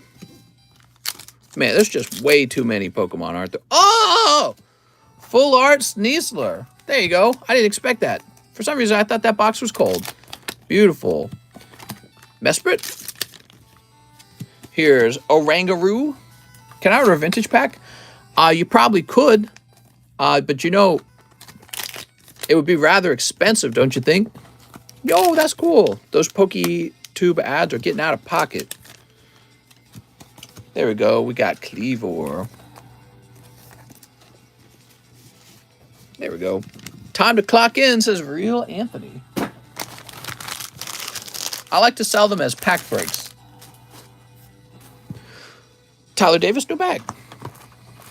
Joseph Jones. I can't wait to get off at 8 p.m. tonight, and my wife will be like, I never get to see you. And I'll be like, that's all right. And then it'll be too dark for me to do anything outside at all. And then I'll just answer questions and work on restocking and then go to sleep so that I can get back to work tomorrow. I do not have an existence outside of Pokemon cards right now. I am a complete no-life Pokemon cards at the moment. Joseph Jones, 1 UFC spot. Woo! That's pretty big. You got it, man. Seriously, though, I got up at 5 a.m. today and started working. Joseph Jones. 5 Pokebras. Okay, 5 Pokebras it is. 1, 2, 3, 4, and 5. All right, that's your 5 Pokebras. You did pretty good. So Joseph Jones. These aren't very good. That's a cold pack. This is also considered a cold pack. You got Pikachu VMAX, Decidueye, Unigaba Pikachu promo, a beautiful Snorlax, and then we got Charmander Charmeleon. Cool, man. Mister's inflating the fat Pikas. Joseph Jones. I just said, why shouldn't my audience have that Pikachu? Because someone's going to have him. Might as well be us. He's a nice card. There we go. Beautiful. What if we got a new slab on the table, huh? What would happen? How about this card? Body Positive Pikachu. Did someone buy the Gengar? Yeah, he's sold.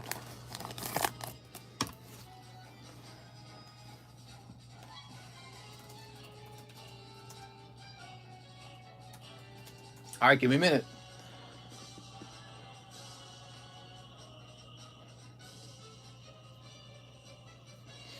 So this card will be $70. People must like them for it to maintain that good high value. There you go. That's Holographic Mew. He's from the Fossil set in Japanese. Isn't that cool? There is no such thing in English. You have instead the Mew Black Star promo. Bobby Toledo. Hey, Mister, it's been a while. How's it going, Bobby? I would like 2 spots in the Jim Heroes Japanese Heavy Pack Break. So you will be placed with Daniel Batosh then.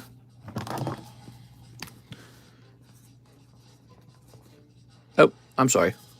This should say Bobby Toledo. Damn it, Bobby.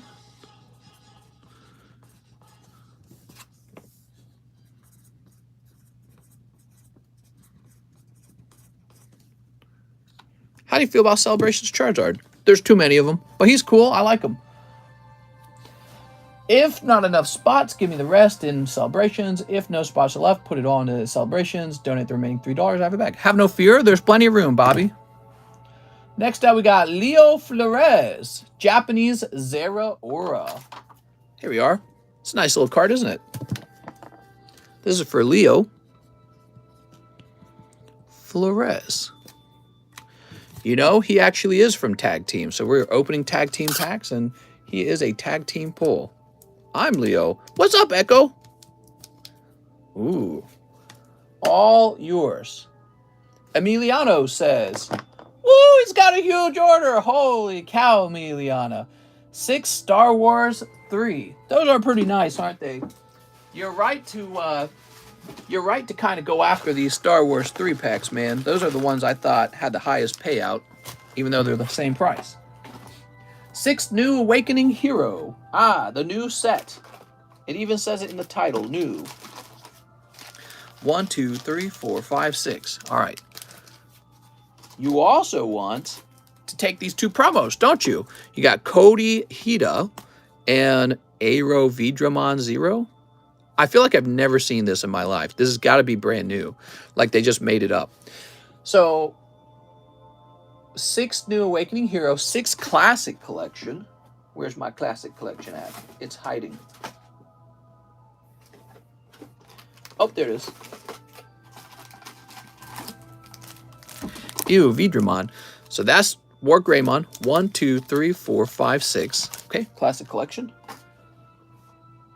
6 King's Court. Okay, King's Court. Give me a moment. Ugh. That Mew looks better than the one I got. 1, 2, 3, 4, 5, 6. 6 Brothers of Legend. All right. Did you see I graded one of your cards from Brothers of Legend, the Magician? 1, 2, 3, 4, 5, 6. And a box of Ghost of the Past. I almost said that backwards. A Ghost of Box of the Past. Fat order. Yeah, this is a big order, man. My God. Sometimes people do these big orders. It's always really impressive. Daniel Weissman hasn't been around. He was making crazy big orders. The thing is, you can't sustain the big orders forever, so they're really fun, but unless you're like crazy loaded, right? I guess some people might be like an accountant or a doctor or a lawyer. You might own your own business. So some people do have a little more money.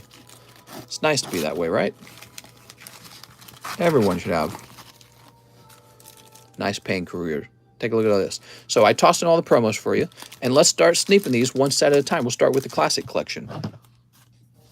All right. I might have to start you a new box, Emiliano, because the current one's like full. There's really no room. Certainly not enough room for all this. Sneak. What Ryan said? What did Ryan say? Throw the Mew in the large. We could do that. I'd have to add a spot to the large. All right, you ready? We've got Tyrannomon and Imperial Dramon. Here's Analog Youth and Angewoman. We've got Vmon and Machine Dramon. Ooh, Machine Dramon seems to have some sort of like texturing to him. I think he's a more valuable pull. Just saw the openings 5 minutes ago. Any more Charmanders? You're talking about Poker Charmanders? I don't know if I have another one. Here's Ultimate and Venom. I'm sorry. So nothing crazy coming out of that round. You got the one Machine Dramon. You got the promo too, though. Do it, says Jared.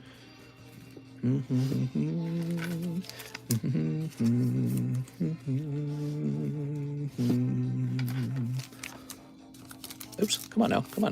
There we go. New Awakening. This is the set we just got. So this just arrived. Oh, it's BT08. What does this one say? EX01? Oh, I thought maybe that would be useful. Well, what does the other one say? BT07. Oh, okay, so New Awakenings is the next set. Came out after Next Adventure. Trying to collect them for my kids. Sneak. When I was a kid, my dad brought home 2 boxes of Gym Challenge boxes. And as a pretty poor family, me and my siblings had never seen anything like that. Like, you can have the whole display box. He must have spent like $200 on it, right? And he opened both boxes right in front of us. It was so cool. He pulled everything, but he pulled that Blaine's Charizard at some point, and it was just so cool. Digimon Emperor. Here's Shakumon and Imperial Dramon Fighter Mode. Ooh, Fighter Mode. EX2 comes out at the end of the month and features Season 3 if people watch the anime cartoon. Climbon and Gigadeath. during sales, you could get boxes for like $70 back then. Sure, I mean, I believe it because I'm sure everything was cheaper back then. Okay, and now we have Gammamon and Dark Gaia Force. Oops, I kind of should have put that in that sleeve. All right, cool. He bought himself 2 boxes and made you watch. It was so cool. We were all excited for it. So, you know, up to that point, my dad knew that we were all collecting Pokemon cards, right? And he kind of showed us how to collect cards. He took us to, it was Walmart or Target, I don't remember which one, but he showed us how to get a folder, how to get the little pages with the, you slide the card in, and he got us penny sleeves. And so he was showing us how to collect cards back then. He's like, you gotta be real careful with them. You can damage them. So I remember all this really well. And yeah, and then one day, Gym Challenge came out and he brought home 2 boxes of it. So my dad, he had a job where he traveled a lot. I didn't get to see him all the time. He would travel out of state almost every week. And so I'd really only see him on the weekends because he would be out working. And then sometimes you get a month where he'd be home the whole month. Look at that. Is this an alternative art? This is a textured card. Anyways, so one time he came back from like LA or something like that. I don't know where he was. I never remember those details because it was kind of unimportant. And he came home and he's like, all right, I got a gift. And he brought open, he opened up the suitcase and he had 2 boxes of Gym Challenge and he got himself a little folder. And we watched him pull basically all of the Gym Challenge collection. And I remember there were 2 cards I especially liked in the Gym Challenge collection. There were just 2 cards. I especially liked them. It was the, well, maybe 3. It was the Gengar, the Charizard, and the Nidoking as well. The Nidoking always looked so badass from that collection. And for some reason, he's not a very popular card today. So I guess I'm in the minority on the Nidoking, but I always thought the Nidoking looked really cool. Rebirth Judgment. So we're now opening Brothers of Legend. Here's Ultimate Leo Utopia. Centaur Mina. Number 4, Stealth Kragan. Yowie. Wow, that looks cool, man. I don't feel like I run into this one very often. Yowie. Man. And Infernoid Tierra. There's an I in there. All right, cool. I love how sparkly these are. Let's leave these up. All right. So that was for Mr. Emiliano, the Yu-Gi-Ohs. Now you've still got some more Yu-Gi-Ohs to go, huh? Let's get your next round, the King's Court, and then we'll get Ghosts from the Past. I do remember Yu-Gi-Oh! Playing on the TV, and I remember Digimon as well. I always felt like Yu-Gi-Oh! Was kind of his own thing, but I always felt like Digimon was a straight, sort of like copycat move, you know what I mean? And I could never get into it. I also never really watched much of Yu-Gi-Oh! Either. I thought Yu-Gi-Oh! Was interesting because it was actually about a card game, you know what I mean? Did you ship my bag the other day? If you paid me, then yes, I did. Or it's in a queue waiting its turn to go out. But yes, if I printed you a label because you ordered shipping, then yes, it should be on its way. Here's Court of Cards. Y'all still going? We're only 250 minutes in. We still got 50 minutes to go. There's Joker Straight. Here we are. If you're curious if you got shipped, try going to the email address of your PayPal account, okay? So if your PayPal account is stinkydoodoo.com at Yahoo or whatever, you need to go to that email address and see if you got an email from me. Face Card Fusion. There you go. Wanted to order Pokies, but I ordered pizza. That's understandable and acceptable.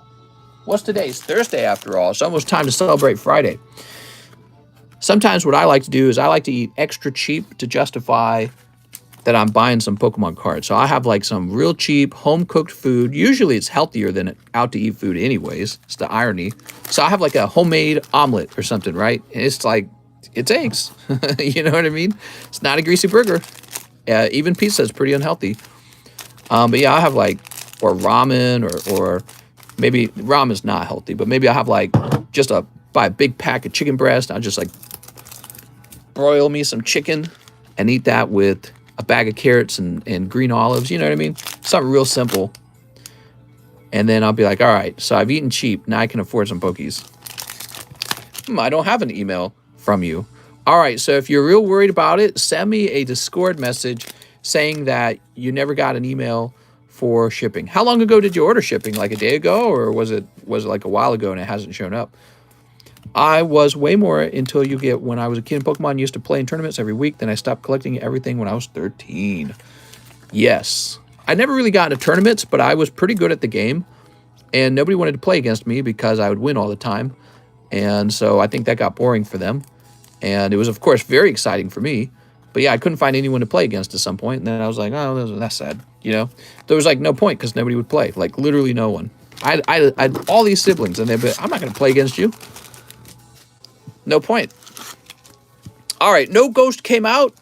Orders closed. Send in them orders. It is a Thursday after all. So let's see. Are these going to be?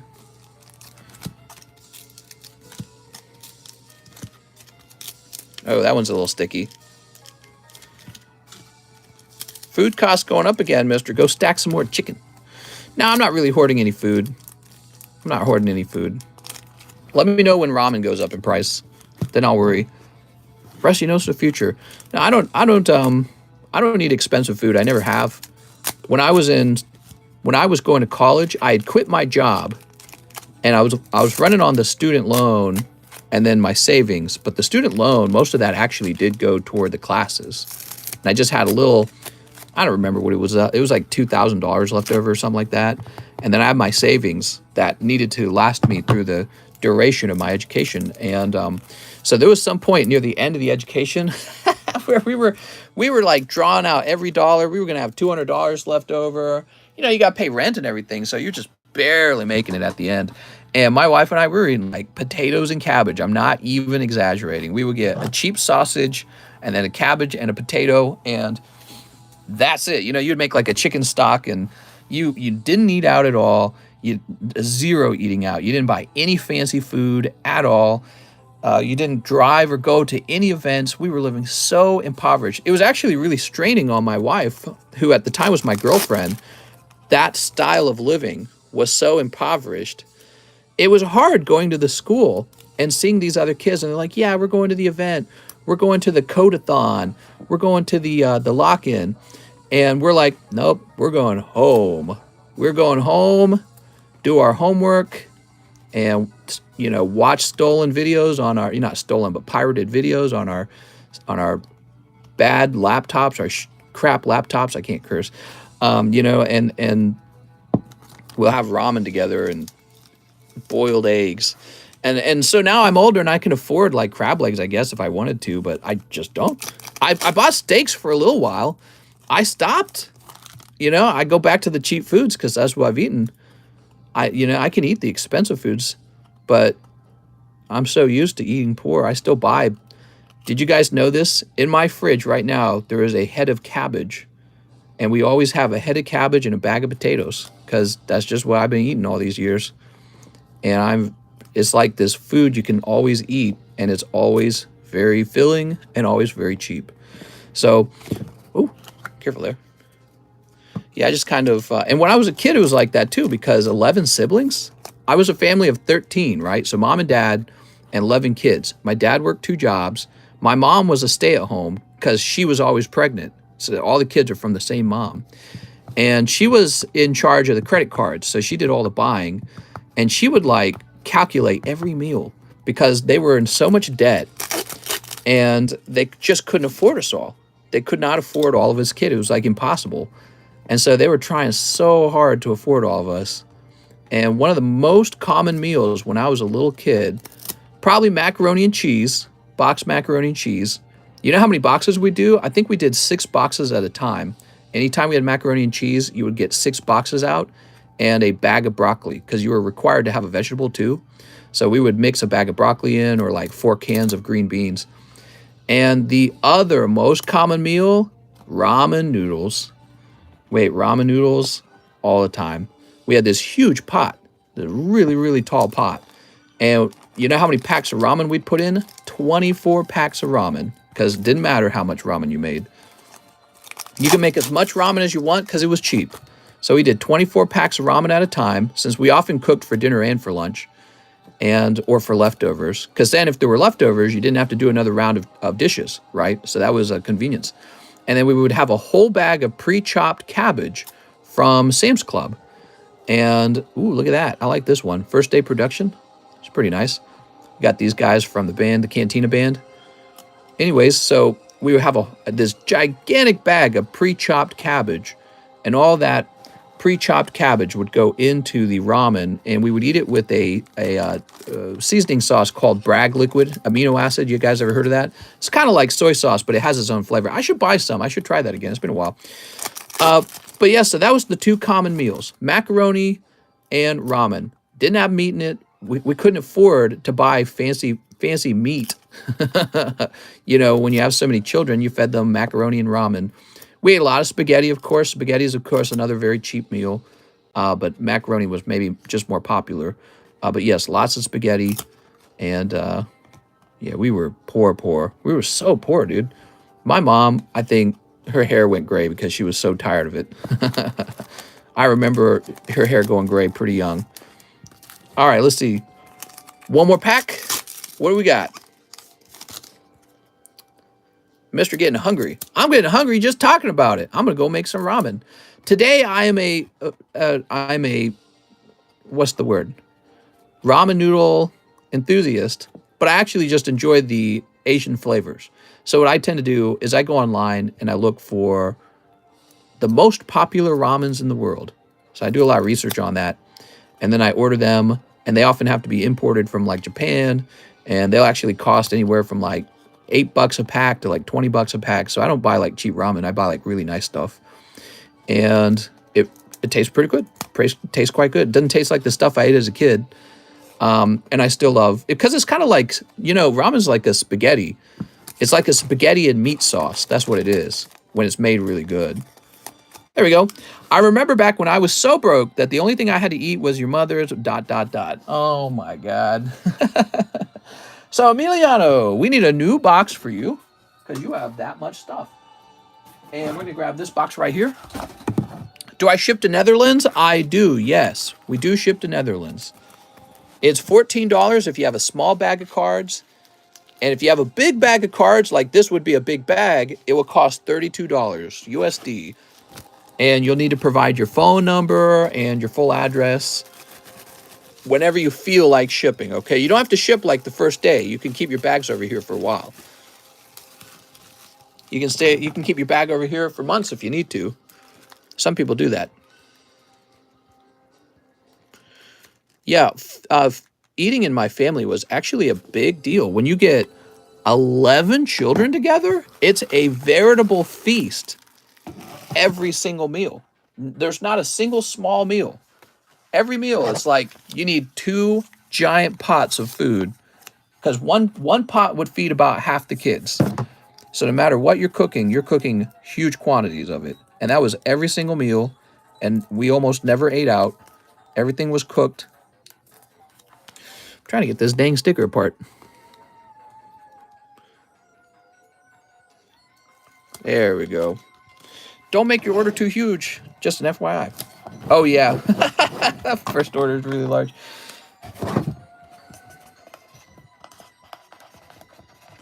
I wish I was in your family. I'd have a backpack of food and use that to take Pokemon. What? What are you talking about? A backpack of food? We always had food out, though. Yeah, we did always have food. We never went hungry, you know. A common food that my mom always had prepared, fruit and vegetables. She had those on the table like all day, every day. You know what I mean? Because she considered them healthy, and so she wanted to make sure we were always eating like carrot sticks, right? And she was real tough on forcing us to eat healthy. So we got Leo Flores, 10 battle regions for Leo Flores. Thanks, Leo. Sorry for the long wait. Do I pay shipping with my order or when I want to ship? You pay when you want to ship, okay? So whenever you want to ship, that's when you pay for it. Do I have more battle styles somewhere? Oh my gosh, where's my battle styles? So people are not ordering a lot of battle style recently. And so now I've forgotten where it's placed. Okay, so here's some battle style. We got 1, 2, 3. All right, you might have to excuse me. I'll be right back. I'm going to go get some more battle style right now.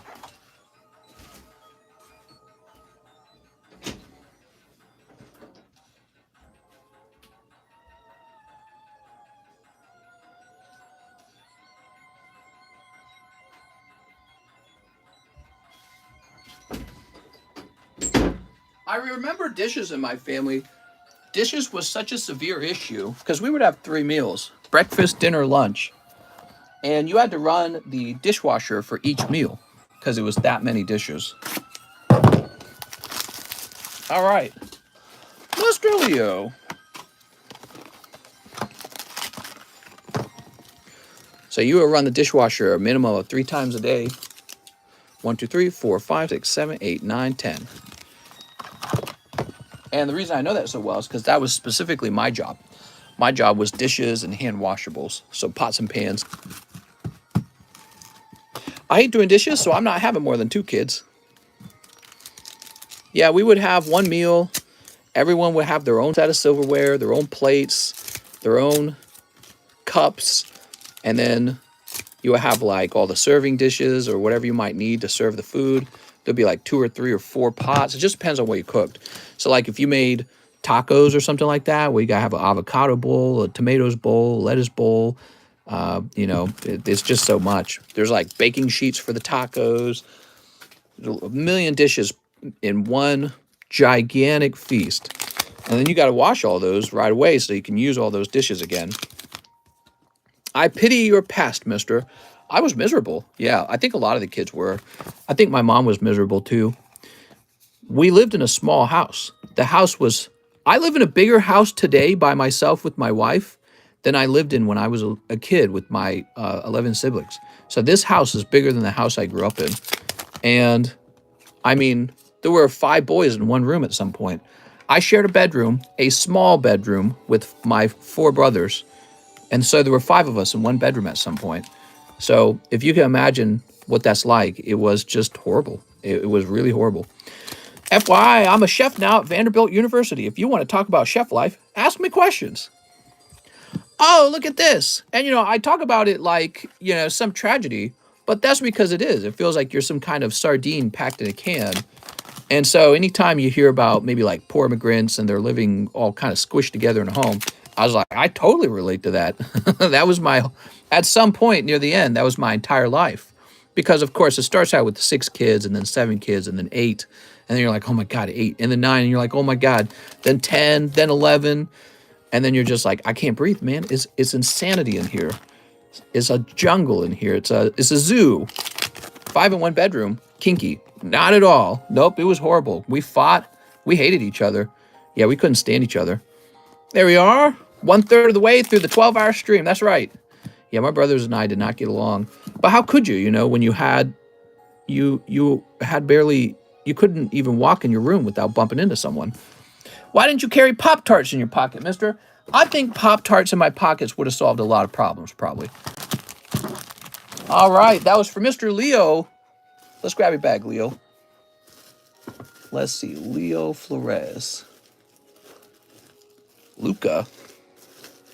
Yeah, we were very crammed. I don't think my mom handled it well. Aha, here we are. A jungle, sometimes it makes me wonder how I keep from going under. What? It must be lyrics. Let's go over those pulls again, shall we? So you got a lovely Verizian secret rare. Oof. Alex says, I never did that. All right, we'll put that there. Like father, like son, as they say. I do not have 11 kids. If I did, I would want to be wealthy proportionate to the number of kids I have so that they don't have to live like I did. All right, let's do a quick slab reshuffle. Here's that beautiful Houndoom, CGC 7.5, $70, based on similar prices. And there he is, looking real pretty. Over here, we have a $45 Tag Team Dust Noir Trevenant alternative art. Mr. got good pullout game. That's right. Here's Nidoqueen, PSA 7 Nidoqueen with the big swirl for $39. Mr. I sent for the Mew. Oh, nice. Here's a card I'm surprised nobody bought yet. This is base set Blastoise for $70. It's a beautiful card. I think it's always going to be a popular card. And here is, in case you've been wanting a 10 on the table, here's a PSA 10 of Jigglypuff. This is a special Jigglypuff. This is actually Squirtle deck Jigglypuff, so it's part of a special collection. It's not part of the regular base jungle set.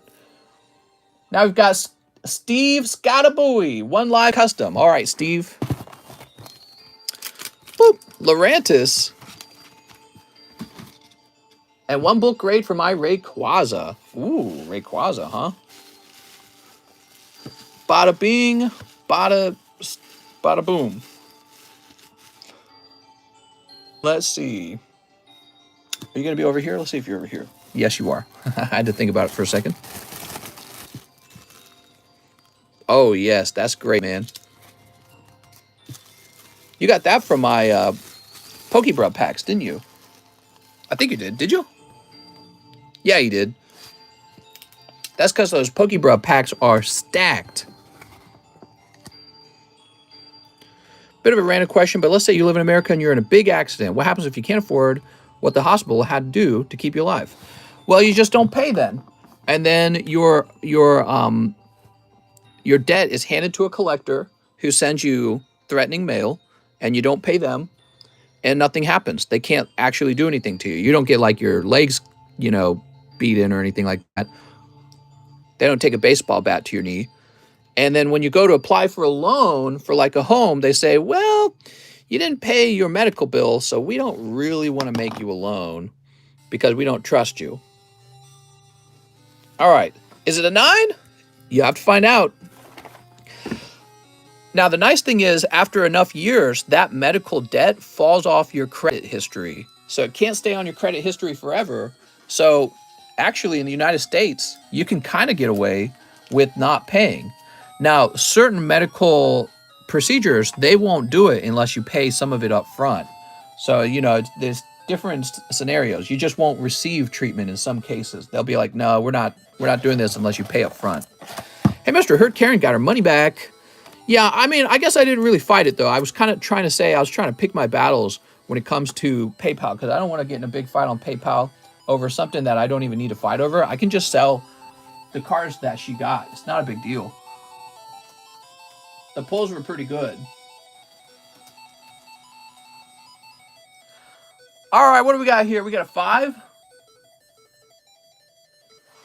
Well, let's make this light togetic.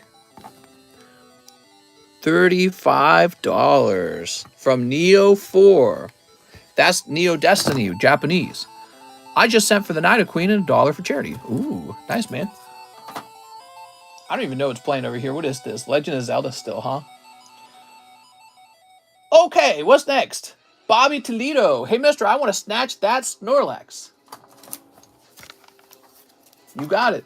Mr. Bobby says, oops, so it says Joshua back there. I'll just get you a new sleeve. Justice for Mister. I had an absolutely miserable childhood. I wouldn't describe it any other way. In fact, I would say almost the only positive thing I can remember about my childhood was playing video games and opening Pokemon cards. And that was it. It's almost like because of the extremely unhappy childhood, because of how stressful things were, having some form of escapism was even more important. You know what I mean? Bobby. Ooh. All right. Next up, we got Darren Thompson. He says 2 bulk grades. Ooh, Mr. Darren. I had a good one with my uncle. I can see how video games would have saved you. Yeah. Well, and I had to be careful because my parents were constantly going to punish me for playing video games. They had all kinds of limits and everything like that. Oh, well, you can't play too many video games.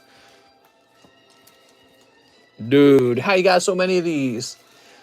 2 of the best Charizards?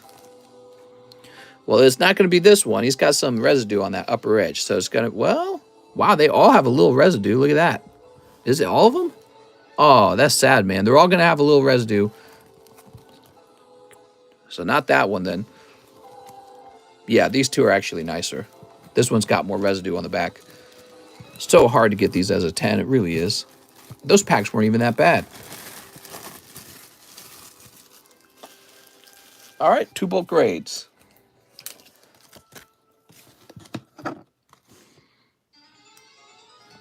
Here we are.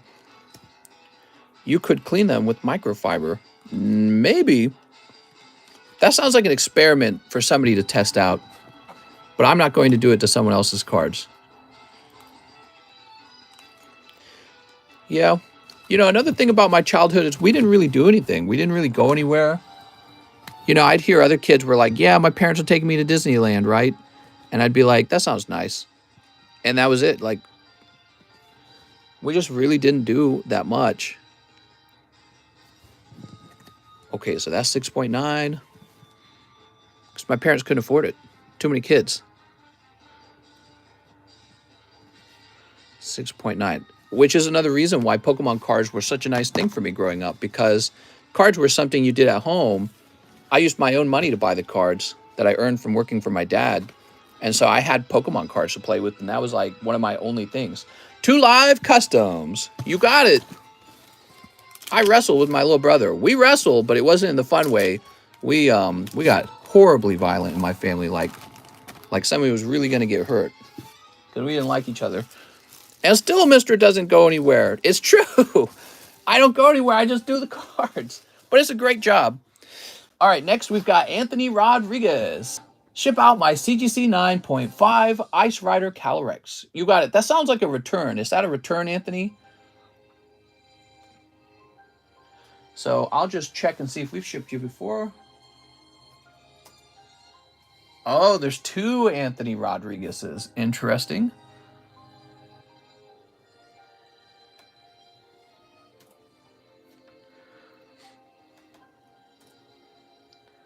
All right, let me grab your email. This is Anthony Rodriguez 49.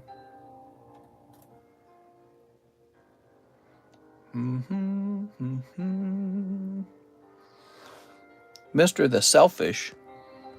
Geez, Mr.'s family relations sounds like a Mexican novella. What? There we go. Come on now. Oh, it's frozen. Oh, there it goes. All right, let me read that note again. So we covered politics, world issues, and family issues. I'm going to get high now. I could talk about my family for like all day long.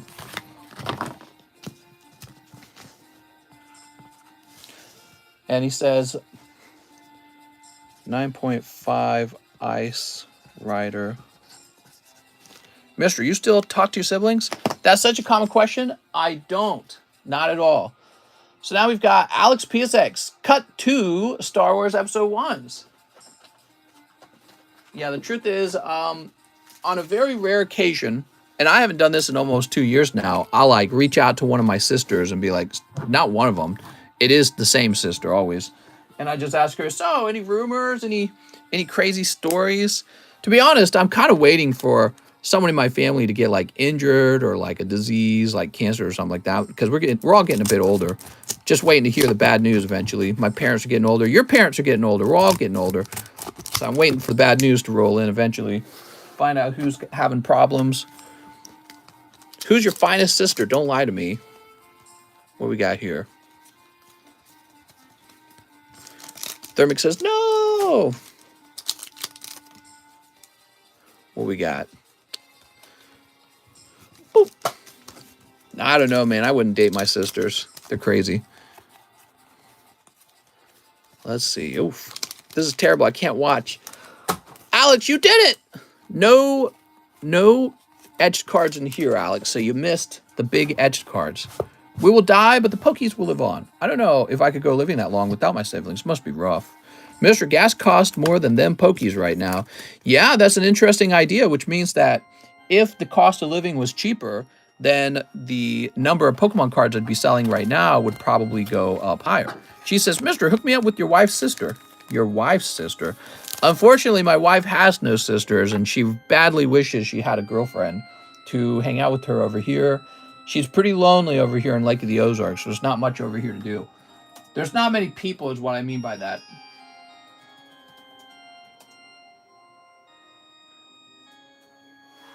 She's not going to make girlfriends out here in Lake of the Ozarks because there's like only old people. So this is a whopping, an unbelievable $18. This Hollow Hitmonchan 9. Okay, and now we have Patrick Strader, Pack Break, one last live boosty of the evening. You got it, Patrick Strader. Ah, it's still cold. That's a cold live custom boosty. Now, we're all done with this, I believe. 1, 2, 3, 4, 5, 6, 7, 8, 9. Okay, so Patrick Strader's going to make 10. Get ready for the pack break, everyone.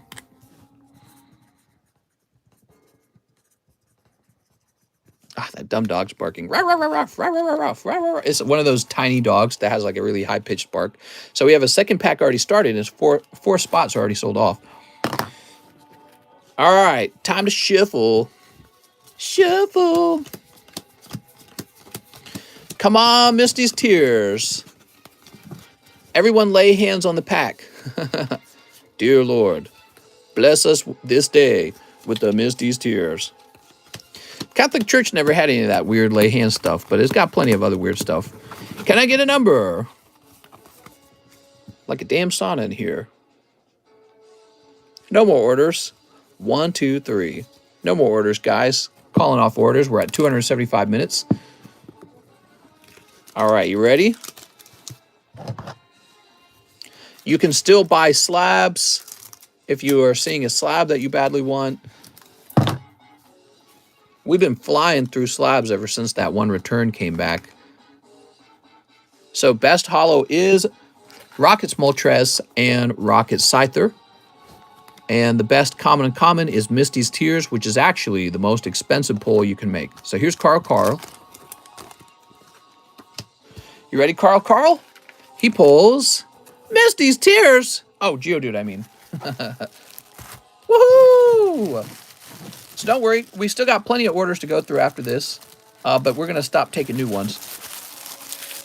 Today ended up being pretty busy. It's Sing-Ho J-Man. That's Brock's Rhyhorn. I'm sorry. I wish it was Misty's Tears. I wish everyone could have a Misty's Tears. I wish we could have like an error pack where everyone gets a CGC Perfect Misty's Tears. Mister, is the PSA 3 Gyarados still on the table? I believe it is. I think he was $35. He's a shadowless English holo. Maximilian Ubinus. Mr. Max. Getting a manky up here. He's all manky and shit. Oh, man, where's Maximilian Ubinus? Let's find his bag. Here he is. Dude, Manky's lame. He's just a monkey, dude. Freaking monkey. They're not even creative with the name. They just said monkey. Sir, that name's that's actually the name of the animal. Oh, Mankey? All right, that's the name. Oh, Brock's Diglett. Micro Diglett. Not impressed. No wonder Brock never actually got any of the girls he was simping for. Have you seen his Diglett? Oh, Ivan Ramirez, you got a huge bag. I'm not going to lift it out of there. I'm just going to slide him in. Diglett shaming? You're right. That's Diglett shaming. That's not right. That's not right. All right, now we got John Gartland. Oh, Misty's Poliwag. Misty's seen better. She's not impressed. Where do we put you? Up here? Misty's seen better Digletts, to be honest. Is the Raichu slab still there? Well, the Raichu slab from like 2 days ago, it's definitely sold. Everything's selling real fast right now, so you got to grab it before it disappears, because it's all basically disappearing. I mean, we have Mr. Fuoktai. Mr. Fuoktai, you pull. Oh, it's Electabuzz. All right, now you got a bag with the P, with the P. Here it is. You're also going to take this empty booster pack home with you. Sorry for your tough round there, man. Maximilian Ubinus again.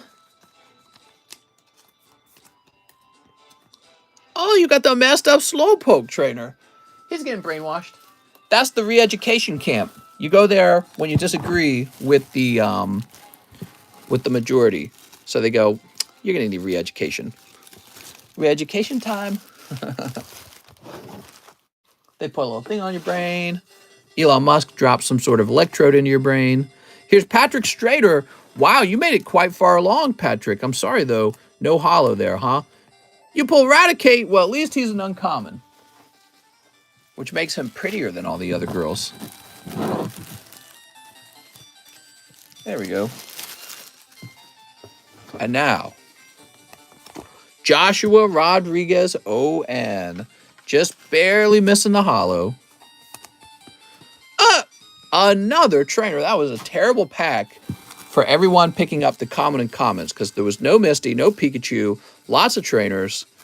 That was, in terms of common and commons, that was rough. But how about the holo? The holo's going to Dylan Cranfield. Wow. And he pulls, he pulls Rocket Scyther. Woo! Beautiful Rocket Scyther. That is a great card, man. Congratulations, Dylan. That's one of the best holos in the set, arguably the best. And Dylan Cranfield has this beastly bag. He got way too many holos in there. That's why it's so large. All right, Dylan's like, hey, that's a good pull. That's a nice pull. People are jelly. I can feel it. People are going, it should have been me. So, let's see. I was going to add a slab to the table, but you know what? Let's just keep this going. So now we're moving on to the next order. Sing Ho Jamin Store. Hey, Mr. I have a bag. 1 entry into the large. 1 live custom. 1 entry directly into the large? Jesus. That's Crobat.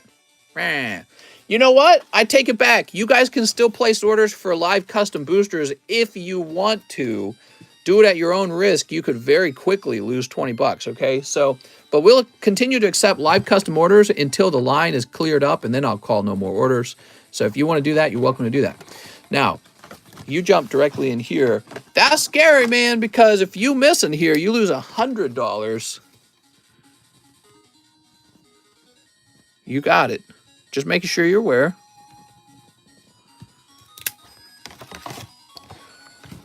All right. We have Jadian Meula, 2 Realm of the Gods. Do I still have Realm of the Gods? Why do I still have Realm of the Gods? That's the question. What's the grade on the Blastoise? This is a beautiful base set Blastoise 5. You can see is a holographic card. These booster packs for base set are selling for like $400, $500, I think, is the last time I checked. And they only give you a 50% chance for a holo. So, you know, in theory, it's like $800 per holo. And he's for 70 bucks, already in a slab. So, I don't know if Pokemon cards go much lower than this, to be honest. I think that's already pretty close to the low point. I think there's a lot of fear in the market right now.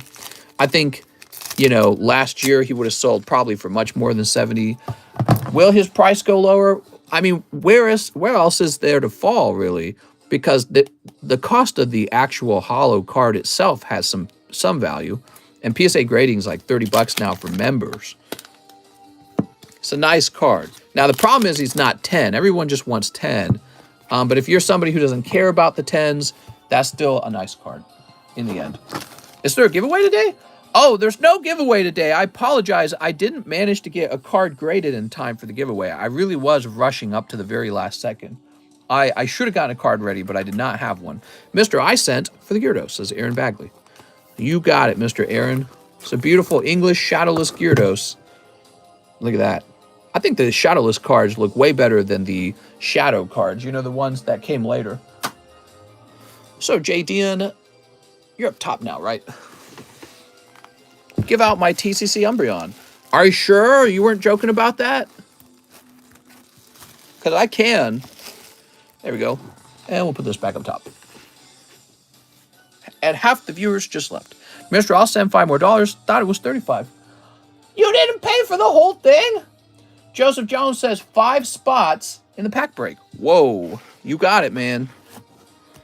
1, 2, 3, 4, 5. Okay, I take that back. There is a giveaway. Cheese is giving away his Karen's Umbreon, graded 9. Very nice of you, Cheese. It's very generous. Joseph Jones. Damn. We'll put you down as JJ, JJ, JJ, JJ.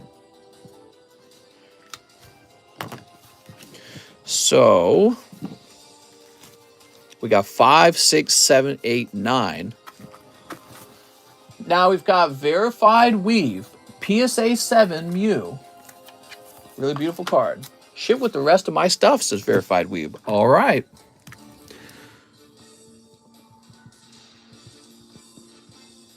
When did you order shipping? If you ordered shipping yesterday, it might not ship out with your stuff. Your stuff might have already been packaged. If you ordered shipping today, then definitely it will go out. Ooh. You're going to like that. Jesus Villar says, hey, mister, it's been a while. I have a bag. Can I have 5 of the Time Gazers? You can have 5 of the Time Gazers. That's so nice of you to ask. 1, 2, 3, 4, 5. Okay. Mister is still live. Holy. We go for 5 hours. It's a long time to be sitting here. You know, I have back support on the chair, but the truth is I lean forward to get my arms around the camera, and I've identified that as the cause of the back pain. I'm not truly resting when I sit. And, yep, it hurts. Here's Magnazone, a cold one, and Lilligant. Yeah, I always feel, I'm all sore after sitting for so long every day. So, Mr. Jesus, my legs get sore too. It's like just too much sitting. Like my leg muscles feel like they're atrophying. Let's find your bag.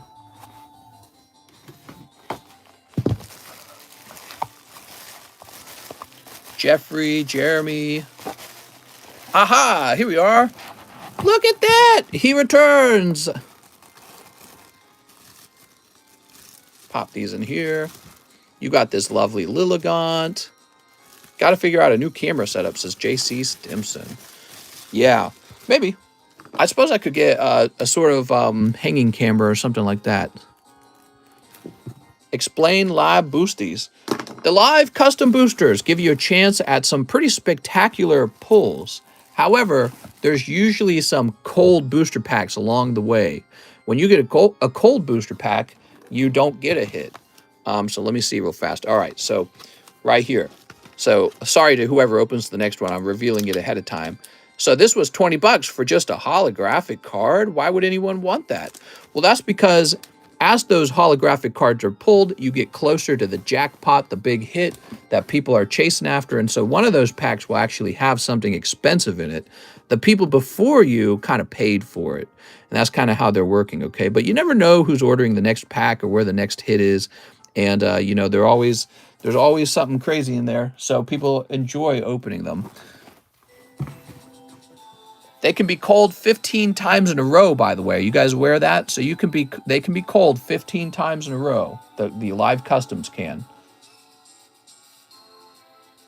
Edwin says, hold it for me. Edwin?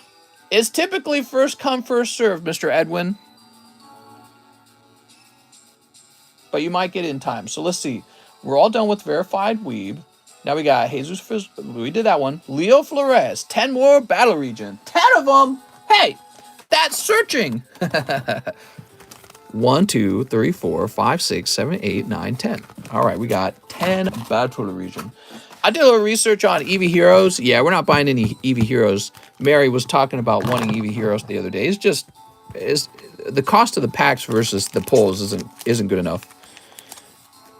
The Hitmonchan seems cheap. Do they pull 10 very often? So that is an Evolutions Hitmonchan, and he's PSA 9, and there are a lot of PSA 9s because everyone's trying to grade for a PSA 10. So the PSA 10s are really hard to grade because they almost always have a print line right in the middle. And so there's a lot of failed 9s that were attempts for the 10, including mine. And so the 9s get cheap because people keep trying to get a 10 to grade at PSA. So that's why it's so cheap. Turns out there's a lot of Hitmonchans. Mary kept talking about buying a box, but didn't buy anything. Rah! Yeah, I know. She was just teasing, I'm sure. Here's 2 hollows.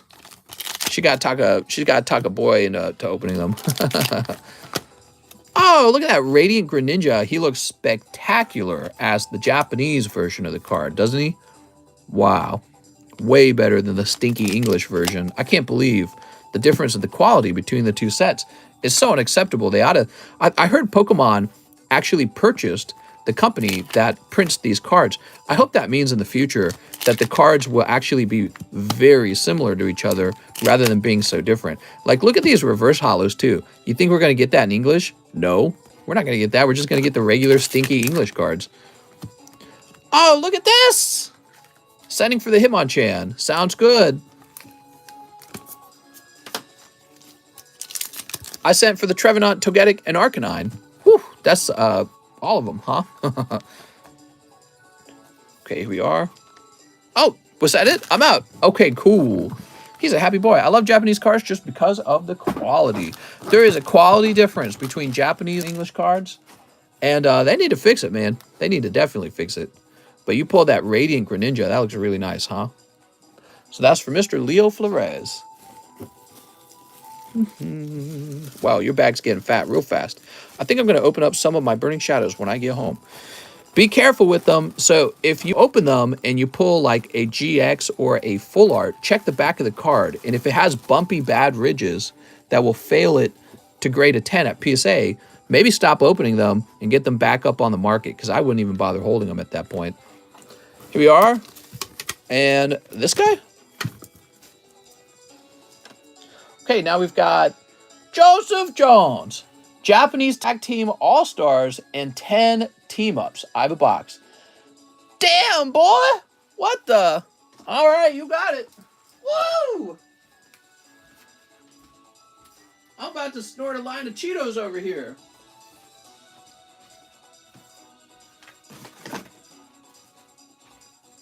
One of these.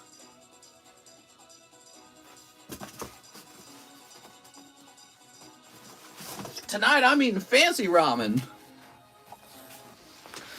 Whew. 1, 2, 3, 4, 5, 6, 7, 8, 9, 10. Oh my god, dude. The frick? That's a lot of Pokemons. Start opening them up. Jared said, let's go God Pack. So these are blisters. We've had pretty good luck with the blisters overall. Can I request Cheeto-covered finger pack openings? That'd be funny.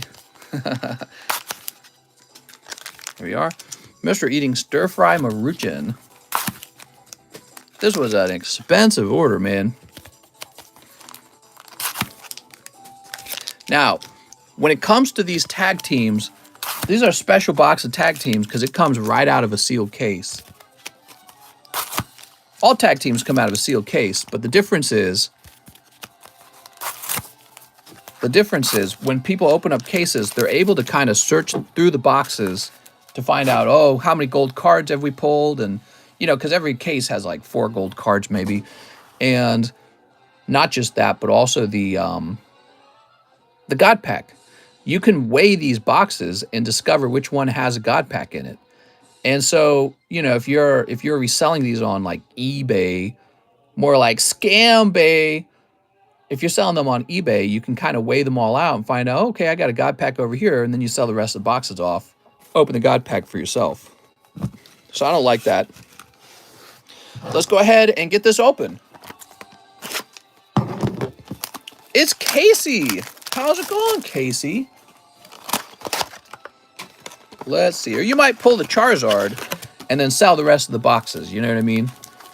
Ooh, beautiful. So we got to get you a hot one because you just went real deep. Oh my God. It's like a bar of gold. How much gold would this be? I think a little less than half an ounce, right? Well, no.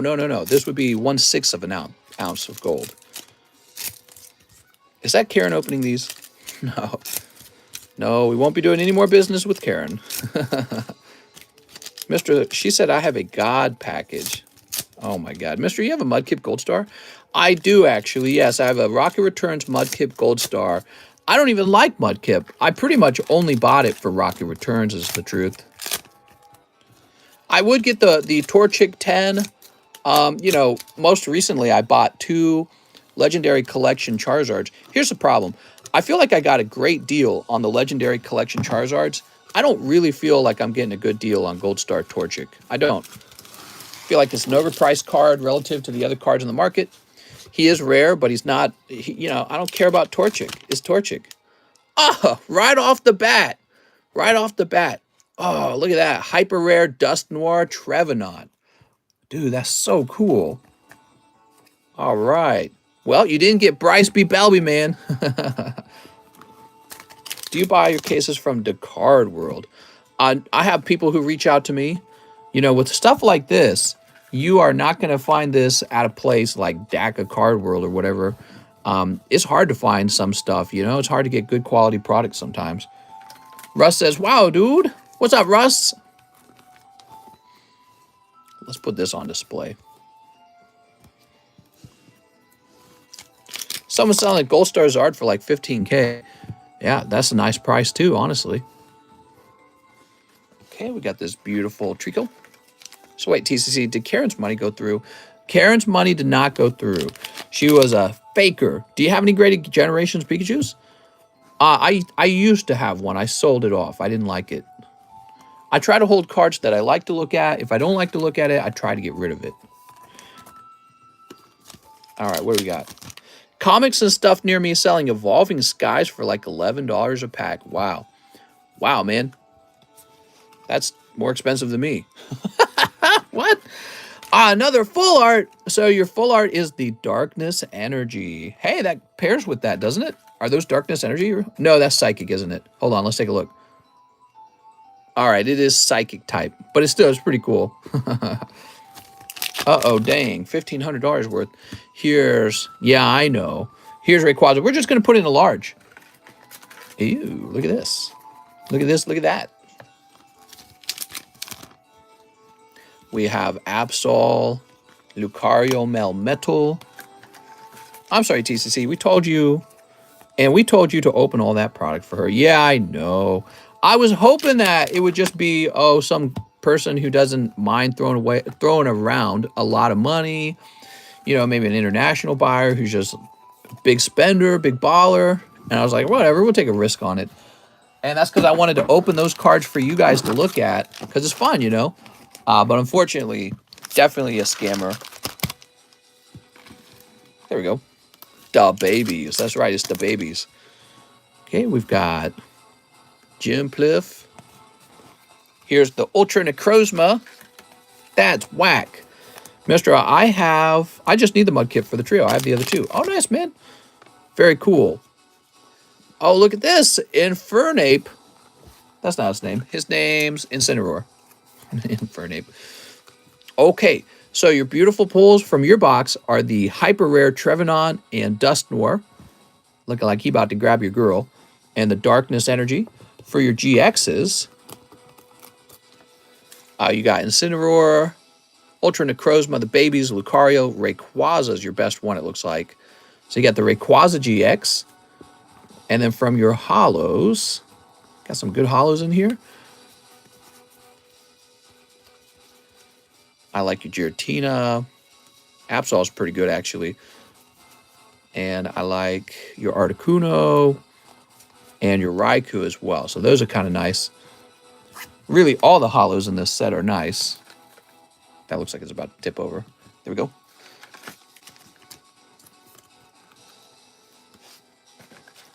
Isn't that pretty? They're so pretty, you feel like you want to grade the holos. I mean, look at this. That actually looks crazy.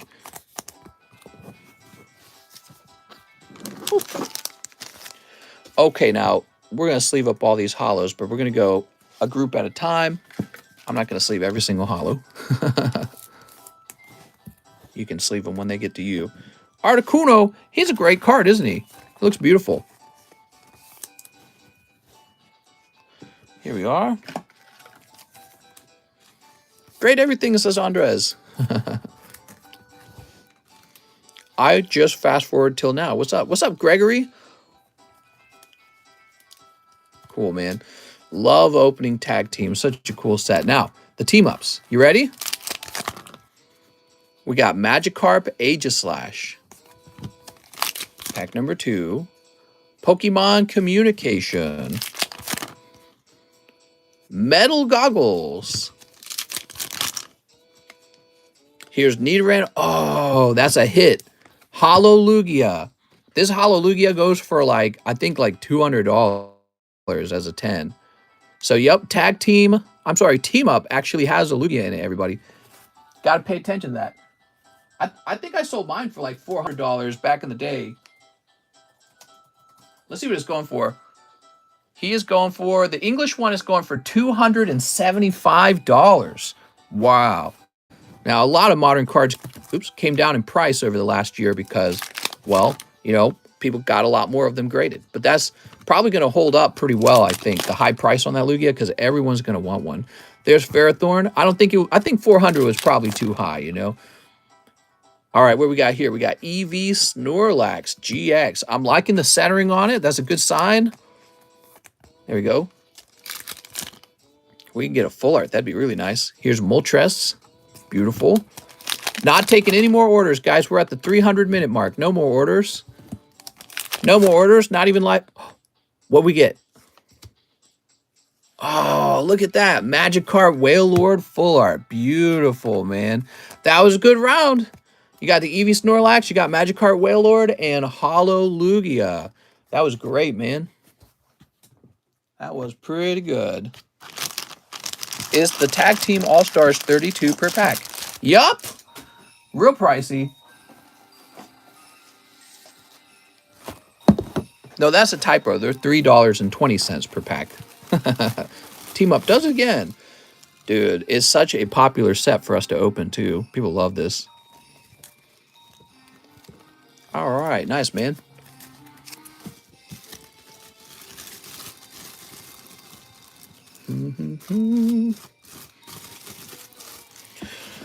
Zoop. Beautiful.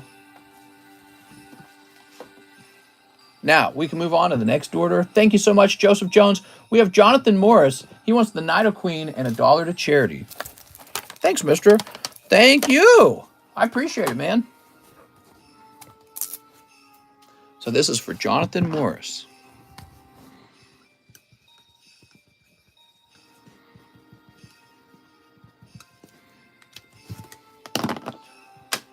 Okay.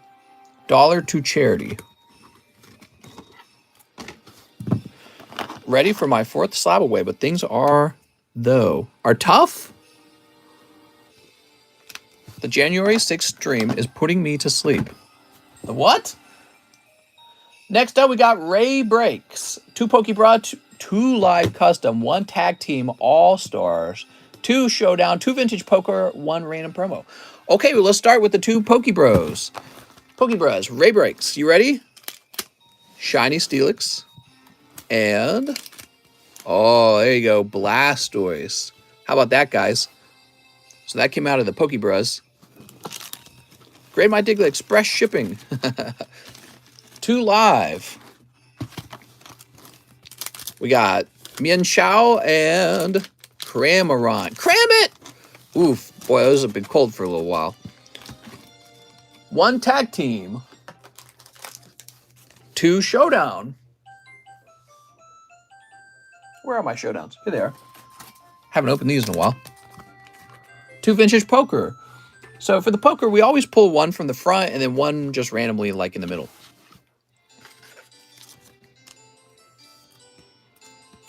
Oh, Scyther. Look at that, everybody. And then, what's this going to be? Is the Blastoise gone? That one? I don't think so. Oh, man, Hoppip. Is that Hoppip? That's Skiploom, right? Skiploom, I mean. 1 random promo. So we got this weird thing. We got this promo box. And you're going to end up with Noctis Full Art from Final Fantasy. All right. Now let's get these open. Nice to meet you, Mr. Ray Breaks. I think you're new, right? Sleep. So you're going to get a new bag for yourself. Here's... Well, you got Mawile. Mawile is not the best GX. Damn it, Mawile! Apparently, Mawile is based off of a woman who has like a second head or something like that. In Japanese lore. Japanese fairy tales.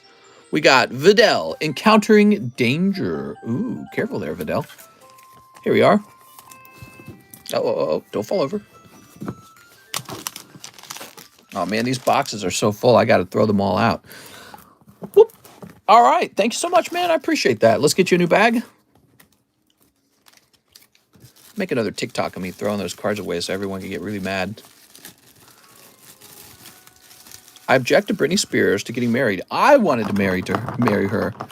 What did I miss with Karen? So basically, the dispute did run through, and I think that she got her money back, or if it was even her, it might have been a stolen card for all we know. I didn't really want to dispute it. It felt kind of like, you know, here's this international person who just popped up with $1,500 named Karen, which if that is a girl's name, it's not normal for like a girl to come in here and spend $1,500. So, I mean, to be honest, considering I can get my money back on the polls anyways, if it really was like a stolen card or something, I don't care. They should just get their money back. And I don't want to fight PayPal over this issue. So I haven't said anything. I haven't really done anything. I just let it run through. Emiliano says, one spot in the UFC break. Ooh, this UFC break suddenly filling up. You got it. Oh, you've already got a spot. So you're going to have 2 spots. He said, give me 2 of them. All right. So that is kind of filling up. Please ship my bags and these slabs. Please leave behind Machine Dramon, 2 cards. Imperial Dramon, Star Wars Cantina Series 3, first production, and 4 for the charity. All right, so this is going to say 76.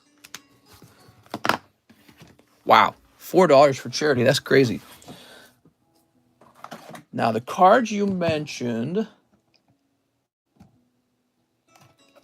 would have come out of here.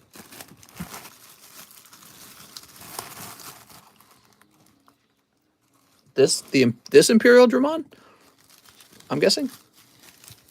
You actually have so many cards that this is a really good idea that you're shipping out, because it's really hard to know. But it looks like everything you picked was probably from this current round. Star Wars Cantina 3, I felt like that was this pack here. Oh my god, I'm so good. How good was that, guys?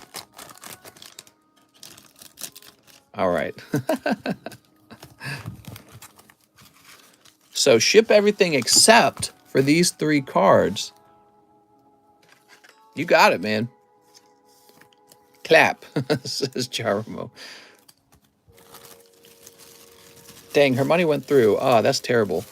It just is what it is. You know, you got to deal with problems like this. You know, if you're gonna run a business, you're gonna run into problems just like this. It will happen. Karen account was new, so maybe a fake name. Probably not a fake name. I guess it could have been, but yeah, it's either a troll, but more likely it could have been like a thief, and because it's more likely that it's a thief, and that account with PayPal will end up getting like disabled. You know, people have like their PayPal accounts closed down. Oh, I can't use my PayPal account. Sometimes because you were doing some fishy stuff, and PayPal said, oh, we're closing you down. So they're real. That's why I like PayPal. PayPal shuts your account down right away if you're doing stuff that they don't like. What did she order? $1,500 of cards. And we're going to have a large. It's going to be called the Karen Large. And we'll make it cheaper than $1,500 to be nice. So, Mr. Emiliano, you're going to get a medium box. My God, we have a lot to ship to you.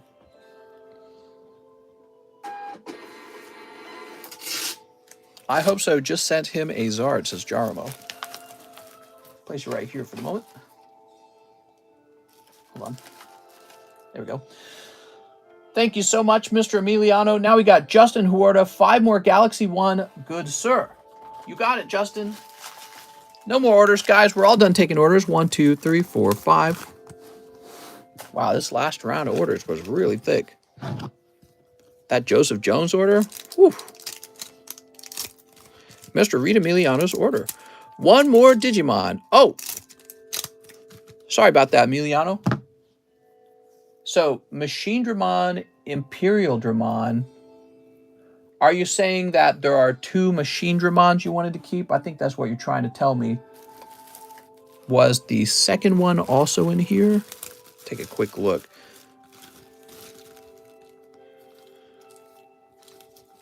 Do you remember? That's War Greymon. Do you roughly remember where the other machine Dramon was? Was it in this round or was it in one of the other boxes? One of the other bags? He says yes, so you think it was in here, huh? Here's an Imperial Dramon Dragon Mode. Oh, older bag. I got you. Okay. So let's go hunting for Emiliano's Machine Dramon to make sure we don't accidentally ship it out, because he's probably thinking maybe he wants to grade it.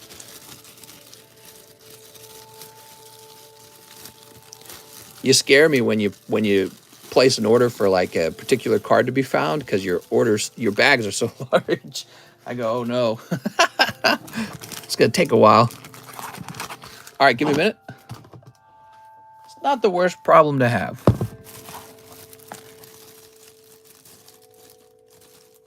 Those appear to mostly be basketball.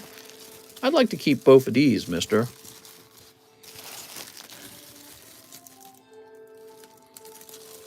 So I'm just doing a brief look into the bags.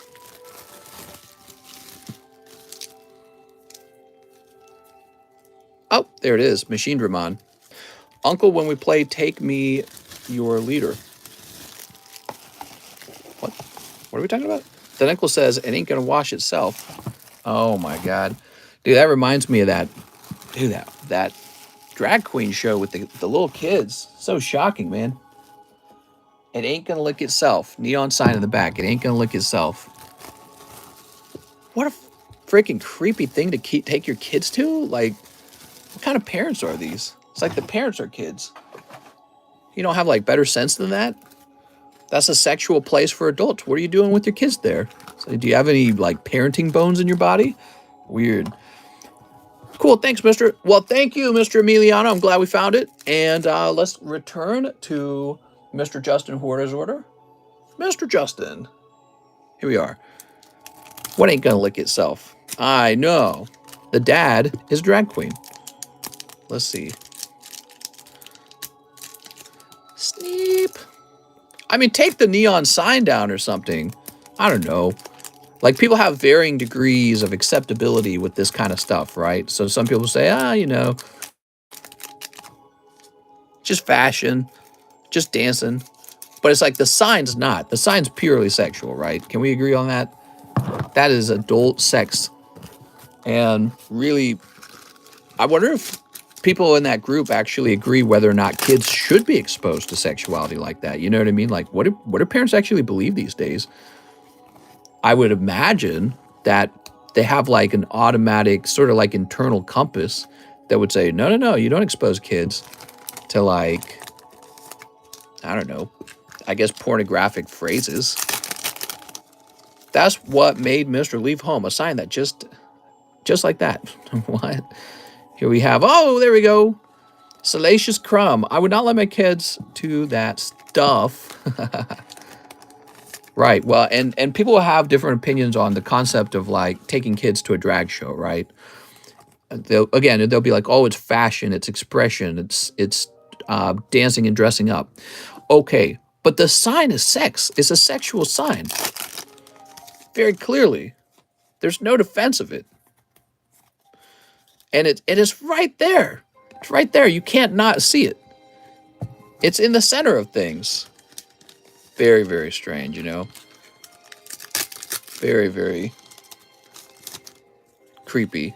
When you have a word like grooming, and it's getting tossed around really quickly these days, I guess if you were to stand there and ask yourself, like, what is grooming? You know, like, what is it really? Might be kind of like that, you know? Just exposing your kids to stuff at a really young age that maybe they shouldn't be exposed to kind of ruins their innocence. Weird, man. All right, that's for Justin Huerta. Where do you draw the line? You know, like, what's the actual line? Is there a line? And I feel like there isn't a line. That's the thing. There is no line in a truly subjectivist society. There is no line. The line is, what can I get away with? That's the line. You know what I mean? Yeah, I get in an argument about stuff like that with a friend about Pride Month, and like, love is love, but my kids don't need to know about that until they are older. Right, and I'm a sexual person. We talk about sexual stuff all the time on this stream. I love talking about it. It's fun. I'm very, like, sex positive, you know, kind of mindset. I don't care what you do. Yeah, I do crazy stuff, too. But it's like, Kids, though. So, okay, what's the age limit, right? Can we all just agree on what not to do to kids when it comes to sexuality? But, you know, I increasingly realize we can't. We can't because that's what subjectivist morality does. It just sort of leads directly toward chaos because there's no definition for anything, and anything can be justified if you're good enough at reasoning, you know what I mean?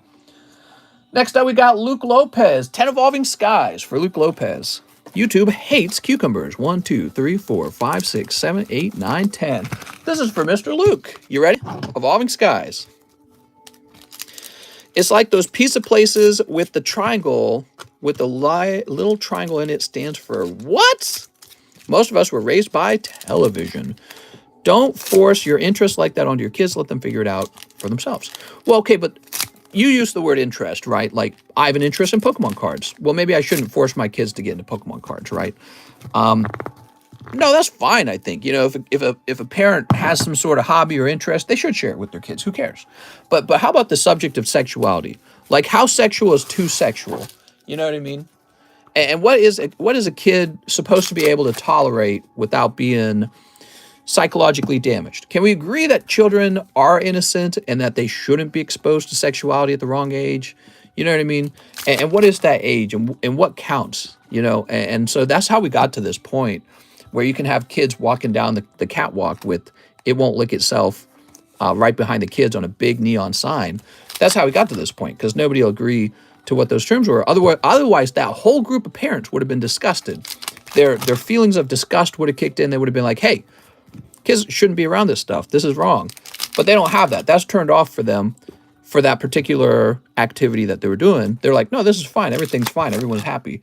So, but then where's the line? What is the actual line? I'd like to hear their opinion on what the line is and what they think is fine. Because, you know, I guess the neon sign for them is fine. Look at that, Aroma Lady. Woo! She had an innocent childhood. Look how peaceful she is. Her mind is at peace because her parents didn't take her to a drag show where the neon sign in the back said, "It won't lick itself." She just looks wholesome and happy. Here's Zygarde and Scroll of the Flying Dragon. What do the rich do when they're bored? Copycat. Wow, Copycat. She's got a backwards hat. She's so cool. Okay, that's for Luke Lopez. Mr. Luke. You got both of the trainer cards. Both of these, really. And you got a large bag. Thanks so much, Luke. I appreciate that. Remember, Galaxy 3 has etched and transparent clear zone. Got a lot of hollows in there. You guys ever want your bags to go on a diet, you can always ask me to remove the hollows if you don't think that the Sword and Shield hollows are enriching your life in some meaningful way. Aaron Bagley says, "Hello, mister. I'd like the PSA 3 Shadowless Gyarados." Where does the stream end? Well, it was supposed to be over like 17 minutes ago. The sun's going down. My wife has not seen me. She got off work at 5. So I gotta wrap up, guys. We gotta wrap it up. Here we are, Aaron Bagley. Let's go into fast forward mode, huh? Now we got Aaron Bagley. He says, "The rest of the money for the Gyarados." Why, thank you, Aaron Bagley. So kind. So Joseph Jones, I know you went deep on this. I was hoping to pack break this for you, but we're gonna have to save it for tomorrow. And it'll probably be pack broken very early tomorrow, okay? Tomorrow's what, Friday? Nathan Fellow says, Trevenant, Dusknoir, Togetic, Arcanine. So, whoop, whoop, whoop. He says, "Cancel my SLAB-AWAY. I think I did the math right. 140 for the new slabs, 20 for the cancellation fee. I think I should get back 99 for my SLAB-AWAY as credit. So 160 for the slabs and then cancel fee minus the credit for my SLAB-AWAY is 61. Well, there's a lot of talking. All right. Sounds good, man. I'll trust you this time since I'm in a hurry to end the stream. 60.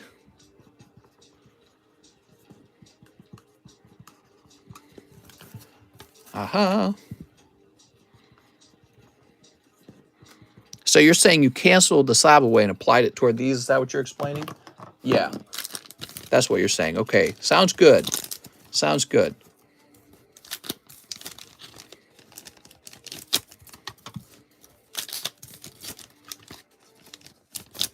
Can you ship Mew with my bag? I sure can. If you ordered shipping today, then yes, I can ship them together. Absolutely. So Nathan, we gotta find out what that SLAB-AWAY was real fast. Give me a minute. All right, so we have Nathan Fellows. He had Gengar. You got pricey Gengar, dude. Okay, I'm gonna go locate that Gengar real fast. Mr. Nathan.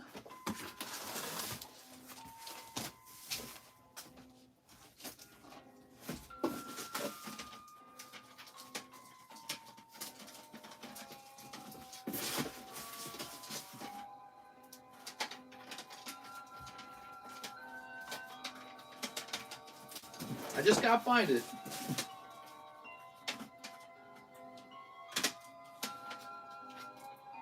Oh, I found it. All right, cool.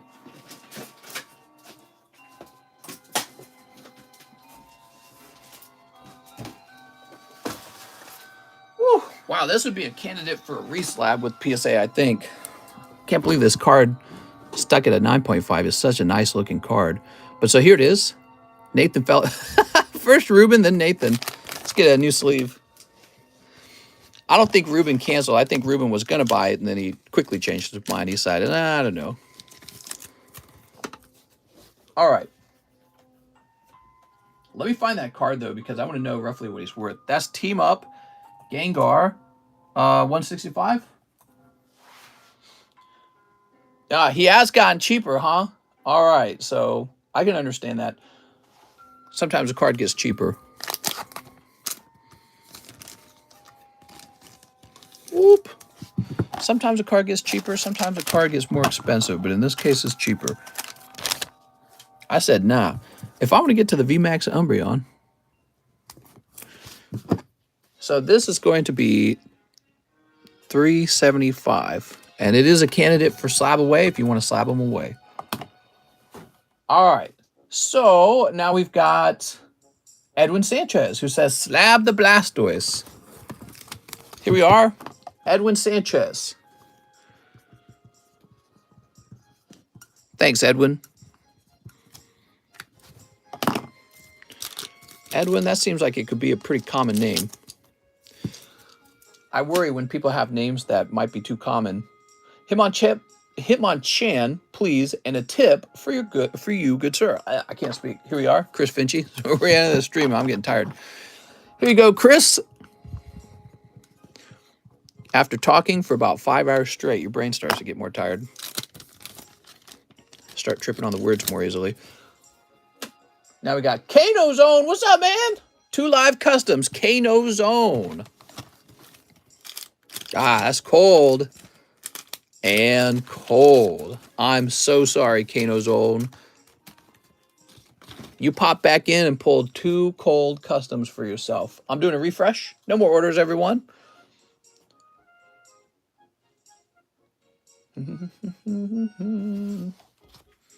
Where's that slab?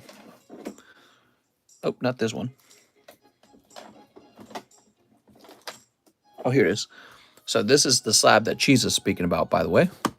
Thank you. I only met 3 Edwin in my life so far. Only 3?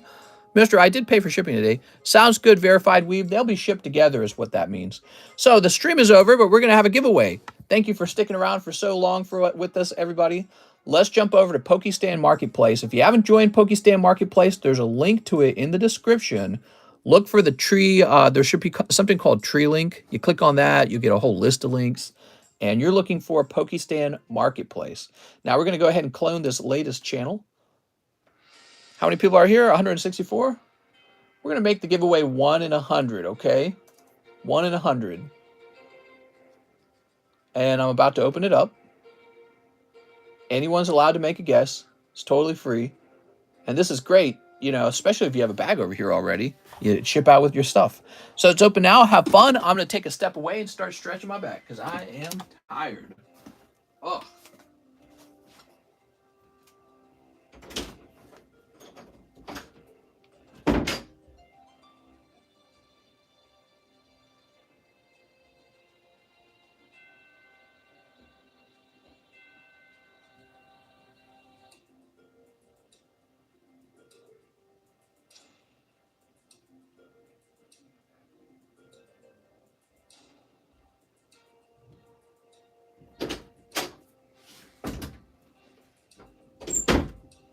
I'm back. You best not. I don't want any more of your bullcrap. What, you guys still guessing? Fine. Have your guesses. See if I care. Whew. We got a lot of these cheap vintage slabs, and I think people are liking them because these are actually selling pretty fast.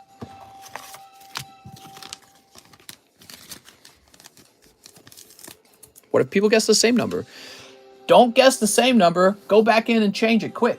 You want to have a unique number.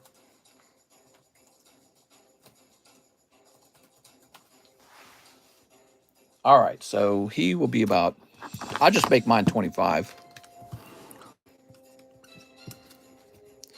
But to answer your question, if two people had the same number, the person who guessed it first would be the winner if your number was chosen.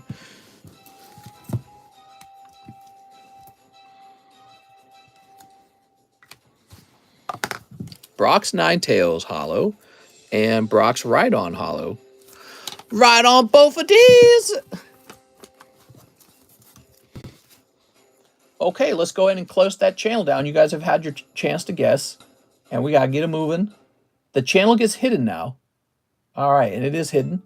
Now we use the random number generator, wherever that is. Where did it go? All right, I'll just open a new. Oh, there it is. I found it. I got like 100 tabs open. So it was best out of 100. Really? Went from 16 to 17. The winning number is 17. Here goes. 17, Cruel World. Hey, I recognize that. Who is this?